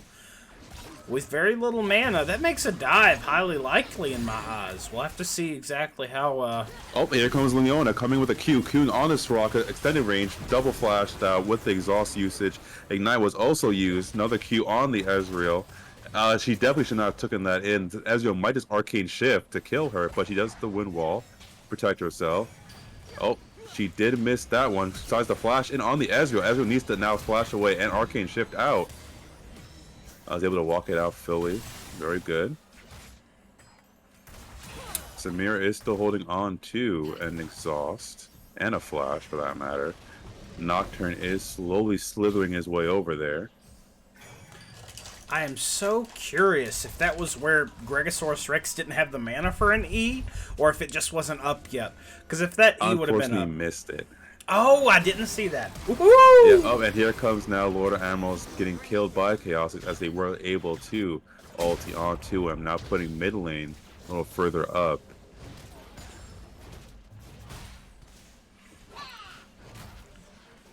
What a heartbreaking exchange there. That was a good ultimate from Chaosix,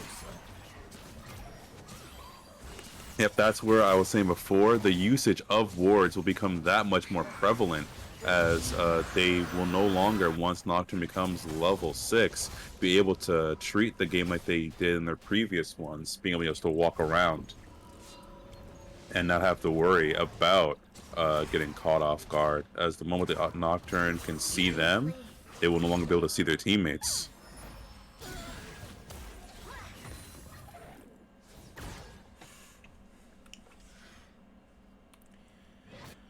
Well, right now, if we take at individual gold levels, looks like there's a 300 gold difference in the top lane favoring Rivain. Things are fairly even in the bot lane, but there is a large discrepancy between hold on. junglers. Oh, I know they're just gonna walk each other, just gonna back them off from the crab. Nothing too crazy. intimidating stuff. Not much you can do when that pig walks up to you. But speaking of crazy, no, oh, never mind. I thought the Malfoy was actually gonna try to ult away from the Gnar, but instead he decides to Gnar onto the Gnar. But Gnar does not want to go for that last Q to end it. Kind of toying with his food in a way. Well, he knows the ult's down. But there is a gold discrepancy. 500 in the jungle and 300 in the mid. I'm excited to see exactly what Lord of Admirals does with this gold advantage, because that should let him complete that first mythic first. And from the looks of it, he's building right towards it. Lethality. I'm thinking Duskblade probably. Oh, most definitely so. Duskblade would be the best choice for the Nocturne, giving him constant resets on his ability to escape vision. Or evade vision, for that matter. It looks like it, but do you think we'll see Axiom? Do we the quote-unquote death hula hoop? I think that's going to be a necessity in this game for this Nocturne. Most definitely so, but I don't think he's going to actually start off with it. But speaking of starting off with, Nocturne is level 6, so they might just do a dive on Rivain soon enough. The moment the Malphite has his ultimate back into play.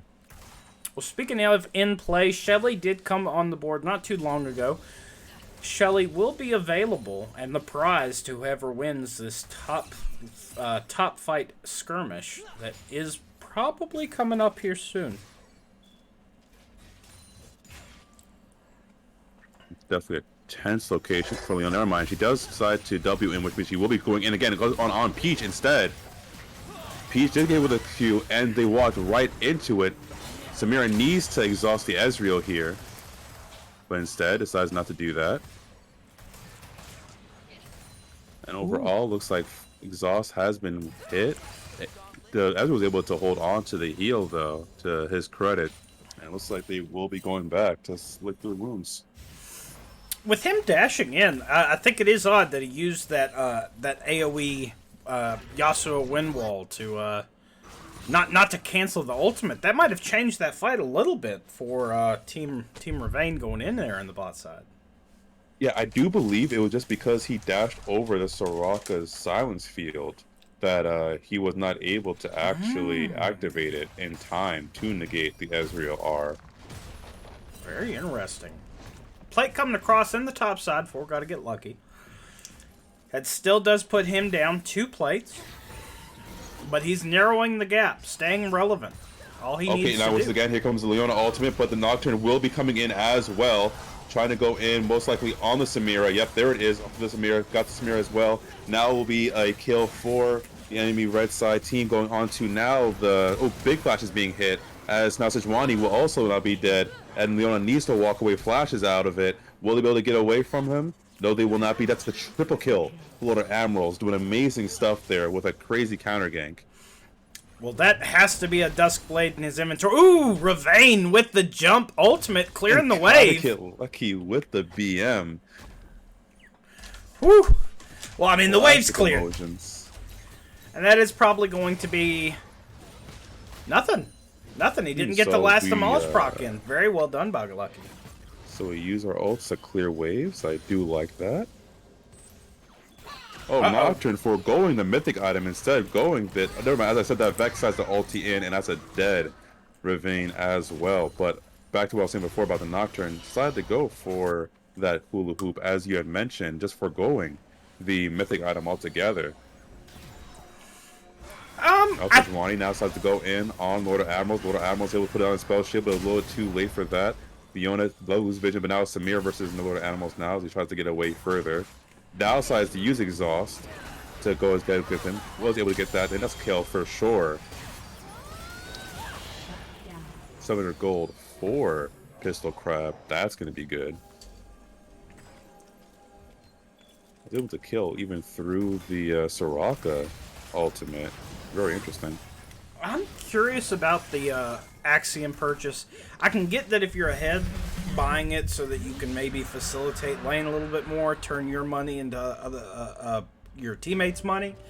But it seemed like completing that mythic probably would have given him the necessary damage to at least get one on Pistol Crab. Oh, for sure, because especially when Pistol Crab decided to finally do the exhaust. It was far too late. Oh, with the amazing predictions from Gigasaurus Rex, baiting it in. That's another kill coming in for the Samira for sure with the bullet time. That was beautiful. If there's one person on the team that you do not want to get fed, it is Pistol Crab. That is going to make it much more difficult in these team fights, which is going to happen over objectives. I mean, short of the Soraka, global ults don't mean much when everybody's in a 10-foot square. And especially even more so with the fact that you're going to have about 3 champions who are going to want to be into the fight and grouped up in some way, some form, as they're used to being able to group up with each other of Malphite, Nocturne, and the Vex. If Pistol Crab's able to survive that initial engagement, hopefully he shows up late so that he's actually as the main target, he can come in. He can easily hit about 3 to 4 targets with his ultimate just by the proximity lines. I think it is interesting also is the Leona ultimate might also be the best tool to stop the Malphite to allow the Samira to be able to fight.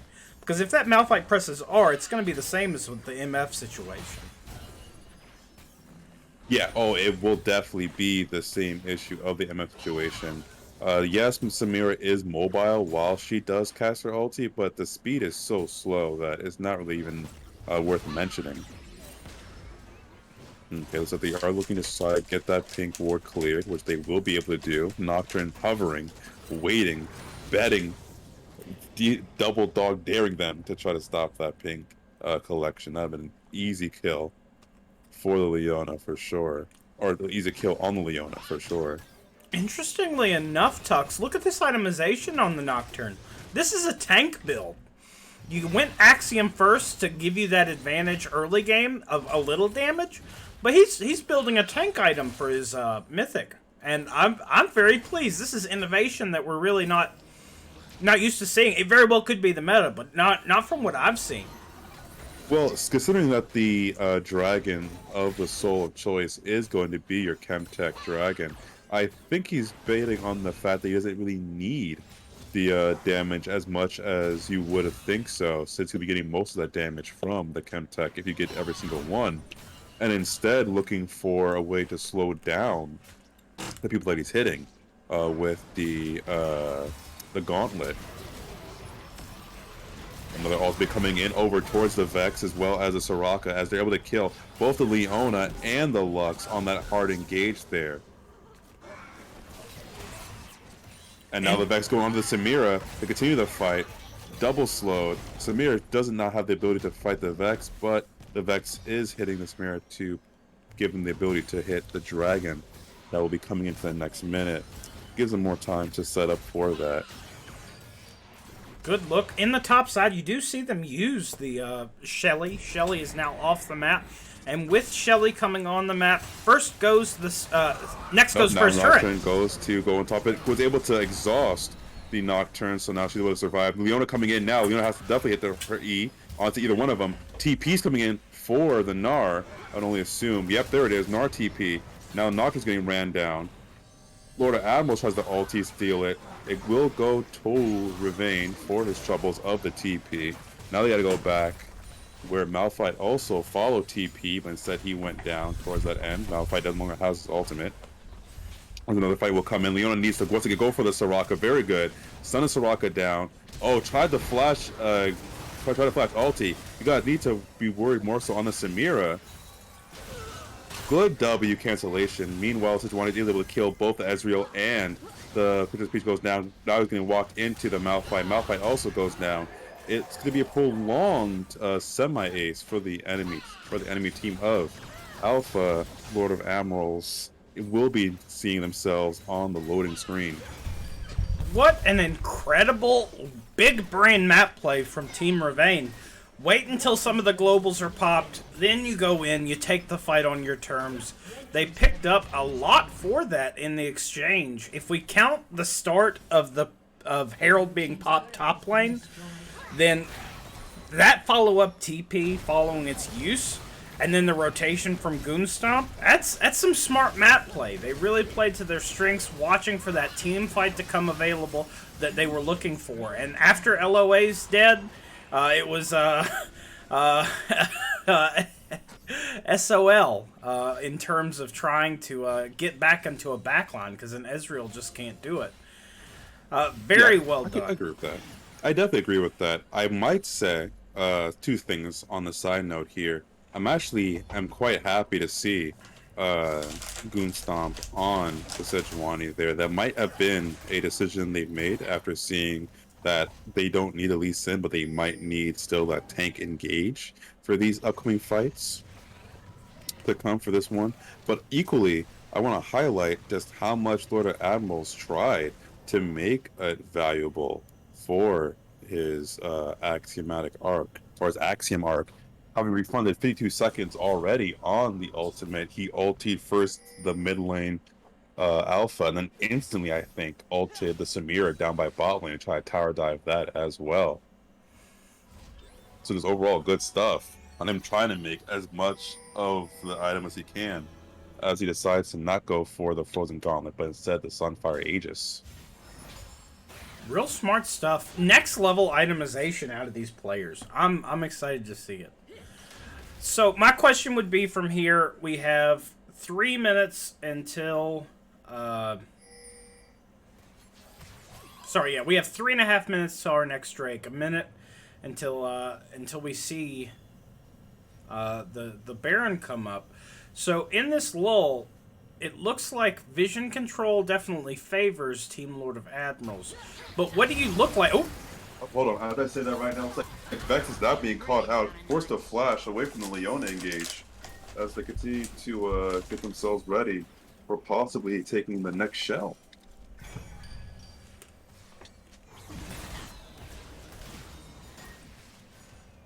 Oh, sorry, go ahead, ask that other question again.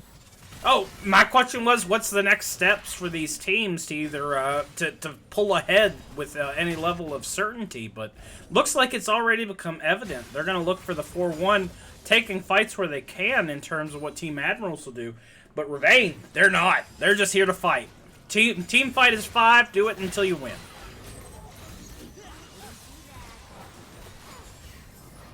Well, unfortunately here for Team Ravane, they are lacking as far as the wave clear is concerned. I believe that will make sieging very difficult for them, considering the 2 team comps they have. Instead, they should be trying to get as many external wards into here as they can.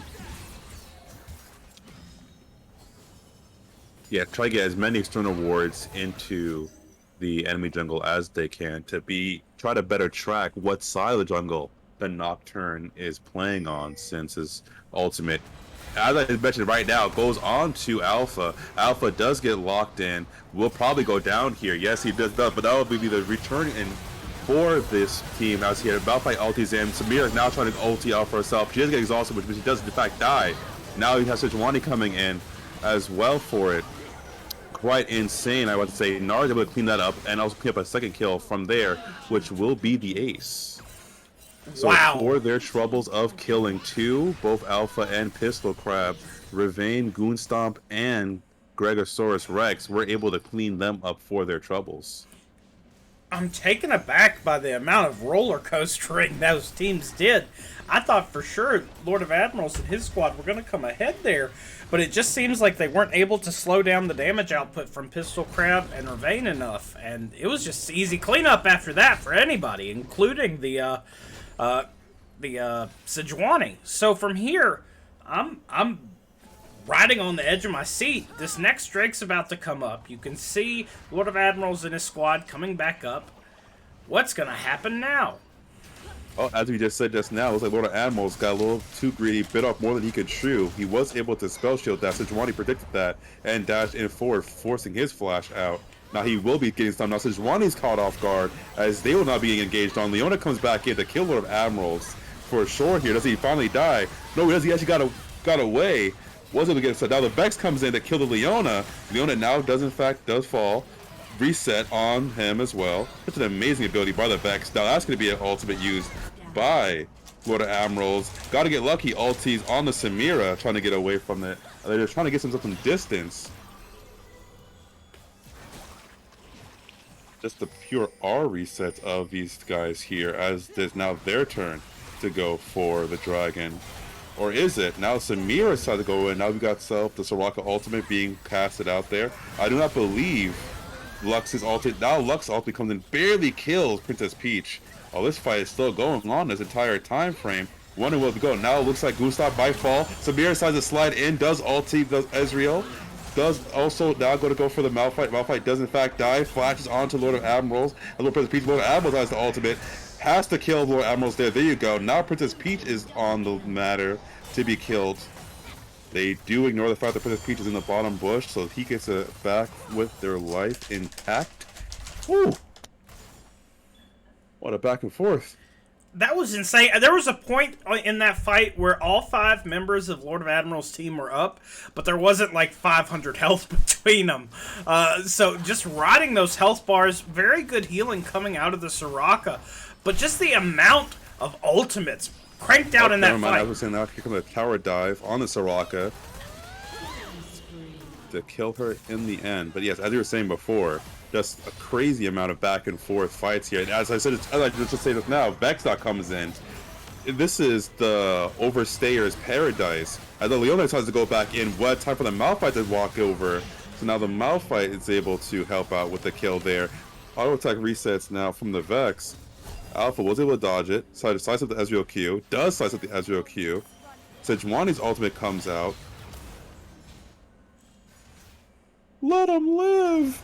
Let him live! Malphite now decides to ulti the Lux. Now Sejuani needs to run away with their life. Malphite's gonna let them walk away. And hopefully we get some breathing room before the Nocturne sees the Gnar on top side.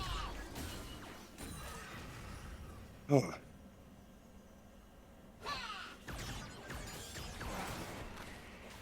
I am just awestruck at how well these players are doing. The last point that I was going to bring up before any of that really kicked off was the amount of ultimates we saw utilized in that fight. And this time last season, that would have been all she wrote for a few minutes. But no, it's 2021, it's a new season, and ults are available for everyone at all times.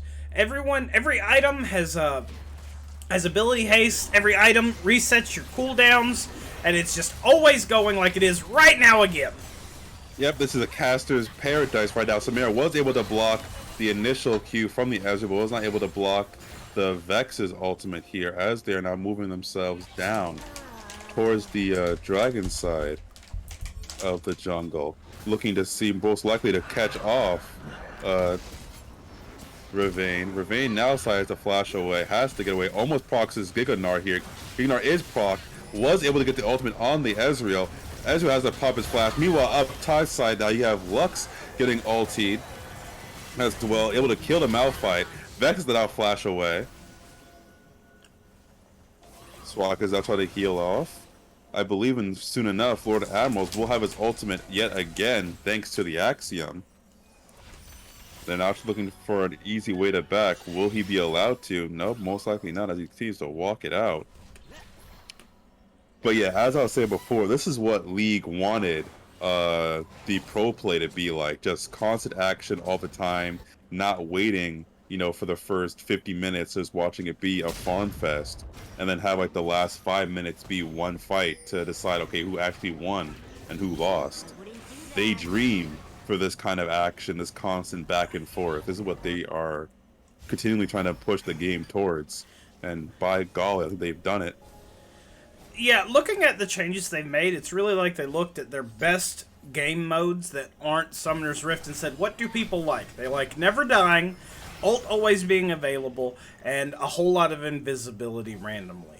So here we are, folks, in a Kimtech, a Kimtech map, and we've got the Death Hula Hoop and all kinds of CDR available. Not CDR, ability haste. Just the world we live in right now is Earth. Might as well call this the season of Earth. Okay, well, with the Chemtech Dragon having been set up for, we have a little pink ward there for the bait, of course. Up there, too afraid to continue clearing the pink ward until just now, by chance, letting the Malphite do the dirty work of clearing the pink ward instead with the Ezreal now. I don't know how I feel about Pistol Crab revealing himself like that on the map. Another pink ward set down right afterwards. Up here comes the grouping that I'm so afraid of. Right now, that's a juicy 3-man ulti that Malphite could have popped. Just let it rip. Now 3 is turning into 4. There's 3 again. Oh, come on, the Malphite. Let it go. Let the trigger go. That's 5 people right there. Come on, you can do it. Flash ulti. 1 time. Oh, they're so clumped. Oh, it's so juicy. Just do it. 4 right there. Do it. That's all they're waiting for. Okay, so that's 1. 1, 2 ulti. Now they're all right there. Perfect engagement. Now Samira is able to shield the ulti as well. Does get at least 1 kill for the trouble, but Nocturne does take care of 2 for himself. Best takes care of the last one. Now it's going to be the Lord of Admirals coming in for another kill. He does in fact die, but it doesn't matter because it is enough for an Earth Ace of Lord Elo Ace team. Incredibly well played. The patience, the diamond hands coming from Lord of Admirals and his motley crew, waiting for those ultimates to come off in the correct order. And it all started with the waterfall of the Chaosics ulting with the Vex.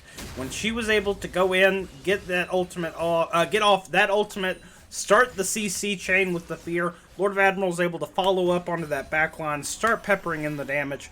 The Malphite, just the piece de resistance on terms of damage dealt to that clumped up squad that Ravane brought with him to this match. Just was not enough. I am interested in the survivability of Goonstomp. I think there was some very smart jumps there that he executed in the middle of that fight. Allowed him to have a little bit of prolonged existence, but not by much. And in terms of execution by the Ezreal, he's such a squishy target and really a high priority target for these teams. He's skirting around these fights so much. Looks like Goonstomp is going to go in on the Soraka this time. Does get Lux ultimate, which does go a kill. Now he's going to be going kill on Alpha from Lord of Admirals. Now Vex is going to try to come into the mix here. Cannot actually recast herself the ultimate. Now it's going to be a reverse ace by chance. Ezreal is able to arcade shift away as Vex does put in the zone of slow. Q flash in from it with a Zenith Blade.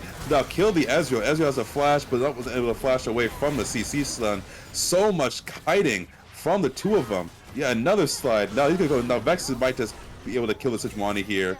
Is able to kill the Sejuani. Looks like Leona is gonna prep for another hard engage. We could call that an unofficial ace, as they will most likely be pushing this tangent into the tower here, and an inhib. But they'd be getting greedy if they continue with the inhib though. As Lord of Admirals is almost up yet again, I can easily see him ulting to kill the Leona. Or the Gnar for that matter. The amount of damage that was just flown across the map there. I'm particularly pleased if you look at that fight.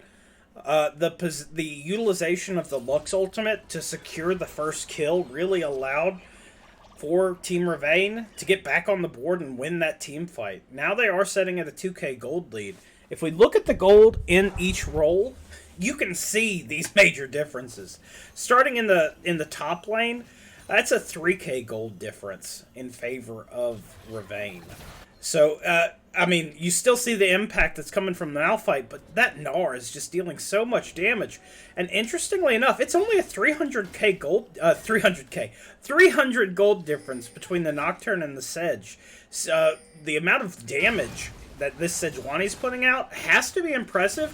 Plus, the amount of ability, like the kill on that Ezreal, that was a smart dive in my opinion, because that netted the team 520 gold just off of pressing Q to jump. Very well done. The places that I'm shocked the most are the 3k gold difference in the mid lane between Alpha and Chaosix, and then the 3k gold difference between the ADCs. At 2, 5, and 12, this really isn't a look I'm used to on Brandana, and I think if depending on the outcome of this game, this is going to be what people talk about, is Brandana's pick on the Ezreal. It just doesn't fit his play style of being that hyper carry player. So it's still anyone's game by all means. They're still up a Drake, and it's soul point here in a minute 16. Vision's being cleared, but I just wonder about the pick. It just feels like it plays very well into Pistol Crab's mentality of, I just fight the whole time. Well, funny enough, as you might mention that, we might have some time to talk about it afterwards, or right now, thankfully. So, when it comes to Ezreal, much like Vayne, he is actually a pretty ridiculously tuned. Never mind, I'll tell you right now, it looks like it will be an insta-kill of Lord of Admirals. Even the Soraka ultimate will not be enough to save him from his own life. Marcia came in right now. I'm actually surprised that Lux has such a strong gold deficit compared to the Vex, with how much damage Lux is still able to juice out, but compared to the Vex. Yeah, speaking of the Ezreal, now he gets himself put in by Lux's Q of spell binding. Goonsoft is walking into the tower having zero care about what is going on for his own lifeblood. Now Vex is able to hit those Qs in, but yeah. With the Ezreal, if he was able to get the next item that he needed to survive on, which would have been I believe, IE, right? Or the Essence Reaver, actually. You would have seen ridiculous damage come out from Ezreal hitting a WQ.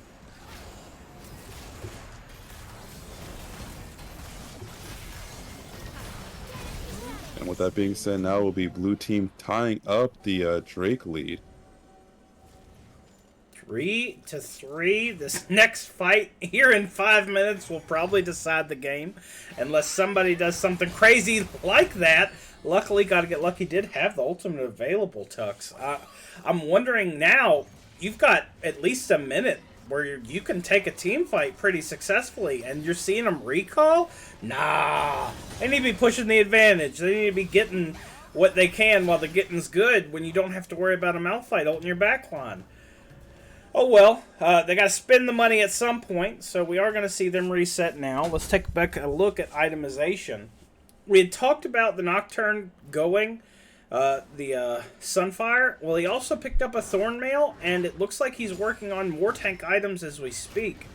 He's going to last in these team fights, but I think he's still so squishy. He's not dealing the necessary amount of damage, and I don't think his CC is quick enough to where I agree with this build late game. This is most certainly I'm ahead and I have more than enough damage to follow up, but it's not like a Nocturne can do that from a whole screen away. My next question would be, if we're looking at this Ezreal build, it looks like this is starting to come online. Oh, looks like he starts to go in on ulti Samira as she is standing by herself all alone, but Samira being a full level ahead. And as I say that, now looks like the Nocturne and the Malphite both double ulti. Dracosaurus Rex does miss, but now it's going to be that's going to be the Ravane side of TP up there, try to get in on the Ezreal. Ezreal does arcane shift away. Now they're going to try to take off Gotta Get Lucky. Does in fact click his Zenith Lance, as Gotta Get Lucky will probably have to flash over the wall, which he does exactly do. Sejuani is still on the chase, hot pursuit. When is the police Sejuani spin coming out with how they're moving? Now Vex decides to ulti in, does able to get away from the Vex, now gets locked in by the Leona. Another Nocturne ulti coming in. Big Lux ultimate killing two people in one go. Now Nocturne does dive in. Lux does actually get away by the flash for a bit. Just go through the gold. As the Gnar is walking down the Ezreal, he doesn't need to kill the Ezreal, he needs to just keep the Ezreal at bay. Which in fact he does. And now they're going to be going for the Baron next? No, they do not. Instead, they will be thinking about it. Oh, they actually are going for the Baron if they wanted to wait out the Crab from revealing the fact they're going for the Baron. What a Ooh, what a clutch Lux ultimate there. That really sealed the deal for me. We saw 2 Nocturne ults over that fight. Very interesting to see how that interacted, because the second ultimate, all it did was deny vision. He really didn't do anything except a small hop to get to another, to get to the Lux. But that Lux ultimate just Pistol Crab ain't having Samira none of that. W. No steals for you. That is going to be Baron picked up by the Goonstomp-led Team Ravane. Funny enough, I actually believe that he tried to ulti the Lux at the end there, but actually died before he got to get the dive off. No matter what happened, it's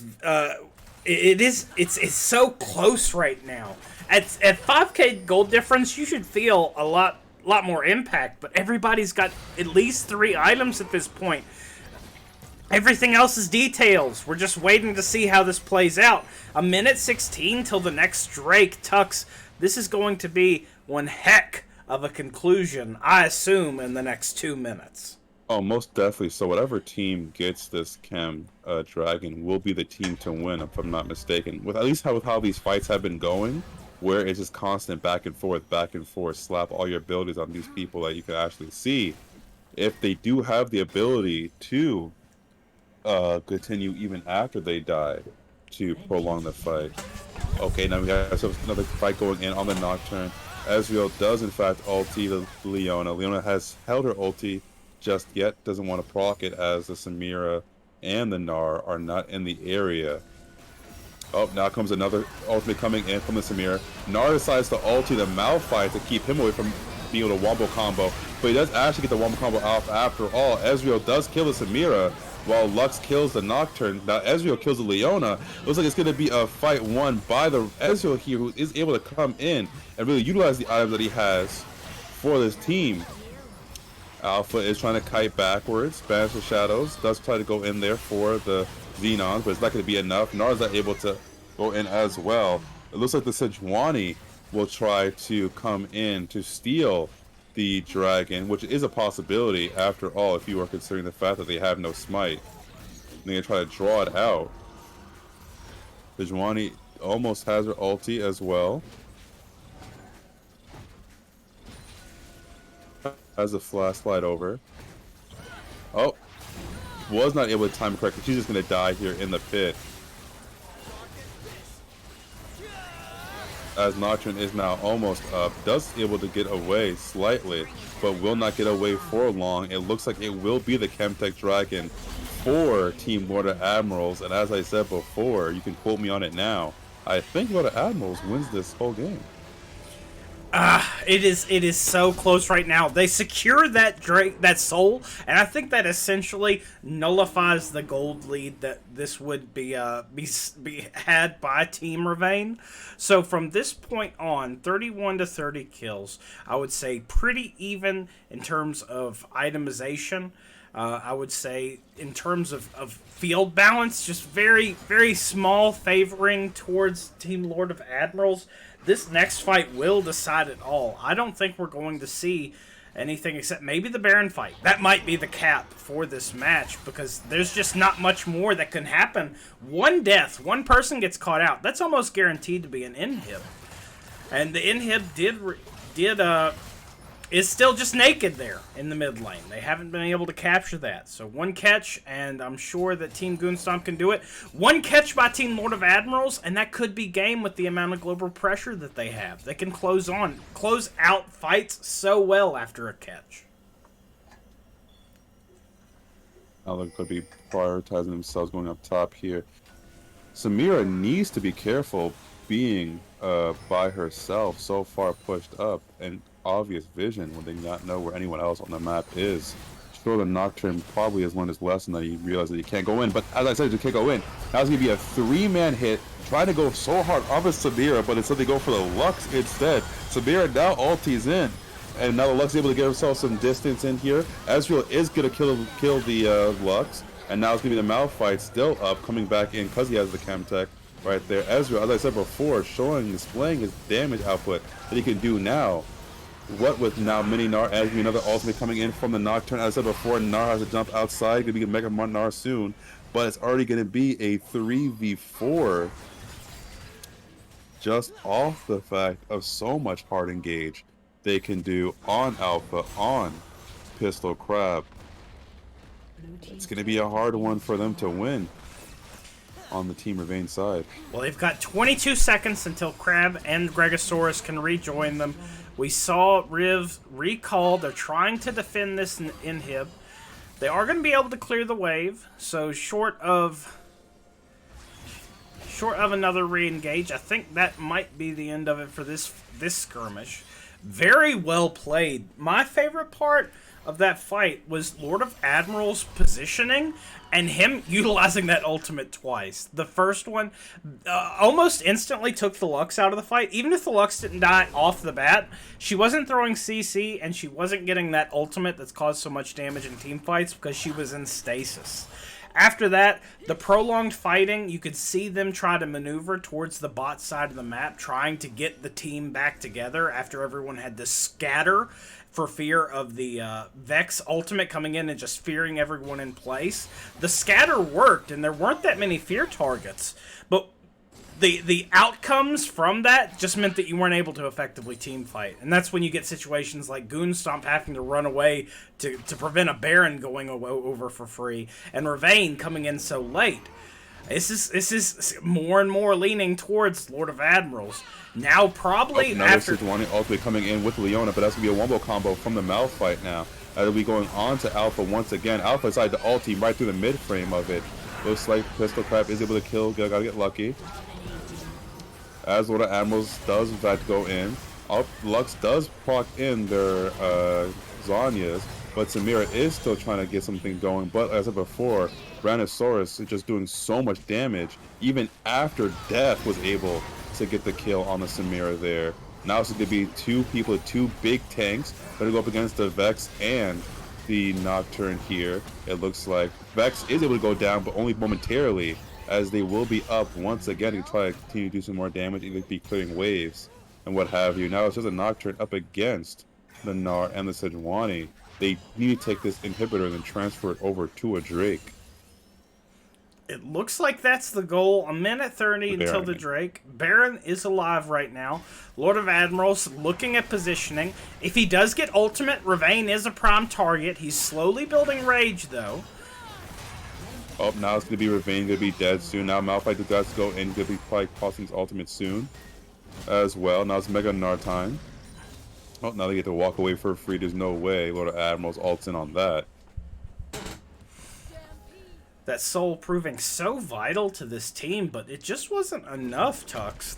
I'm wondering now, have you reached a point where, one, Goon is just so tanky that any break between these skirmishes, and it's just like fighting a whole new Sejuani again. And Riv is doing incredibly well at maintaining his Gnar, that rage at the right time. You've not seen him in this game be in a position where, oh, my rage is all gone, I'm spent. He's maintaining it so that these team fights, he's always a threat. They can't go in because if they don't kill him instantly, 2 or 3 autos and you're facing one of the scariest CC creatures in the game with tons of damage to boot. I'm wondering now, the positioning has to change out of Team Lord of Admirals. They've done such a good job getting these engages, marketing their team fights how they need to. I'm thinking you have to change targets now. Get away from the Samira being your primary target. It's time to ultimate on the Gnar. Take that CC machine away. Take that damage output away. Because he's just going to keep skirting you. And right now, Gotta Get Lucky's in the back line. But Gotta Get Lucky, he is still looking for a good amount of ultimates. Probably he can ulti right here, in fact, which the fact he in fact does.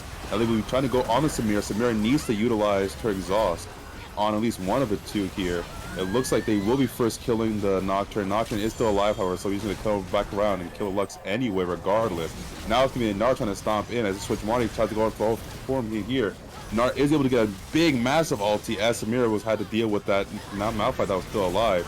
Even though Samira does kill the Ezreal still has an option here to re-kill them to negate this whole thing from happening. Ezreal was not able to kill the Ravane, and they are walking down. That's going to be a GG as they in fact go and take care of that right there.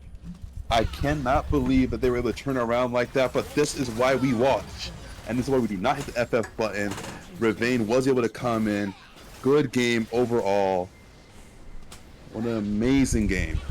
I am in awe of the strength of both those teams taking it to this 46-minute match, and even beyond all that, the amount of mental resolve that Lord of Admirals and his team had to show with this incredible run in the losers bracket. Definitely a treat to watch, and we're going to finish it out when we come back. Stay with us.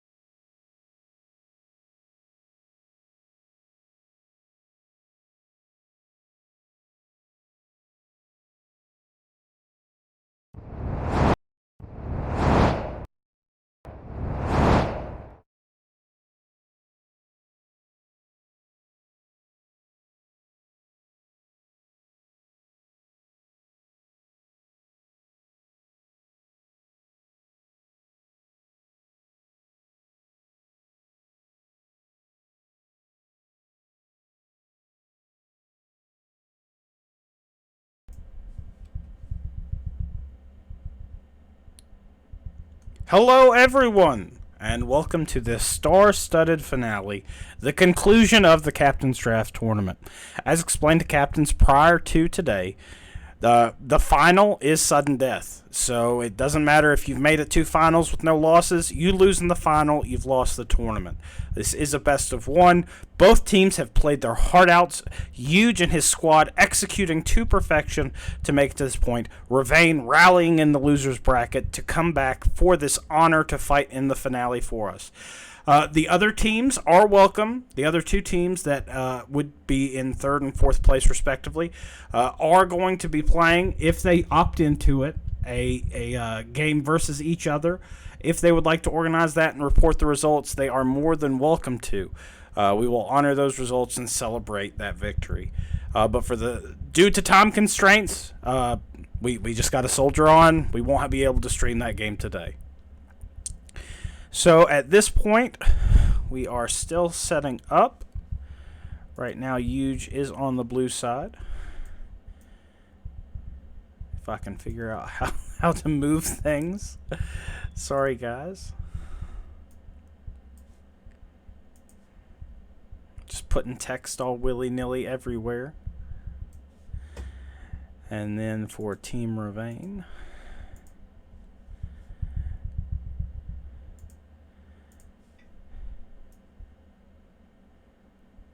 No, that's not what I wanted.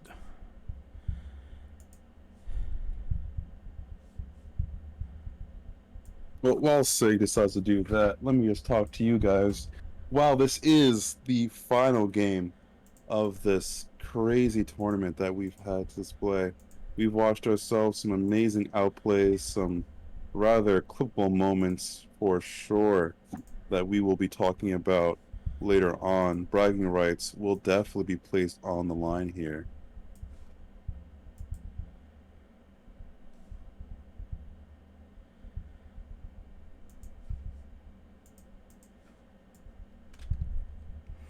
I haven't had this much problem the entirety of the tournament, and it's just going to be the final that causes me all the headache.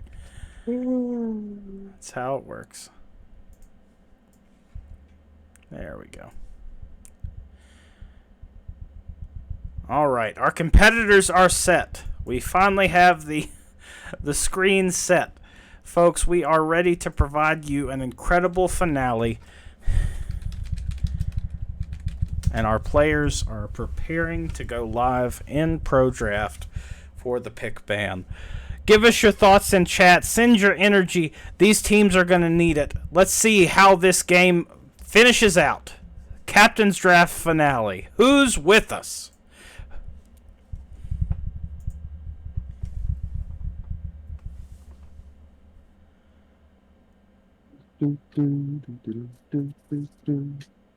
It's the Captain Draft finale time. Going into the Summoners Bear 5v5. Team Ravane versus Huge again. Before they met, it was Huge that got sprayed, and now it will be back. Will they repeat history for the team? You don't know yet. I like it. We do see the pick bands start to come across. Right now, we do see Team Huge prioritizing the Lux ban. They do not want to let that come again for Alpha. Caitlyn being banned next, and Nautilus following that up. Next, we have Wukong, Amumu, and LeBlanc being banned by Team Ravane. Oh yeah, definitely for sure. That's definitely happening. That we can both see. Oh, did you see the link for to spectate it? Didn't I put it in captain's in caster's chat? No, you didn't. You did not yet. Oh no. And also didn't get the invite to spectate the game. Oh well, that hasn't started yet, so thankfully we can still catch that. Sorry, folks. All right. But just from what the chat can see, I see that Nautilus, unluckily, is also banned as well as the Lux, along with the Caitlyn. Looks like Ravane will be picking up Riven, or Ravane actually for once on their side, but they will also be picking up the Sejuani. Looks like Goonstomp is enjoying the Sejuani pick. You can see the true value, and the lobby is full. And the lobby's full. Lobby? Oh, Lobby's full. there we go. All right, folks, we do see the Karma, Set, and Warwick coming out for Team Huge. Huge did have an incredible performance with the Warwick, and Godzilla has dominated tonight on the set. You already highlighted the Vayne coming out, but Sejuani, again, a all-star pick. The Lee was available, but they opted into it again. Gnar being picked by Ravane. If it's not broke, why fix it? Will the captain of the Stabbed Heart beat the Red Skeleton Man? Big questions we're all curious about. We're going to see Crab on the Vayne? Lulu does in fact get banned, so they do not want to see the Vayne-Lulu combination, but that does not mean that Vayne can't be a menace, as Vayne Nami is a very easy secondary pickup for sure.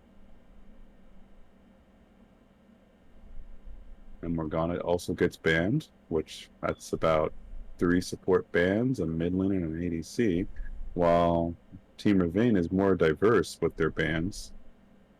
If you count 3 mid laners being diverse. I think I do.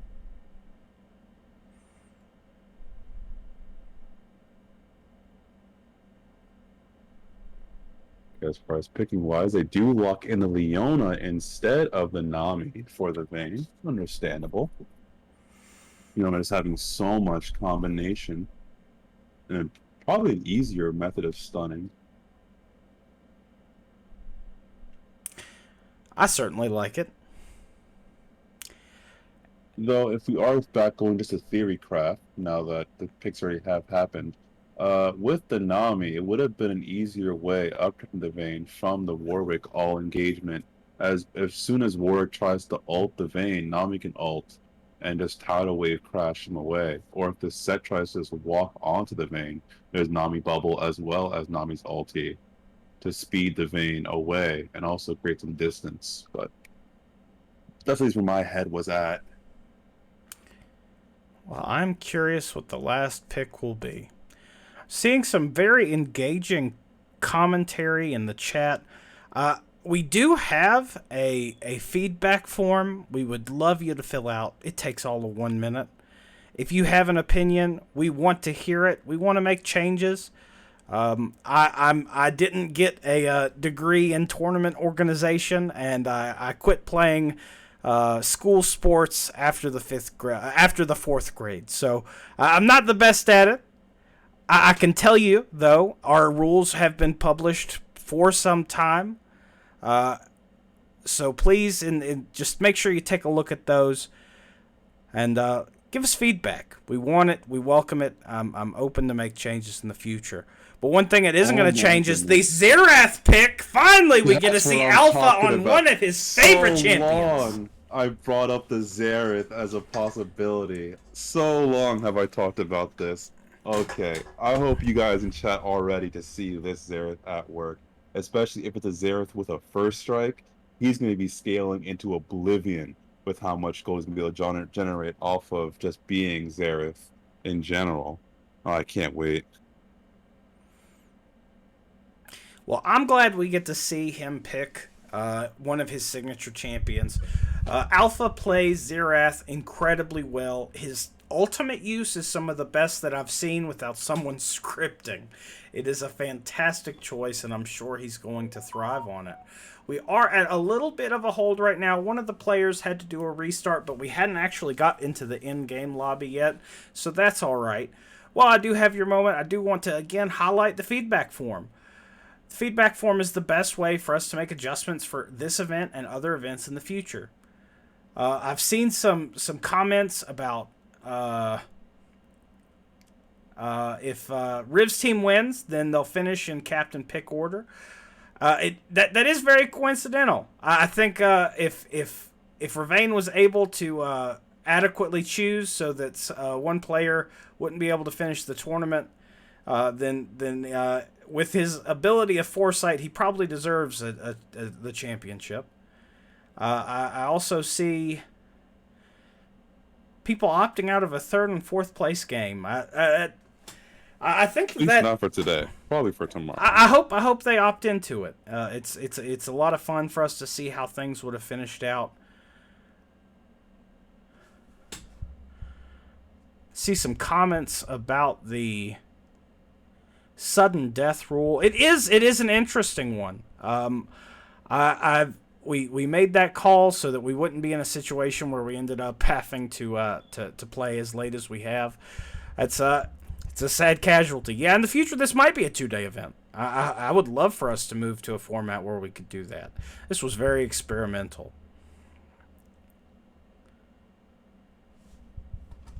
I'll be there for the ride, regardless of how it does get formed out there. But as I ask now, Sig, how do you think the matchup between Misfortune Karma and a Vayne Leona is gonna be? I think that all has to do with pacing. Seeing right now with Stalinsky Hale navigating that Misfortune and Hickey on the Karma, it is one of his better champions.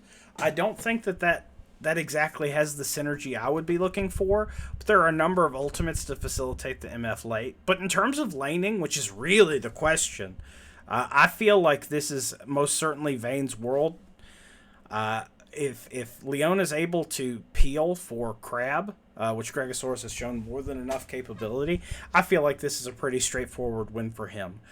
If I was going to turn this into a discussion of who's going to win versus lose, I would like to break that down by lane for you, Okay. Tux, and then you can counterpoint me. I think we could spend some time doing that. So in the top lane, this is going to be such a fun match to watch. Godzilla having a performance of his career tonight. His play with the set in that game versus the Riven, fantastic. And Ravane also just popping off so hard with the Gnar. That one's a coin flip for me, just based off of the picks right now. I'm leaning towards the Gnar, but Set just scales so well. The jungle, if there was one thing that I'm sad about, we don't get to see Goonstomp playing someone that can hard carry like I feel like he's capable of doing. It definitely is a safe pick. Huge has shown more than enough competency tonight, even getting some double kills that I don't feel like should have happened. So I am going to edge towards Goonstomp. As the game goes on, Warwick just tends to drop off pretty hard, and I'm just so worried about the scaling that would come from Team Ravane if Huge doesn't get some big impact in the bot lane. I feel like in the mid lane, I'm rather excited to see Jinx and how he pilots the Cassiopeia. With his execution on other champions, I feel like this is going to be, again, another strong performance, but it's not like Xerath's going to get in a very close range for you to be able to get off a whole bunch of those Twin Fangs and then win that fight pretty handedly. The other things, the final bit for me that really is going to predict the game, in my opinion, that's going to be the first 10 minutes and the first two objectives. I feel like if Ravane gets those, that's it. I don't feel like there's really a late game path back in, short of everyone just hopping on Jinx's shoulders and just nuzzling up real close and not feeding. But that's pretty unrealistic. Cassiopeia isn't a very mobile champion, and they have a Sejuani which can lock you up from a mile away, as well as a Leona that can do the same. So I'm leaning towards Ravane just based off comp alone. I feel like these players are more than capable with Team Huge to pull out the W, but this is a very strong comp from Team Ravane. Okay. Now, of course, hear me out here. As it is known that before we even jumped into this, I was rooting for Team Ravane from the very beginning. They did in fact lose to Team Huge the first time around, but that was with completely different compositions than what they've drafted just now. For sure, I definitely hear what you're saying when it comes to the top lane between Godzilla and Ravane when it comes to the Narset matchup. However, I do think that as the game gets longer and Gnar is able to get more tankiness, it might actually be a counter, it might be a detriment to him and his team, depending on if they continue to group up like how they have in the past. Mm-hmm. Because all Set would need is to grab the Sejuani, grab the Gnar, and then just alley-oop them on top of the Vayne, who is initially very immobile. And then once that happens, well, Bob goes your uncle, Vayne's now dead. Even if Vayne was ahead, it doesn't matter if they are not able to actually utilize that lead. So that's something that I want to look out for when it comes to team fights towards the late game. And then also, if that is the case, can the Xerath scale at the same rate the Vayne does? Because if both the Xerath and the Vayne are powerhouse monsters, then it's going to be Team Ravain's win for sure, hands down. Well, I think this is the real winner tonight is our spectators, and we thank you all for staying up late with us. Right now, I'm seeing 24 people are watching this with bated breath. That's huge. It's so nice to see everyone watching these games and participating in chat. Please continue to do so. While you're at it, go ahead and hop into our Discord. If you're not a member of our Discord, you can click the D down below. If you're watching this on a web browser, which this is League of Legends, a desktop or laptop game, so yeah, I imagine you're probably watching something like that. Go ahead and hit the D for Discord, and we would appreciate you joining our community. Now, looking at these teams, we're in a hold pattern. One of the players had to do a PC restart, and we're still waiting on an update for that. I think while we wait, because we still have a 5-minute hold after that, folks, we're going to throw you to a 3-minute hold and see where we are after that. Just don't go anywhere. Stay right with us. We appreciate you.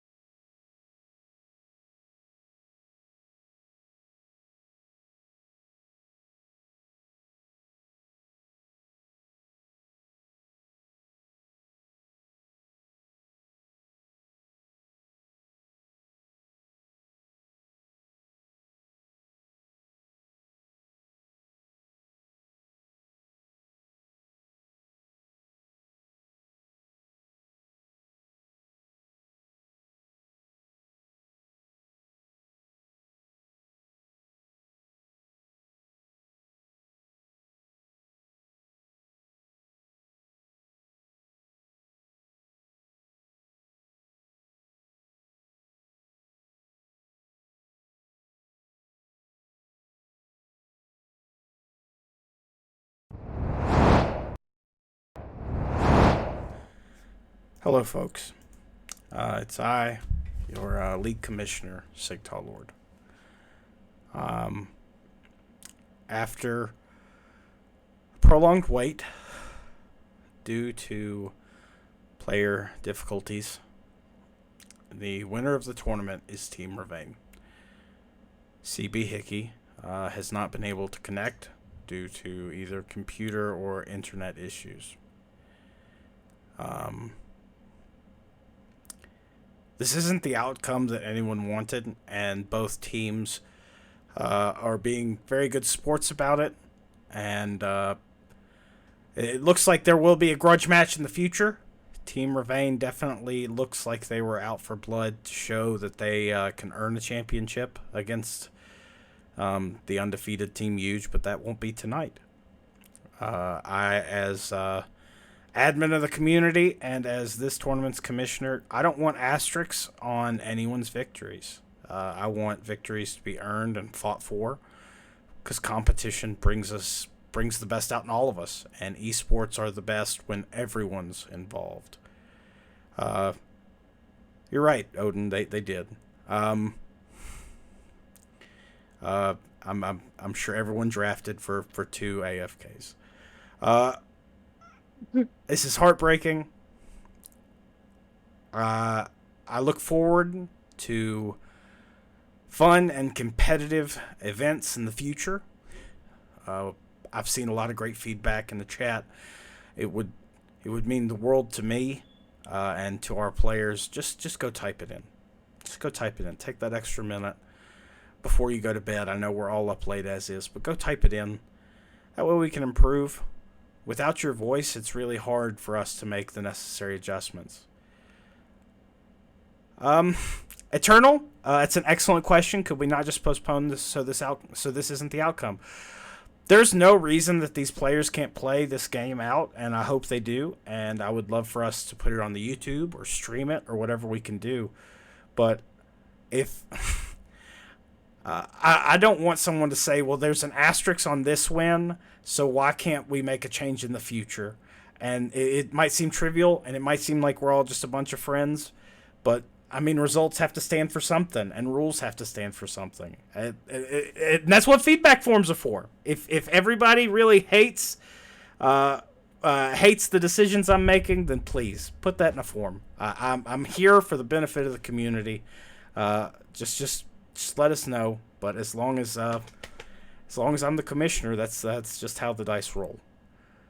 To all 25 players that signed up tonight, thank you. Thank you for your time, your commitment to your teammates over these past 2 weeks, and thank you for watching. And for those that are in the chat, I'm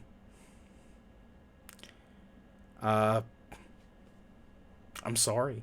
I'm sorry this event turned out just in the final day like this. I know we learned a lot, and we'll try to improve in the future. Tux, I want to give you the opportunity. Is there any shining moments, anything you want to say before we end the stream? Hey guys, it's your boy, Tuxedo Masked. This entire tournament was real fun for me, at least, being able to commentate on most of the games that we actually got to go through. I do understand that with how this was set up, yes, it is kind of arbitrary. It does leave a little bit of a sour taste in my mouth. I mean, overall, sure. I got, I guess, what I wanted on paper. Team Ravane did actually get to win. I didn't want them to win like this. I wanted them to be able to lay it all out on the Summoner's Rift field and be able to show that they are the very top pick team overall. But that'll just be for next time. I don't know if I'll be on for a future commentation, since I am a Cloud9 hater after all, and I realize that is not. Thank you for reminding me of that. That is not what the security. admin of Security. Wait.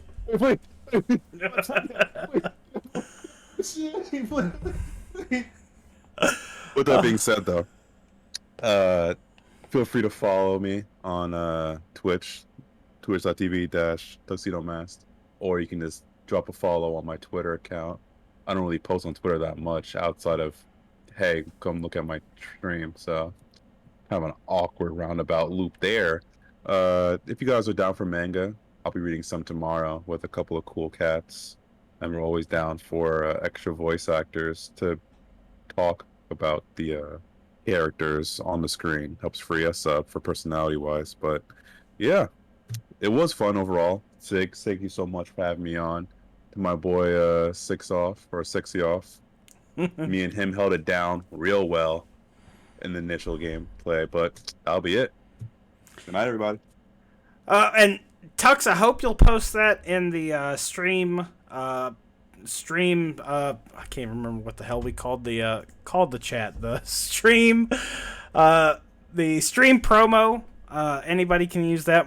I'd love to hear you. I'll see if I can be on for that.